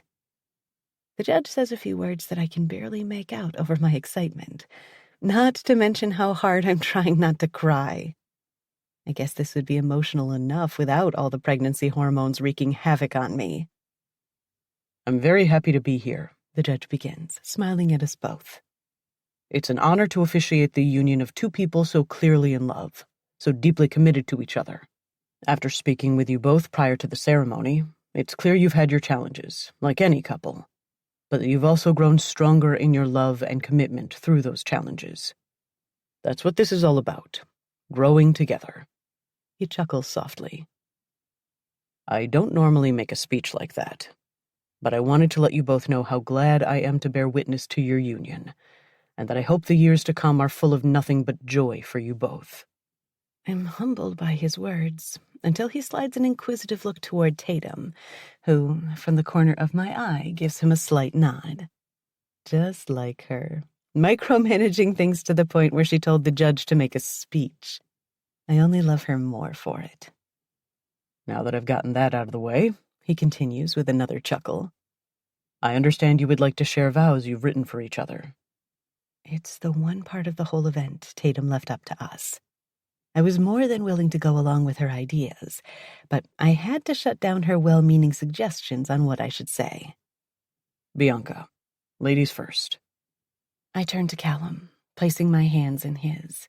He's smiling at me, love radiating from his eyes which seemed to stare into my soul. It's almost enough to make me forget what I had planned to say. You know something? I begin. Until a few seconds ago, My hands were shaking. Not out of fear or anything like that. I've never been so sure of anything in my life as I am right here and now, standing in front of you. I guess I'm just excited. And I'm not used to people looking at me the way they are now. I look around, smiling at our small clutch of witnesses. But you know what? You touched my hands, and the shaking stopped, like it never happened. All of a sudden, I remembered I had nothing to be nervous about, nothing to fear. You have given me everything I could ask for, as well as a few things I didn't even know I needed. You've taught me to be strong and brave. You taught me to have faith in love. You've shown me I'm capable of so much more than I ever thought possible, and that I should never, ever settle for second best. I'm glad I didn't, or else I wouldn't have you now, because you are the best. And even through our challenges, I have never doubted your love. All I can do now is hope to love you as well as you love me. I promise I'm going to spend the rest of my life trying my best to be the wife you deserve. I can't believe I got all of that out without shedding a tear. I didn't plan on starting off the way I did, but the general message was always going to be the same. Every time I've tried to run through it, I ended up bawling my eyes out. He's staring at me, his eyes widening, before he finally releases a gentle laugh. How am I supposed to follow that? The rest of us laugh along with him, though I'm pretty sure I hear Tatum sniffling behind me.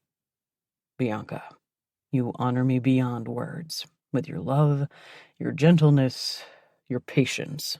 We both have to chuckle at that one. I won't pretend I've always made things easy, but for some reason, you're here. And I am never, not for a minute of my life, going to take that for granted. You are everything to me, and you have already made me the happiest man alive. I'm sure I don't deserve you, but I don't want you to ever doubt for a moment that I plan on spending every minute of the rest of my life earning you. And even then, when I take my final breath, it could never be enough. Thank you for helping me believe in love. I was in a dark place when we found each other, and you showed me the light. Well, just when I thought I could make it out of this without crying my eyes out. Tatum's sniffling has gotten louder too. Callum pulls out a handkerchief and dabs at my eyes and cheeks. All I can do is accept his gesture, smiling through my tears. Do we have the rings? The judge asks. That's Romero's cue. I knew better than to misplace these, he murmurs. I didn't want Tatum to kill me. I can hear you, she whispers back. I'm fighting giggles as Callum extends his left hand for me to slide the titanium band over his third finger. He said he wanted the titanium as a symbol of how unbreakable our bond is. All I know is, as I place it on his hand, I'm almost swept off my feet by a wave of pure love. It's the most profound thing I've ever felt, except for the first rush of joy that ran through me when we saw the baby together during the ultrasound. I switched my engagement ring to my right hand for the ceremony, leaving my ring finger free for the exquisite platinum band set with tiny diamonds. It sparkles like crazy, catching the light no matter how I turn my hand. Like this ring, Callum murmurs. There is no beginning or end of my love for you. It goes forever. I had no idea you were so good with words, I whisper. I guess you bring it out in me.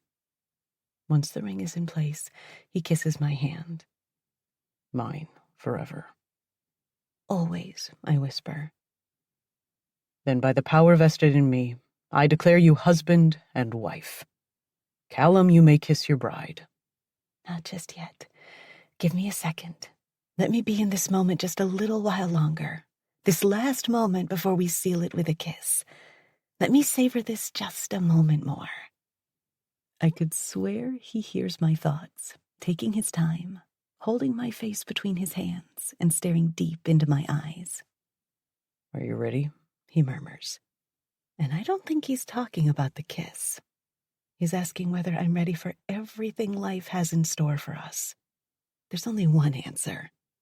The only answer. Yes. And I mean it with all my heart. Epilogue. Bianca. I'm pretty sure we're in paradise. I'm not sure what part of the resort I love the most. The staff falls over themselves to make sure we're happy. I wouldn't complain if I had to fall asleep to the sound of the ocean every night for the rest of my life. The weather is absolutely perfect. There's a gentle warmth in the air, absolutely no humidity, sunny skies, and balmy breezes. Like the breeze that stirs the sheer white curtains that hang on each side of the sliding door that leads out to the private pool. After a morning of swimming together, among other things I'm glad nobody else could see, thanks to the discreet walls between our suite and the ones adjoining, we managed to climb our way out of the pool, rinse off in the shower, then collapse into bed for a nap. I'm smiling when Callum's gentle kisses against my temple bring me back to reality. A reality sweeter than any dream. Can we just move here permanently? I murmur, drowsy and happy.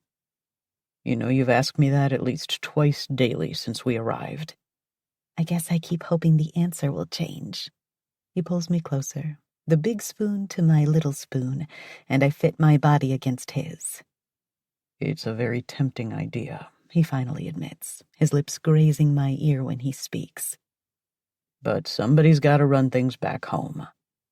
My impulse is to tell him to leave it to Romero.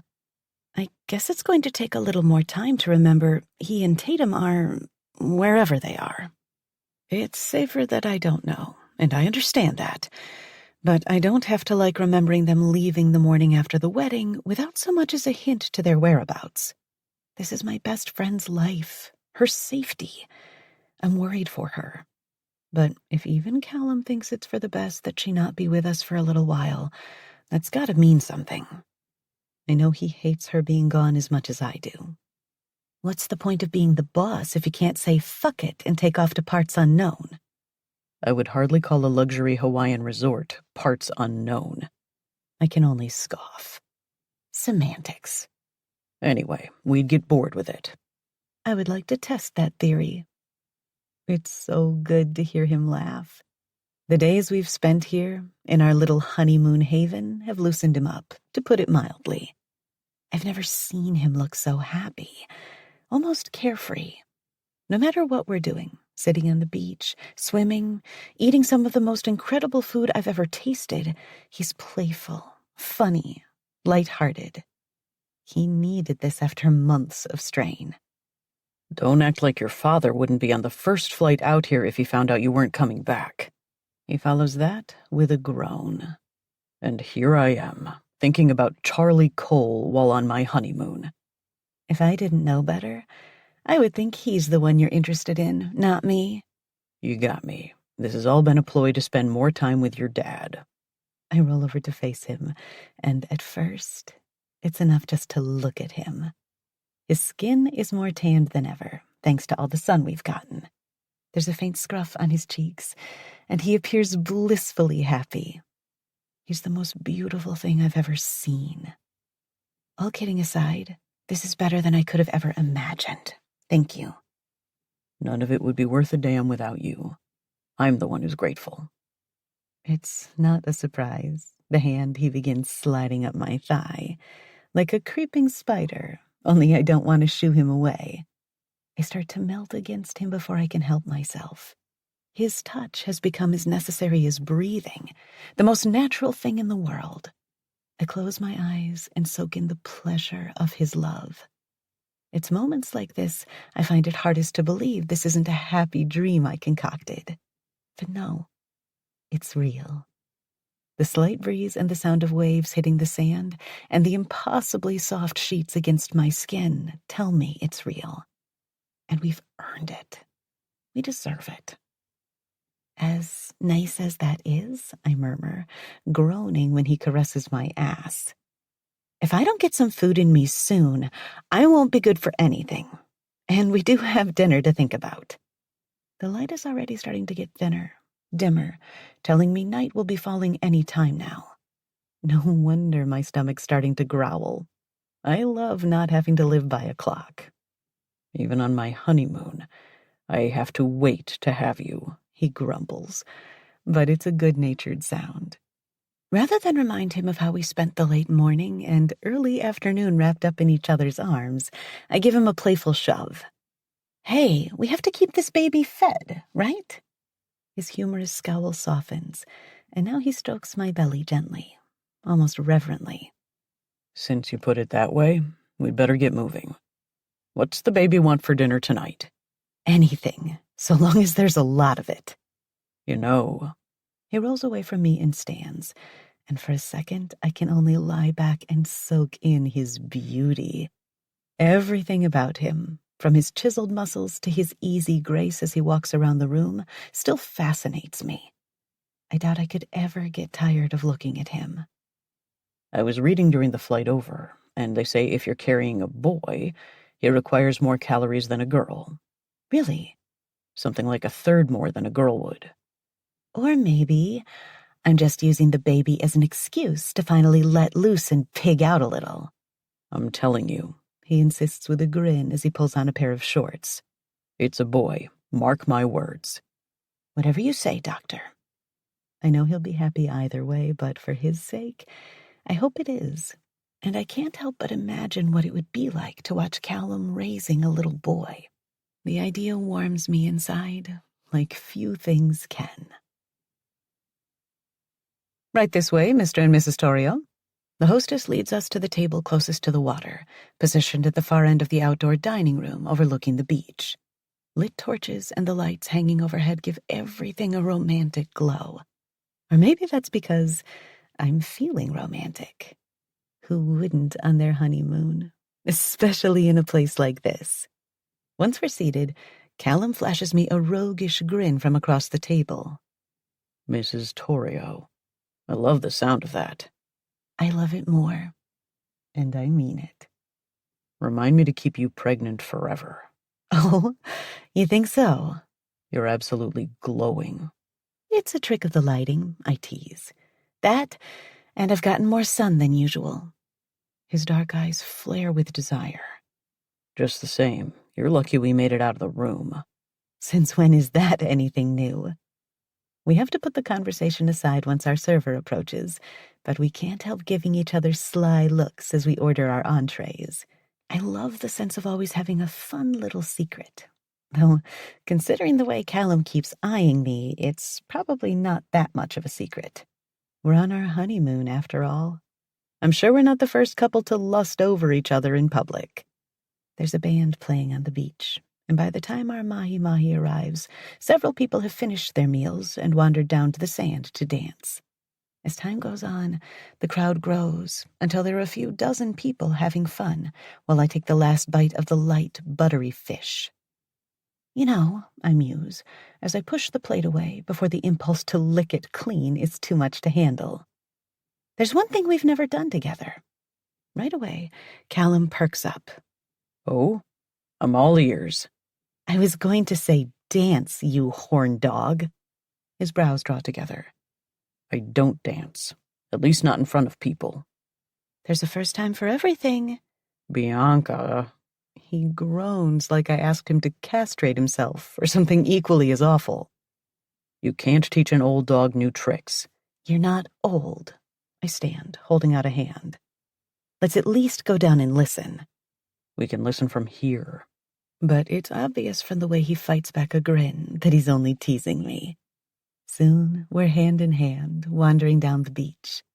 There's a half moon hanging in the night sky, and its silvery light paints the waves that crash up ahead. I could plop right down and stare at it until dawn. It's magical. A strong breeze stirs my hair and the flowy ankle-length dress I'm wearing. You smell incredible, Callum growls in my ear. Your desire for me is incorrigible. Still, when his hand grazes my bare back, a delicious shiver runs up my spine and goosebumps pebble my skin. Maybe I'm just as bad as he is. I can't get enough of him either. That being said, I want there to be more to our honeymoon than falling into bed. After a few songs, it seems as if even Callum's getting into it when his head starts bobbing up and down in time with the beat. I wonder how long it's been since he loosened up, and let himself have fun. Years, probably. He always has too much on his mind. See? I knew you'd get into the spirit once you got over yourself. His scowl makes me laugh before I start to sway to the irresistible rhythm. I haven't touched a drop of alcohol since I found out about the baby, but there's this natural buzz flowing through my veins. Now this I can get into, He growls, inching behind me and placing his hands on my waist while I move my hips. watching you dance. I'll need a private show back in the room. It's no surprise when he pulls me closer and a familiar bulge presses against my ass. Another shiver runs through me, and there's nothing to do in response but wiggle against him until he groans in my ear. Now we might as well be the only two people on the beach. You are so fucking hot. His hands run up and down my sides while he grinds against me, his hot breath fanning across my neck with every ragged grunt. Watching you move, feeling your body, I could fuck you here and now, in front of all these people. Right now?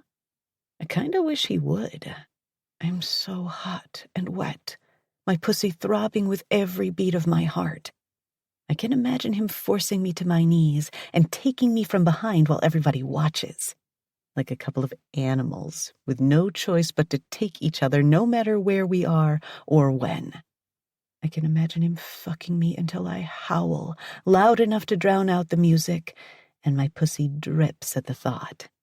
He finds my hips and grips them hard, pulling me against his raging erection while his lips graze my skin until my skin sizzles. I can imagine his fingers leaving bruises, but I don't care. I want him to. I want to wear the proof of how deeply he craves me. I can feel the power surging in his body, and something in me responds to it in the most intense way. I'll die if I don't have him inside me. I let my head drop back against his shoulder and turn my neck to murmur in his ear. Take me back to the room, now. I'm surprised he doesn't throw me over his shoulder and charge up there. As it is, we're practically trotting. We can't move fast enough for me. I need him too much. Rather than walk through the hotel, Callum uses the key to the gate that opens onto our personal patio and ushers me through it before pulling me close for a deep, searing kiss that takes my breath away and makes my knees go weak. By the time he lets me up for air, I'm clinging to him to keep from collapsing. With his arms around my waist, he lifts me off my feet, carrying me through the sliding door and only putting me down once we're next to the king-size bed. But instead of lying back and letting him take me, I undo his belt, staring into his eyes as I do. Neither of us says a word as I open his fly and let his slacks drop. Oh my God, He groans, sighing when I cup his balls through his boxers. I take my time, teasing him, letting my thumb graze his head in slow circles while his breathing quickens and his helpless moans grow louder, more needy. He's always in control, but not now. I can't help but want to draw that out as long as possible. Once there's a growing wet spot on the front of his shorts, I whisper, "What do you want me to do with this?" what do you think? He places a hand on my shoulder and presses down firmly. I drop to my knees on the tile floor, staring up at him as I do, then hook my fingers around the waistband of his boxers, lowering them all at once. His dick bobs in front of my face before I take him in my hand and run my tongue around the ridge of his swollen purple head. Fuck yes. He sighs, sinking his hands into my hair, massaging my scalp while I lower my head, taking him deep. The salty taste of his pre-cum fills my mouth, and I savor it as I bob up and down, drawing more and more of it from him. I'm wetter than ever, the slickness coating my inner thighs by the time he begins moving his hips. I love seeing you on your knees, my cock in your pretty mouth. My clit is almost painfully swollen now, throbbing, and there's nothing I can do but hike my dress up and wedge a hand between my legs. Fuck yeah, he mutters, once he realizes what I'm doing. Such a dirty girl. I can see your pussy weeping juices onto the floor. I want you to make yourself come for me. Come with me in your mouth. It doesn't look like I have a choice. I was already so close, and now, with the motion of my fingers against my hard nub, combined with his filthy words, the tension suddenly breaks, and there's nothing I can do but moan wordlessly while he continues thrusting. My body shudders in relief, trembling by the time he pulls back and falls from my lips. He takes himself in one hand, stroking his slick shaft, while he pulls me to my feet and turns me away from him with the other, before pushing me against the bed until I fall across it with my feet still on the floor. All it takes is the touch of his hands against my legs while he works the dress around my waist to set off my hunger again. Not that it ever went away, even after coming. All that did was whet my appetite and deepen the primal need coursing through me. He wastes no time yanking down my thong, pausing to drag his head through my sopping slit before plunging inside. Yes, I cry out. There is nothing in the world more satisfying than the feeling of his thick cock stretching me the way only he can. I'm happy to hand control back to him, moaning when he takes me by the hips and pulls me against him in time with his deep, sensual strokes. Now there's nothing but sensation. Sweet, hot, addictive sensation that rolls over me like the waves crashing beyond our door. I give myself over to it, losing myself the way only he can make me do. Fuck. You're such a good girl. My good girl. My wife, he whispers between thrusts. I'm going to fill this tight little hole up. Do you want that? Do you want me to come inside you?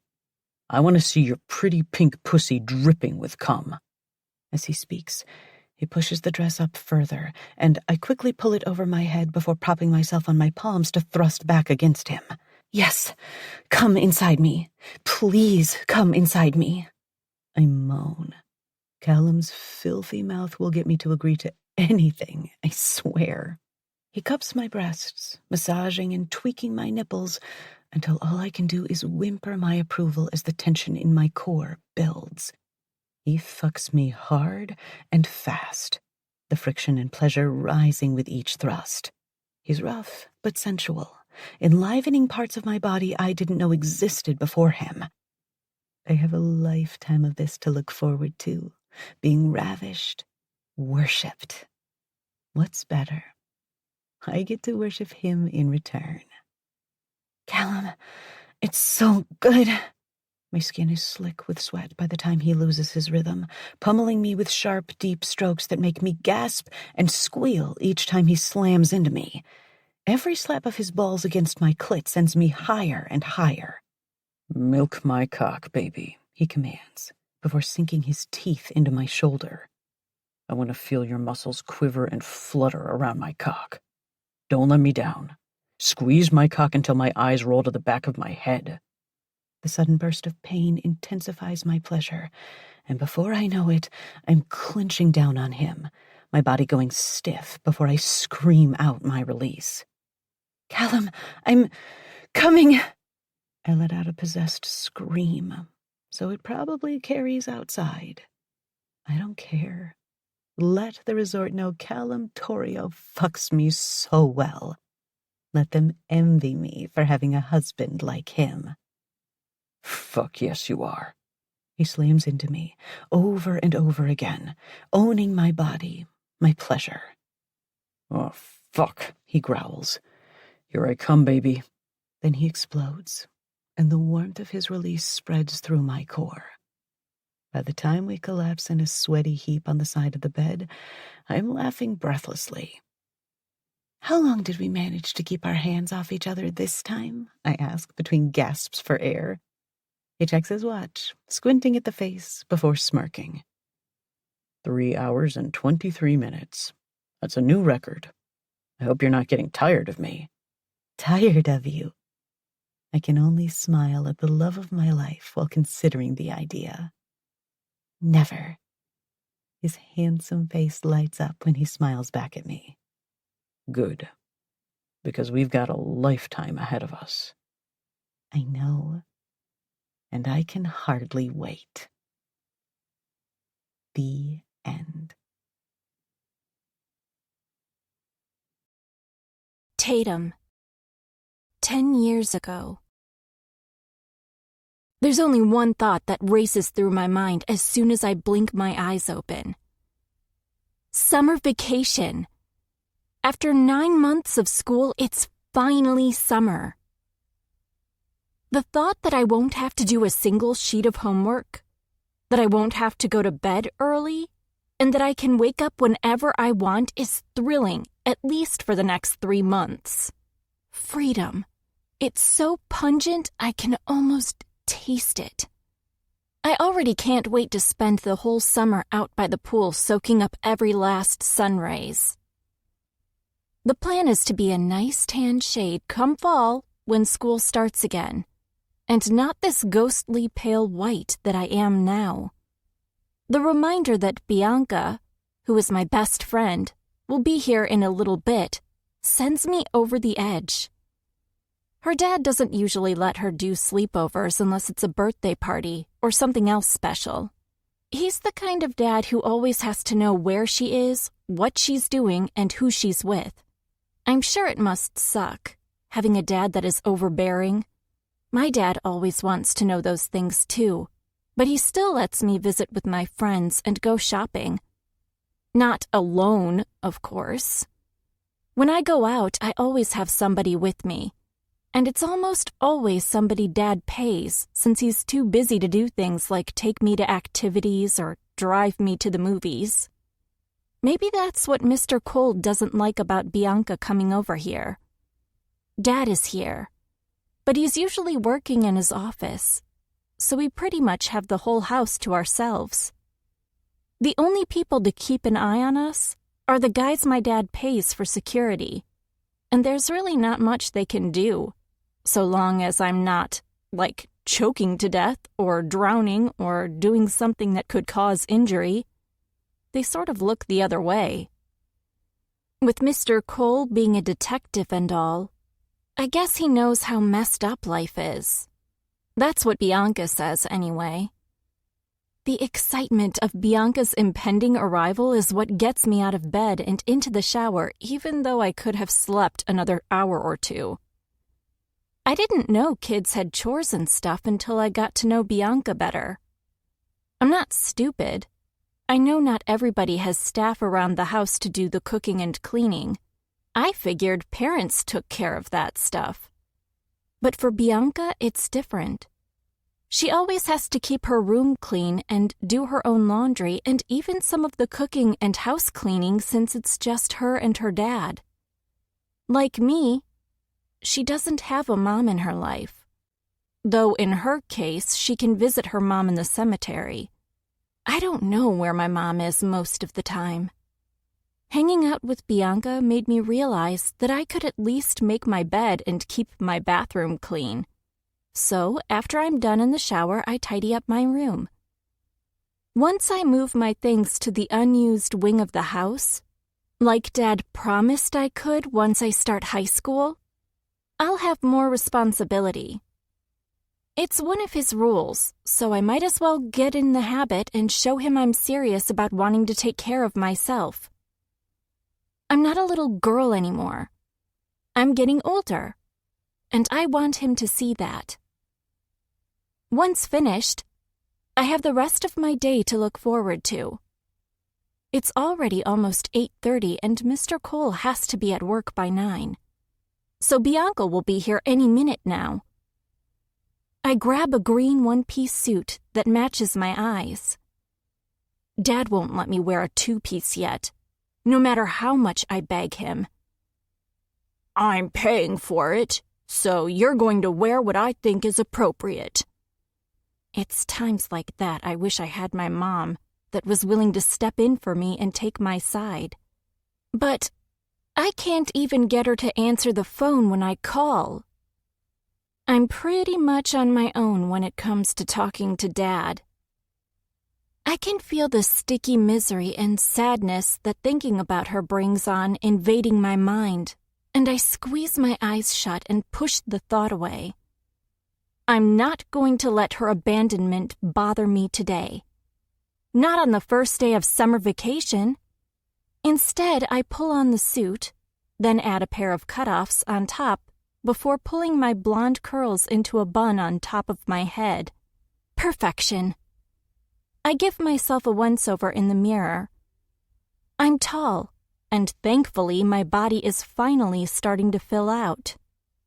I was worried for a little bit that my arms would always be longer than my body, but thankfully I grew. My skin is pale and sickly looking. And since Dad hardly ever lets me wear makeup, which is going to change this year, I always look this way. A Casper the Friendly Ghost look-alike. Whatever. With all the sun I'm going to get this summer, it won't matter. I'm halfway down the stairs when I hear my father's voice. I might be able to say good morning to him before he locks himself in his office for the remainder of the day. I wonder if I can get him to go swimming with me sometime. He can't work all the time. Can he? It seems unfair that grown-ups don't get summer vacation the way kids do. Maybe I need to remind him that there are other things in life besides work. Right away, I smile. Since he's not usually around, maybe we can have breakfast together. Or, if he's busy and on his way to the office down the hall, I can bring him some food. I want to spend a little time together this summer before I start high school. I know I'm going to be super busy with activities and studying once fall comes, and I miss just sitting and talking to him. "I'll have keys made for you," he says, his voice getting louder the closer he comes to where I'm standing, while the dress shoes he almost always wears during the day snap against the wood floor.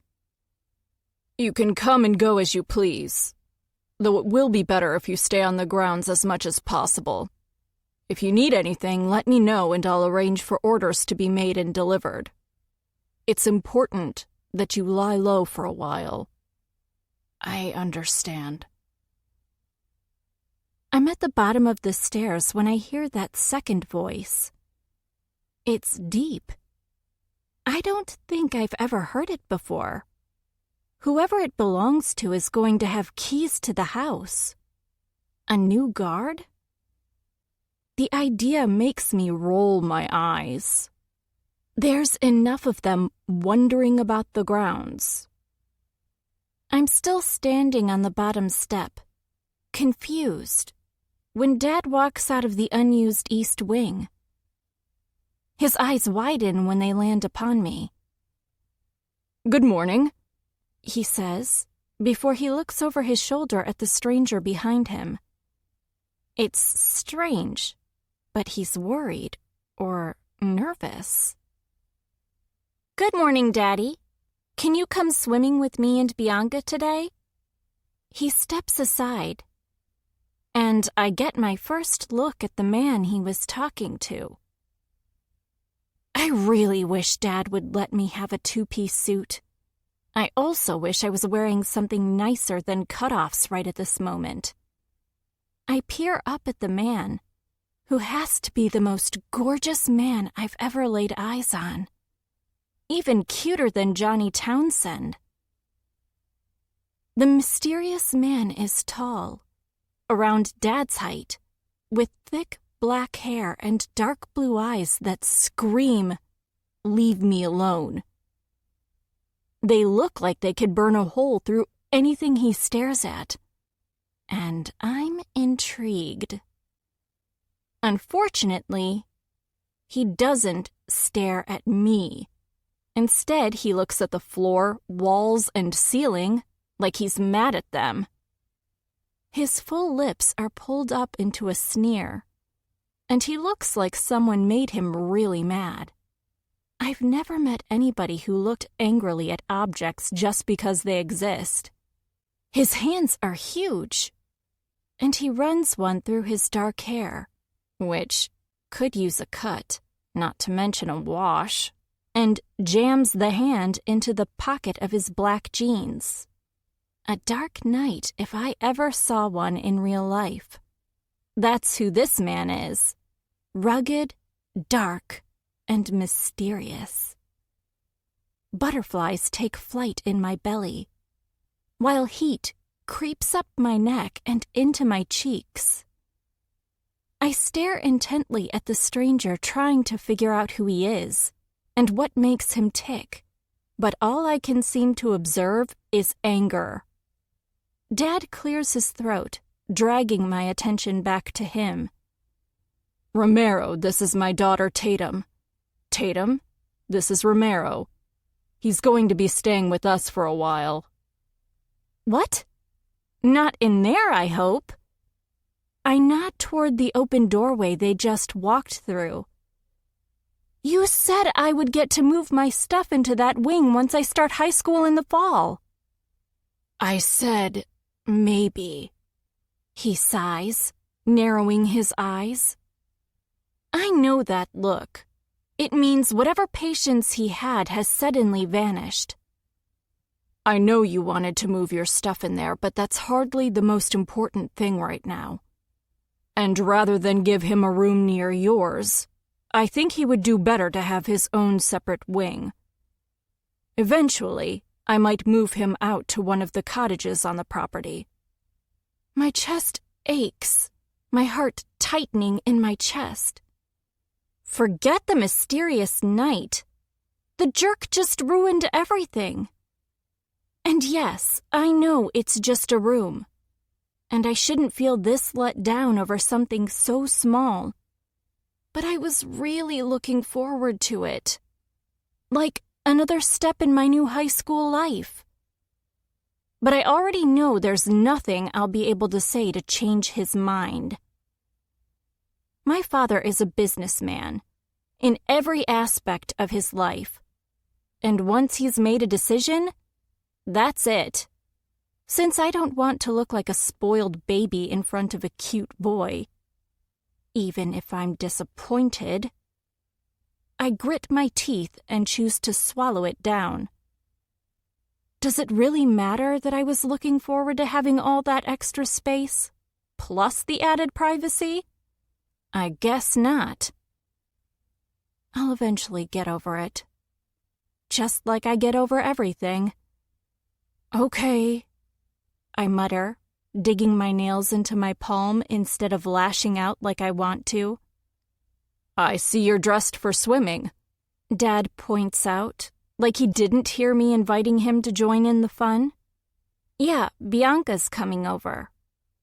Oh, that's nice, sweetie. His attention drifts and he turns it back to Romero. And suddenly, it's like I was never here to begin with. In this house, what is mine is yours. Anything you want, you only have to ask. We have a cook who comes 6 days a week. She takes off Saturday nights and all day Sunday, but always makes sure the kitchen is stocked. They pass me on their way out to the kitchen, and all I can do is stand there and stare at them. It's not like I expect to have a say in anything, because I never do. Not really. But I can't deny the anger that blooms inside my chest at his clear dismissal. Obviously, whatever Romero's story is, Dad wants to help him. And that's cool. But at the expense of breaking another promise to me? I reach the kitchen in time to hear Dad introduce Romero to Cheryl, our cook, and she's as kind to him as she's always been to me. Can I fix you something for breakfast? No, thanks. He mumbles, his gaze on the floor, his voice thick and raspy. I'm not really hungry. That's fine, but be sure to stop back whenever you want. She notices me hanging around and gives me one of her bright, kind smiles. Good morning, Miss Middle School graduate. I fixed your favorite. French toast and bacon, plus fresh orange juice. Oh, thank you. And now Romero knows I just graduated middle school, which means he knows how old I am. Cue the embarrassment. He probably thinks I'm a dumb kid. I have to open the refrigerator door to abate the way my cheeks heat up. Behind me, Dad speaks up. You really should eat something. I'm almost jealous of the concerned tone that fills my dad's voice. Yes, my father loves and cares about me, but he never seems concerned. Not like this. It's more like he's especially interested in Romero, like he cares if he eats. Why? Who is he? And what about him would my father care so much about? I've made plenty, Cheryl adds. It's only a matter of pulling an extra plate from the cabinet. Great. He gets the wing I was supposed to move into, and now Cheryl is making him a plate of my special breakfast. I have to bite my tongue as I pour orange juice into a glass without asking if Romero wants any. He can get his own, since he obviously lives here now. I'm really not hungry. The edge in his voice becomes sharp, like he's angry. Why is he mad? Because people are being kind to him? That seems ridiculous. Fair enough, Dad murmurs in that gentle, caring way. So long as you know everything you need is here. You don't have to be shy. Why don't I show you around the grounds, and then you can get settled into your room? Nothing hurts worse than the hand he places on this strange, rude kid's shoulder as they walk out of the room. If I thought he'd give me the whole story, I'd think to ask Dad later why Romero is here and how long he'll be staying. But I know my father. He'll tell me to go hang out with Bianca, or go swimming, or shopping. Whatever it takes to keep me out of his way, especially now that he has the son he always wanted. I don't know where that thought comes from, but it takes away my appetite until I have to force my way through finishing the rest of my food. Cheryl went to all the trouble, and I don't want to insult her the way Romero did. Not that she seems to mind. She's busy humming to herself as she pulls produce from shopping bags and washes it in the sink. Tatum? My spirits lift immediately when I hear Bianca's voice echoing through the entry hall. In the kitchen! I call out, and a few seconds later she hurries in, all flushed and wide-eyed. Who is that boy outside with your dad? She flashes an embarrassed little grin at Cheryl, who just laughs. I give her a look that means, we'll talk about this privately, while getting up from the table and leaving the dish next to the sink. Do you want anything? Cheryl asks Bianca, who politely refuses before I pull her by the arm out onto the back patio. It's already hot and sticky for this time of morning, and I can practically feel my curls frizzing thanks to the humidity in the air. What's going on?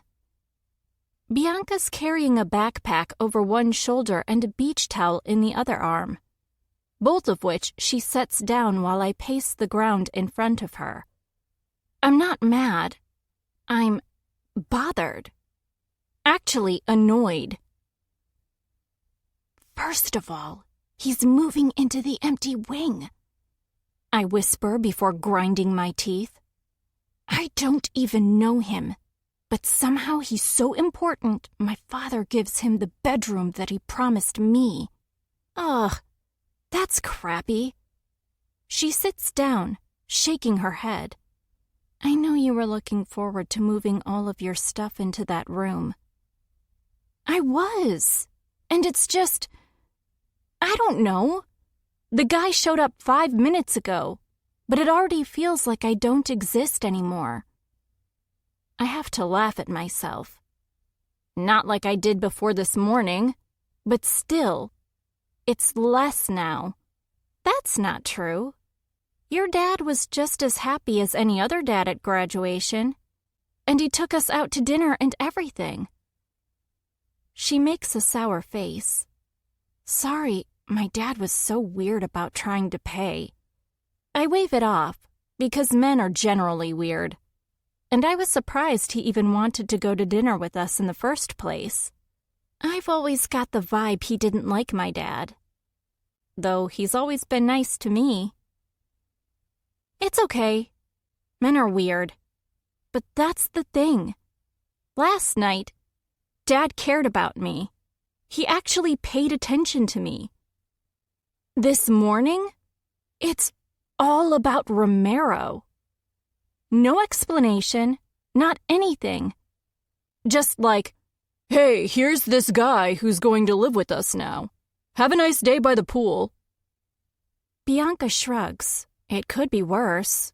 He could be gross and ugly looking. She's not wrong about that. Even though he's kind of a jerk. I already can't wait to see him again. He's older than us. Maybe 16 or 17. I don't know. Dad didn't tell me, of course. And for the whole 5 minutes I met him, he stared at the floor like he was pissed off. I doubt he'd talk to me anyway. That's if I even wanted to talk to him. Besides, she adds with a giggle, it's not like your dad would let you hang out with an older guy. Ugh, also true. To think, I was in such a good mood when I first woke up. Happy first day of summer vacation, I guess. It's all going to be okay. Don't let this get you down. She hops up from her chair and takes off the sundress she wore over her white suit. Come on. Let's enjoy the pool and try not to think about them. We'll play some music and start on our tans. She's right. I know she is. I don't have to pay any attention to Romero. He can be another one of Father's guards, or whatever it is he pays them to do to keep us safe from whatever it is he does for a living. I'm not supposed to know about any of that. I do know one thing, though. The first chance I get, I'm buying myself a 2-piece suit. If Dad's going to ignore me for this guy, whoever he is, I'm going to start doing what I want. This recording of Empire of Pain was presented by Dreamscape Media, LLC. Narrated by Sierra Klein and Benjamin D. Walker. Produced by Michael Jones.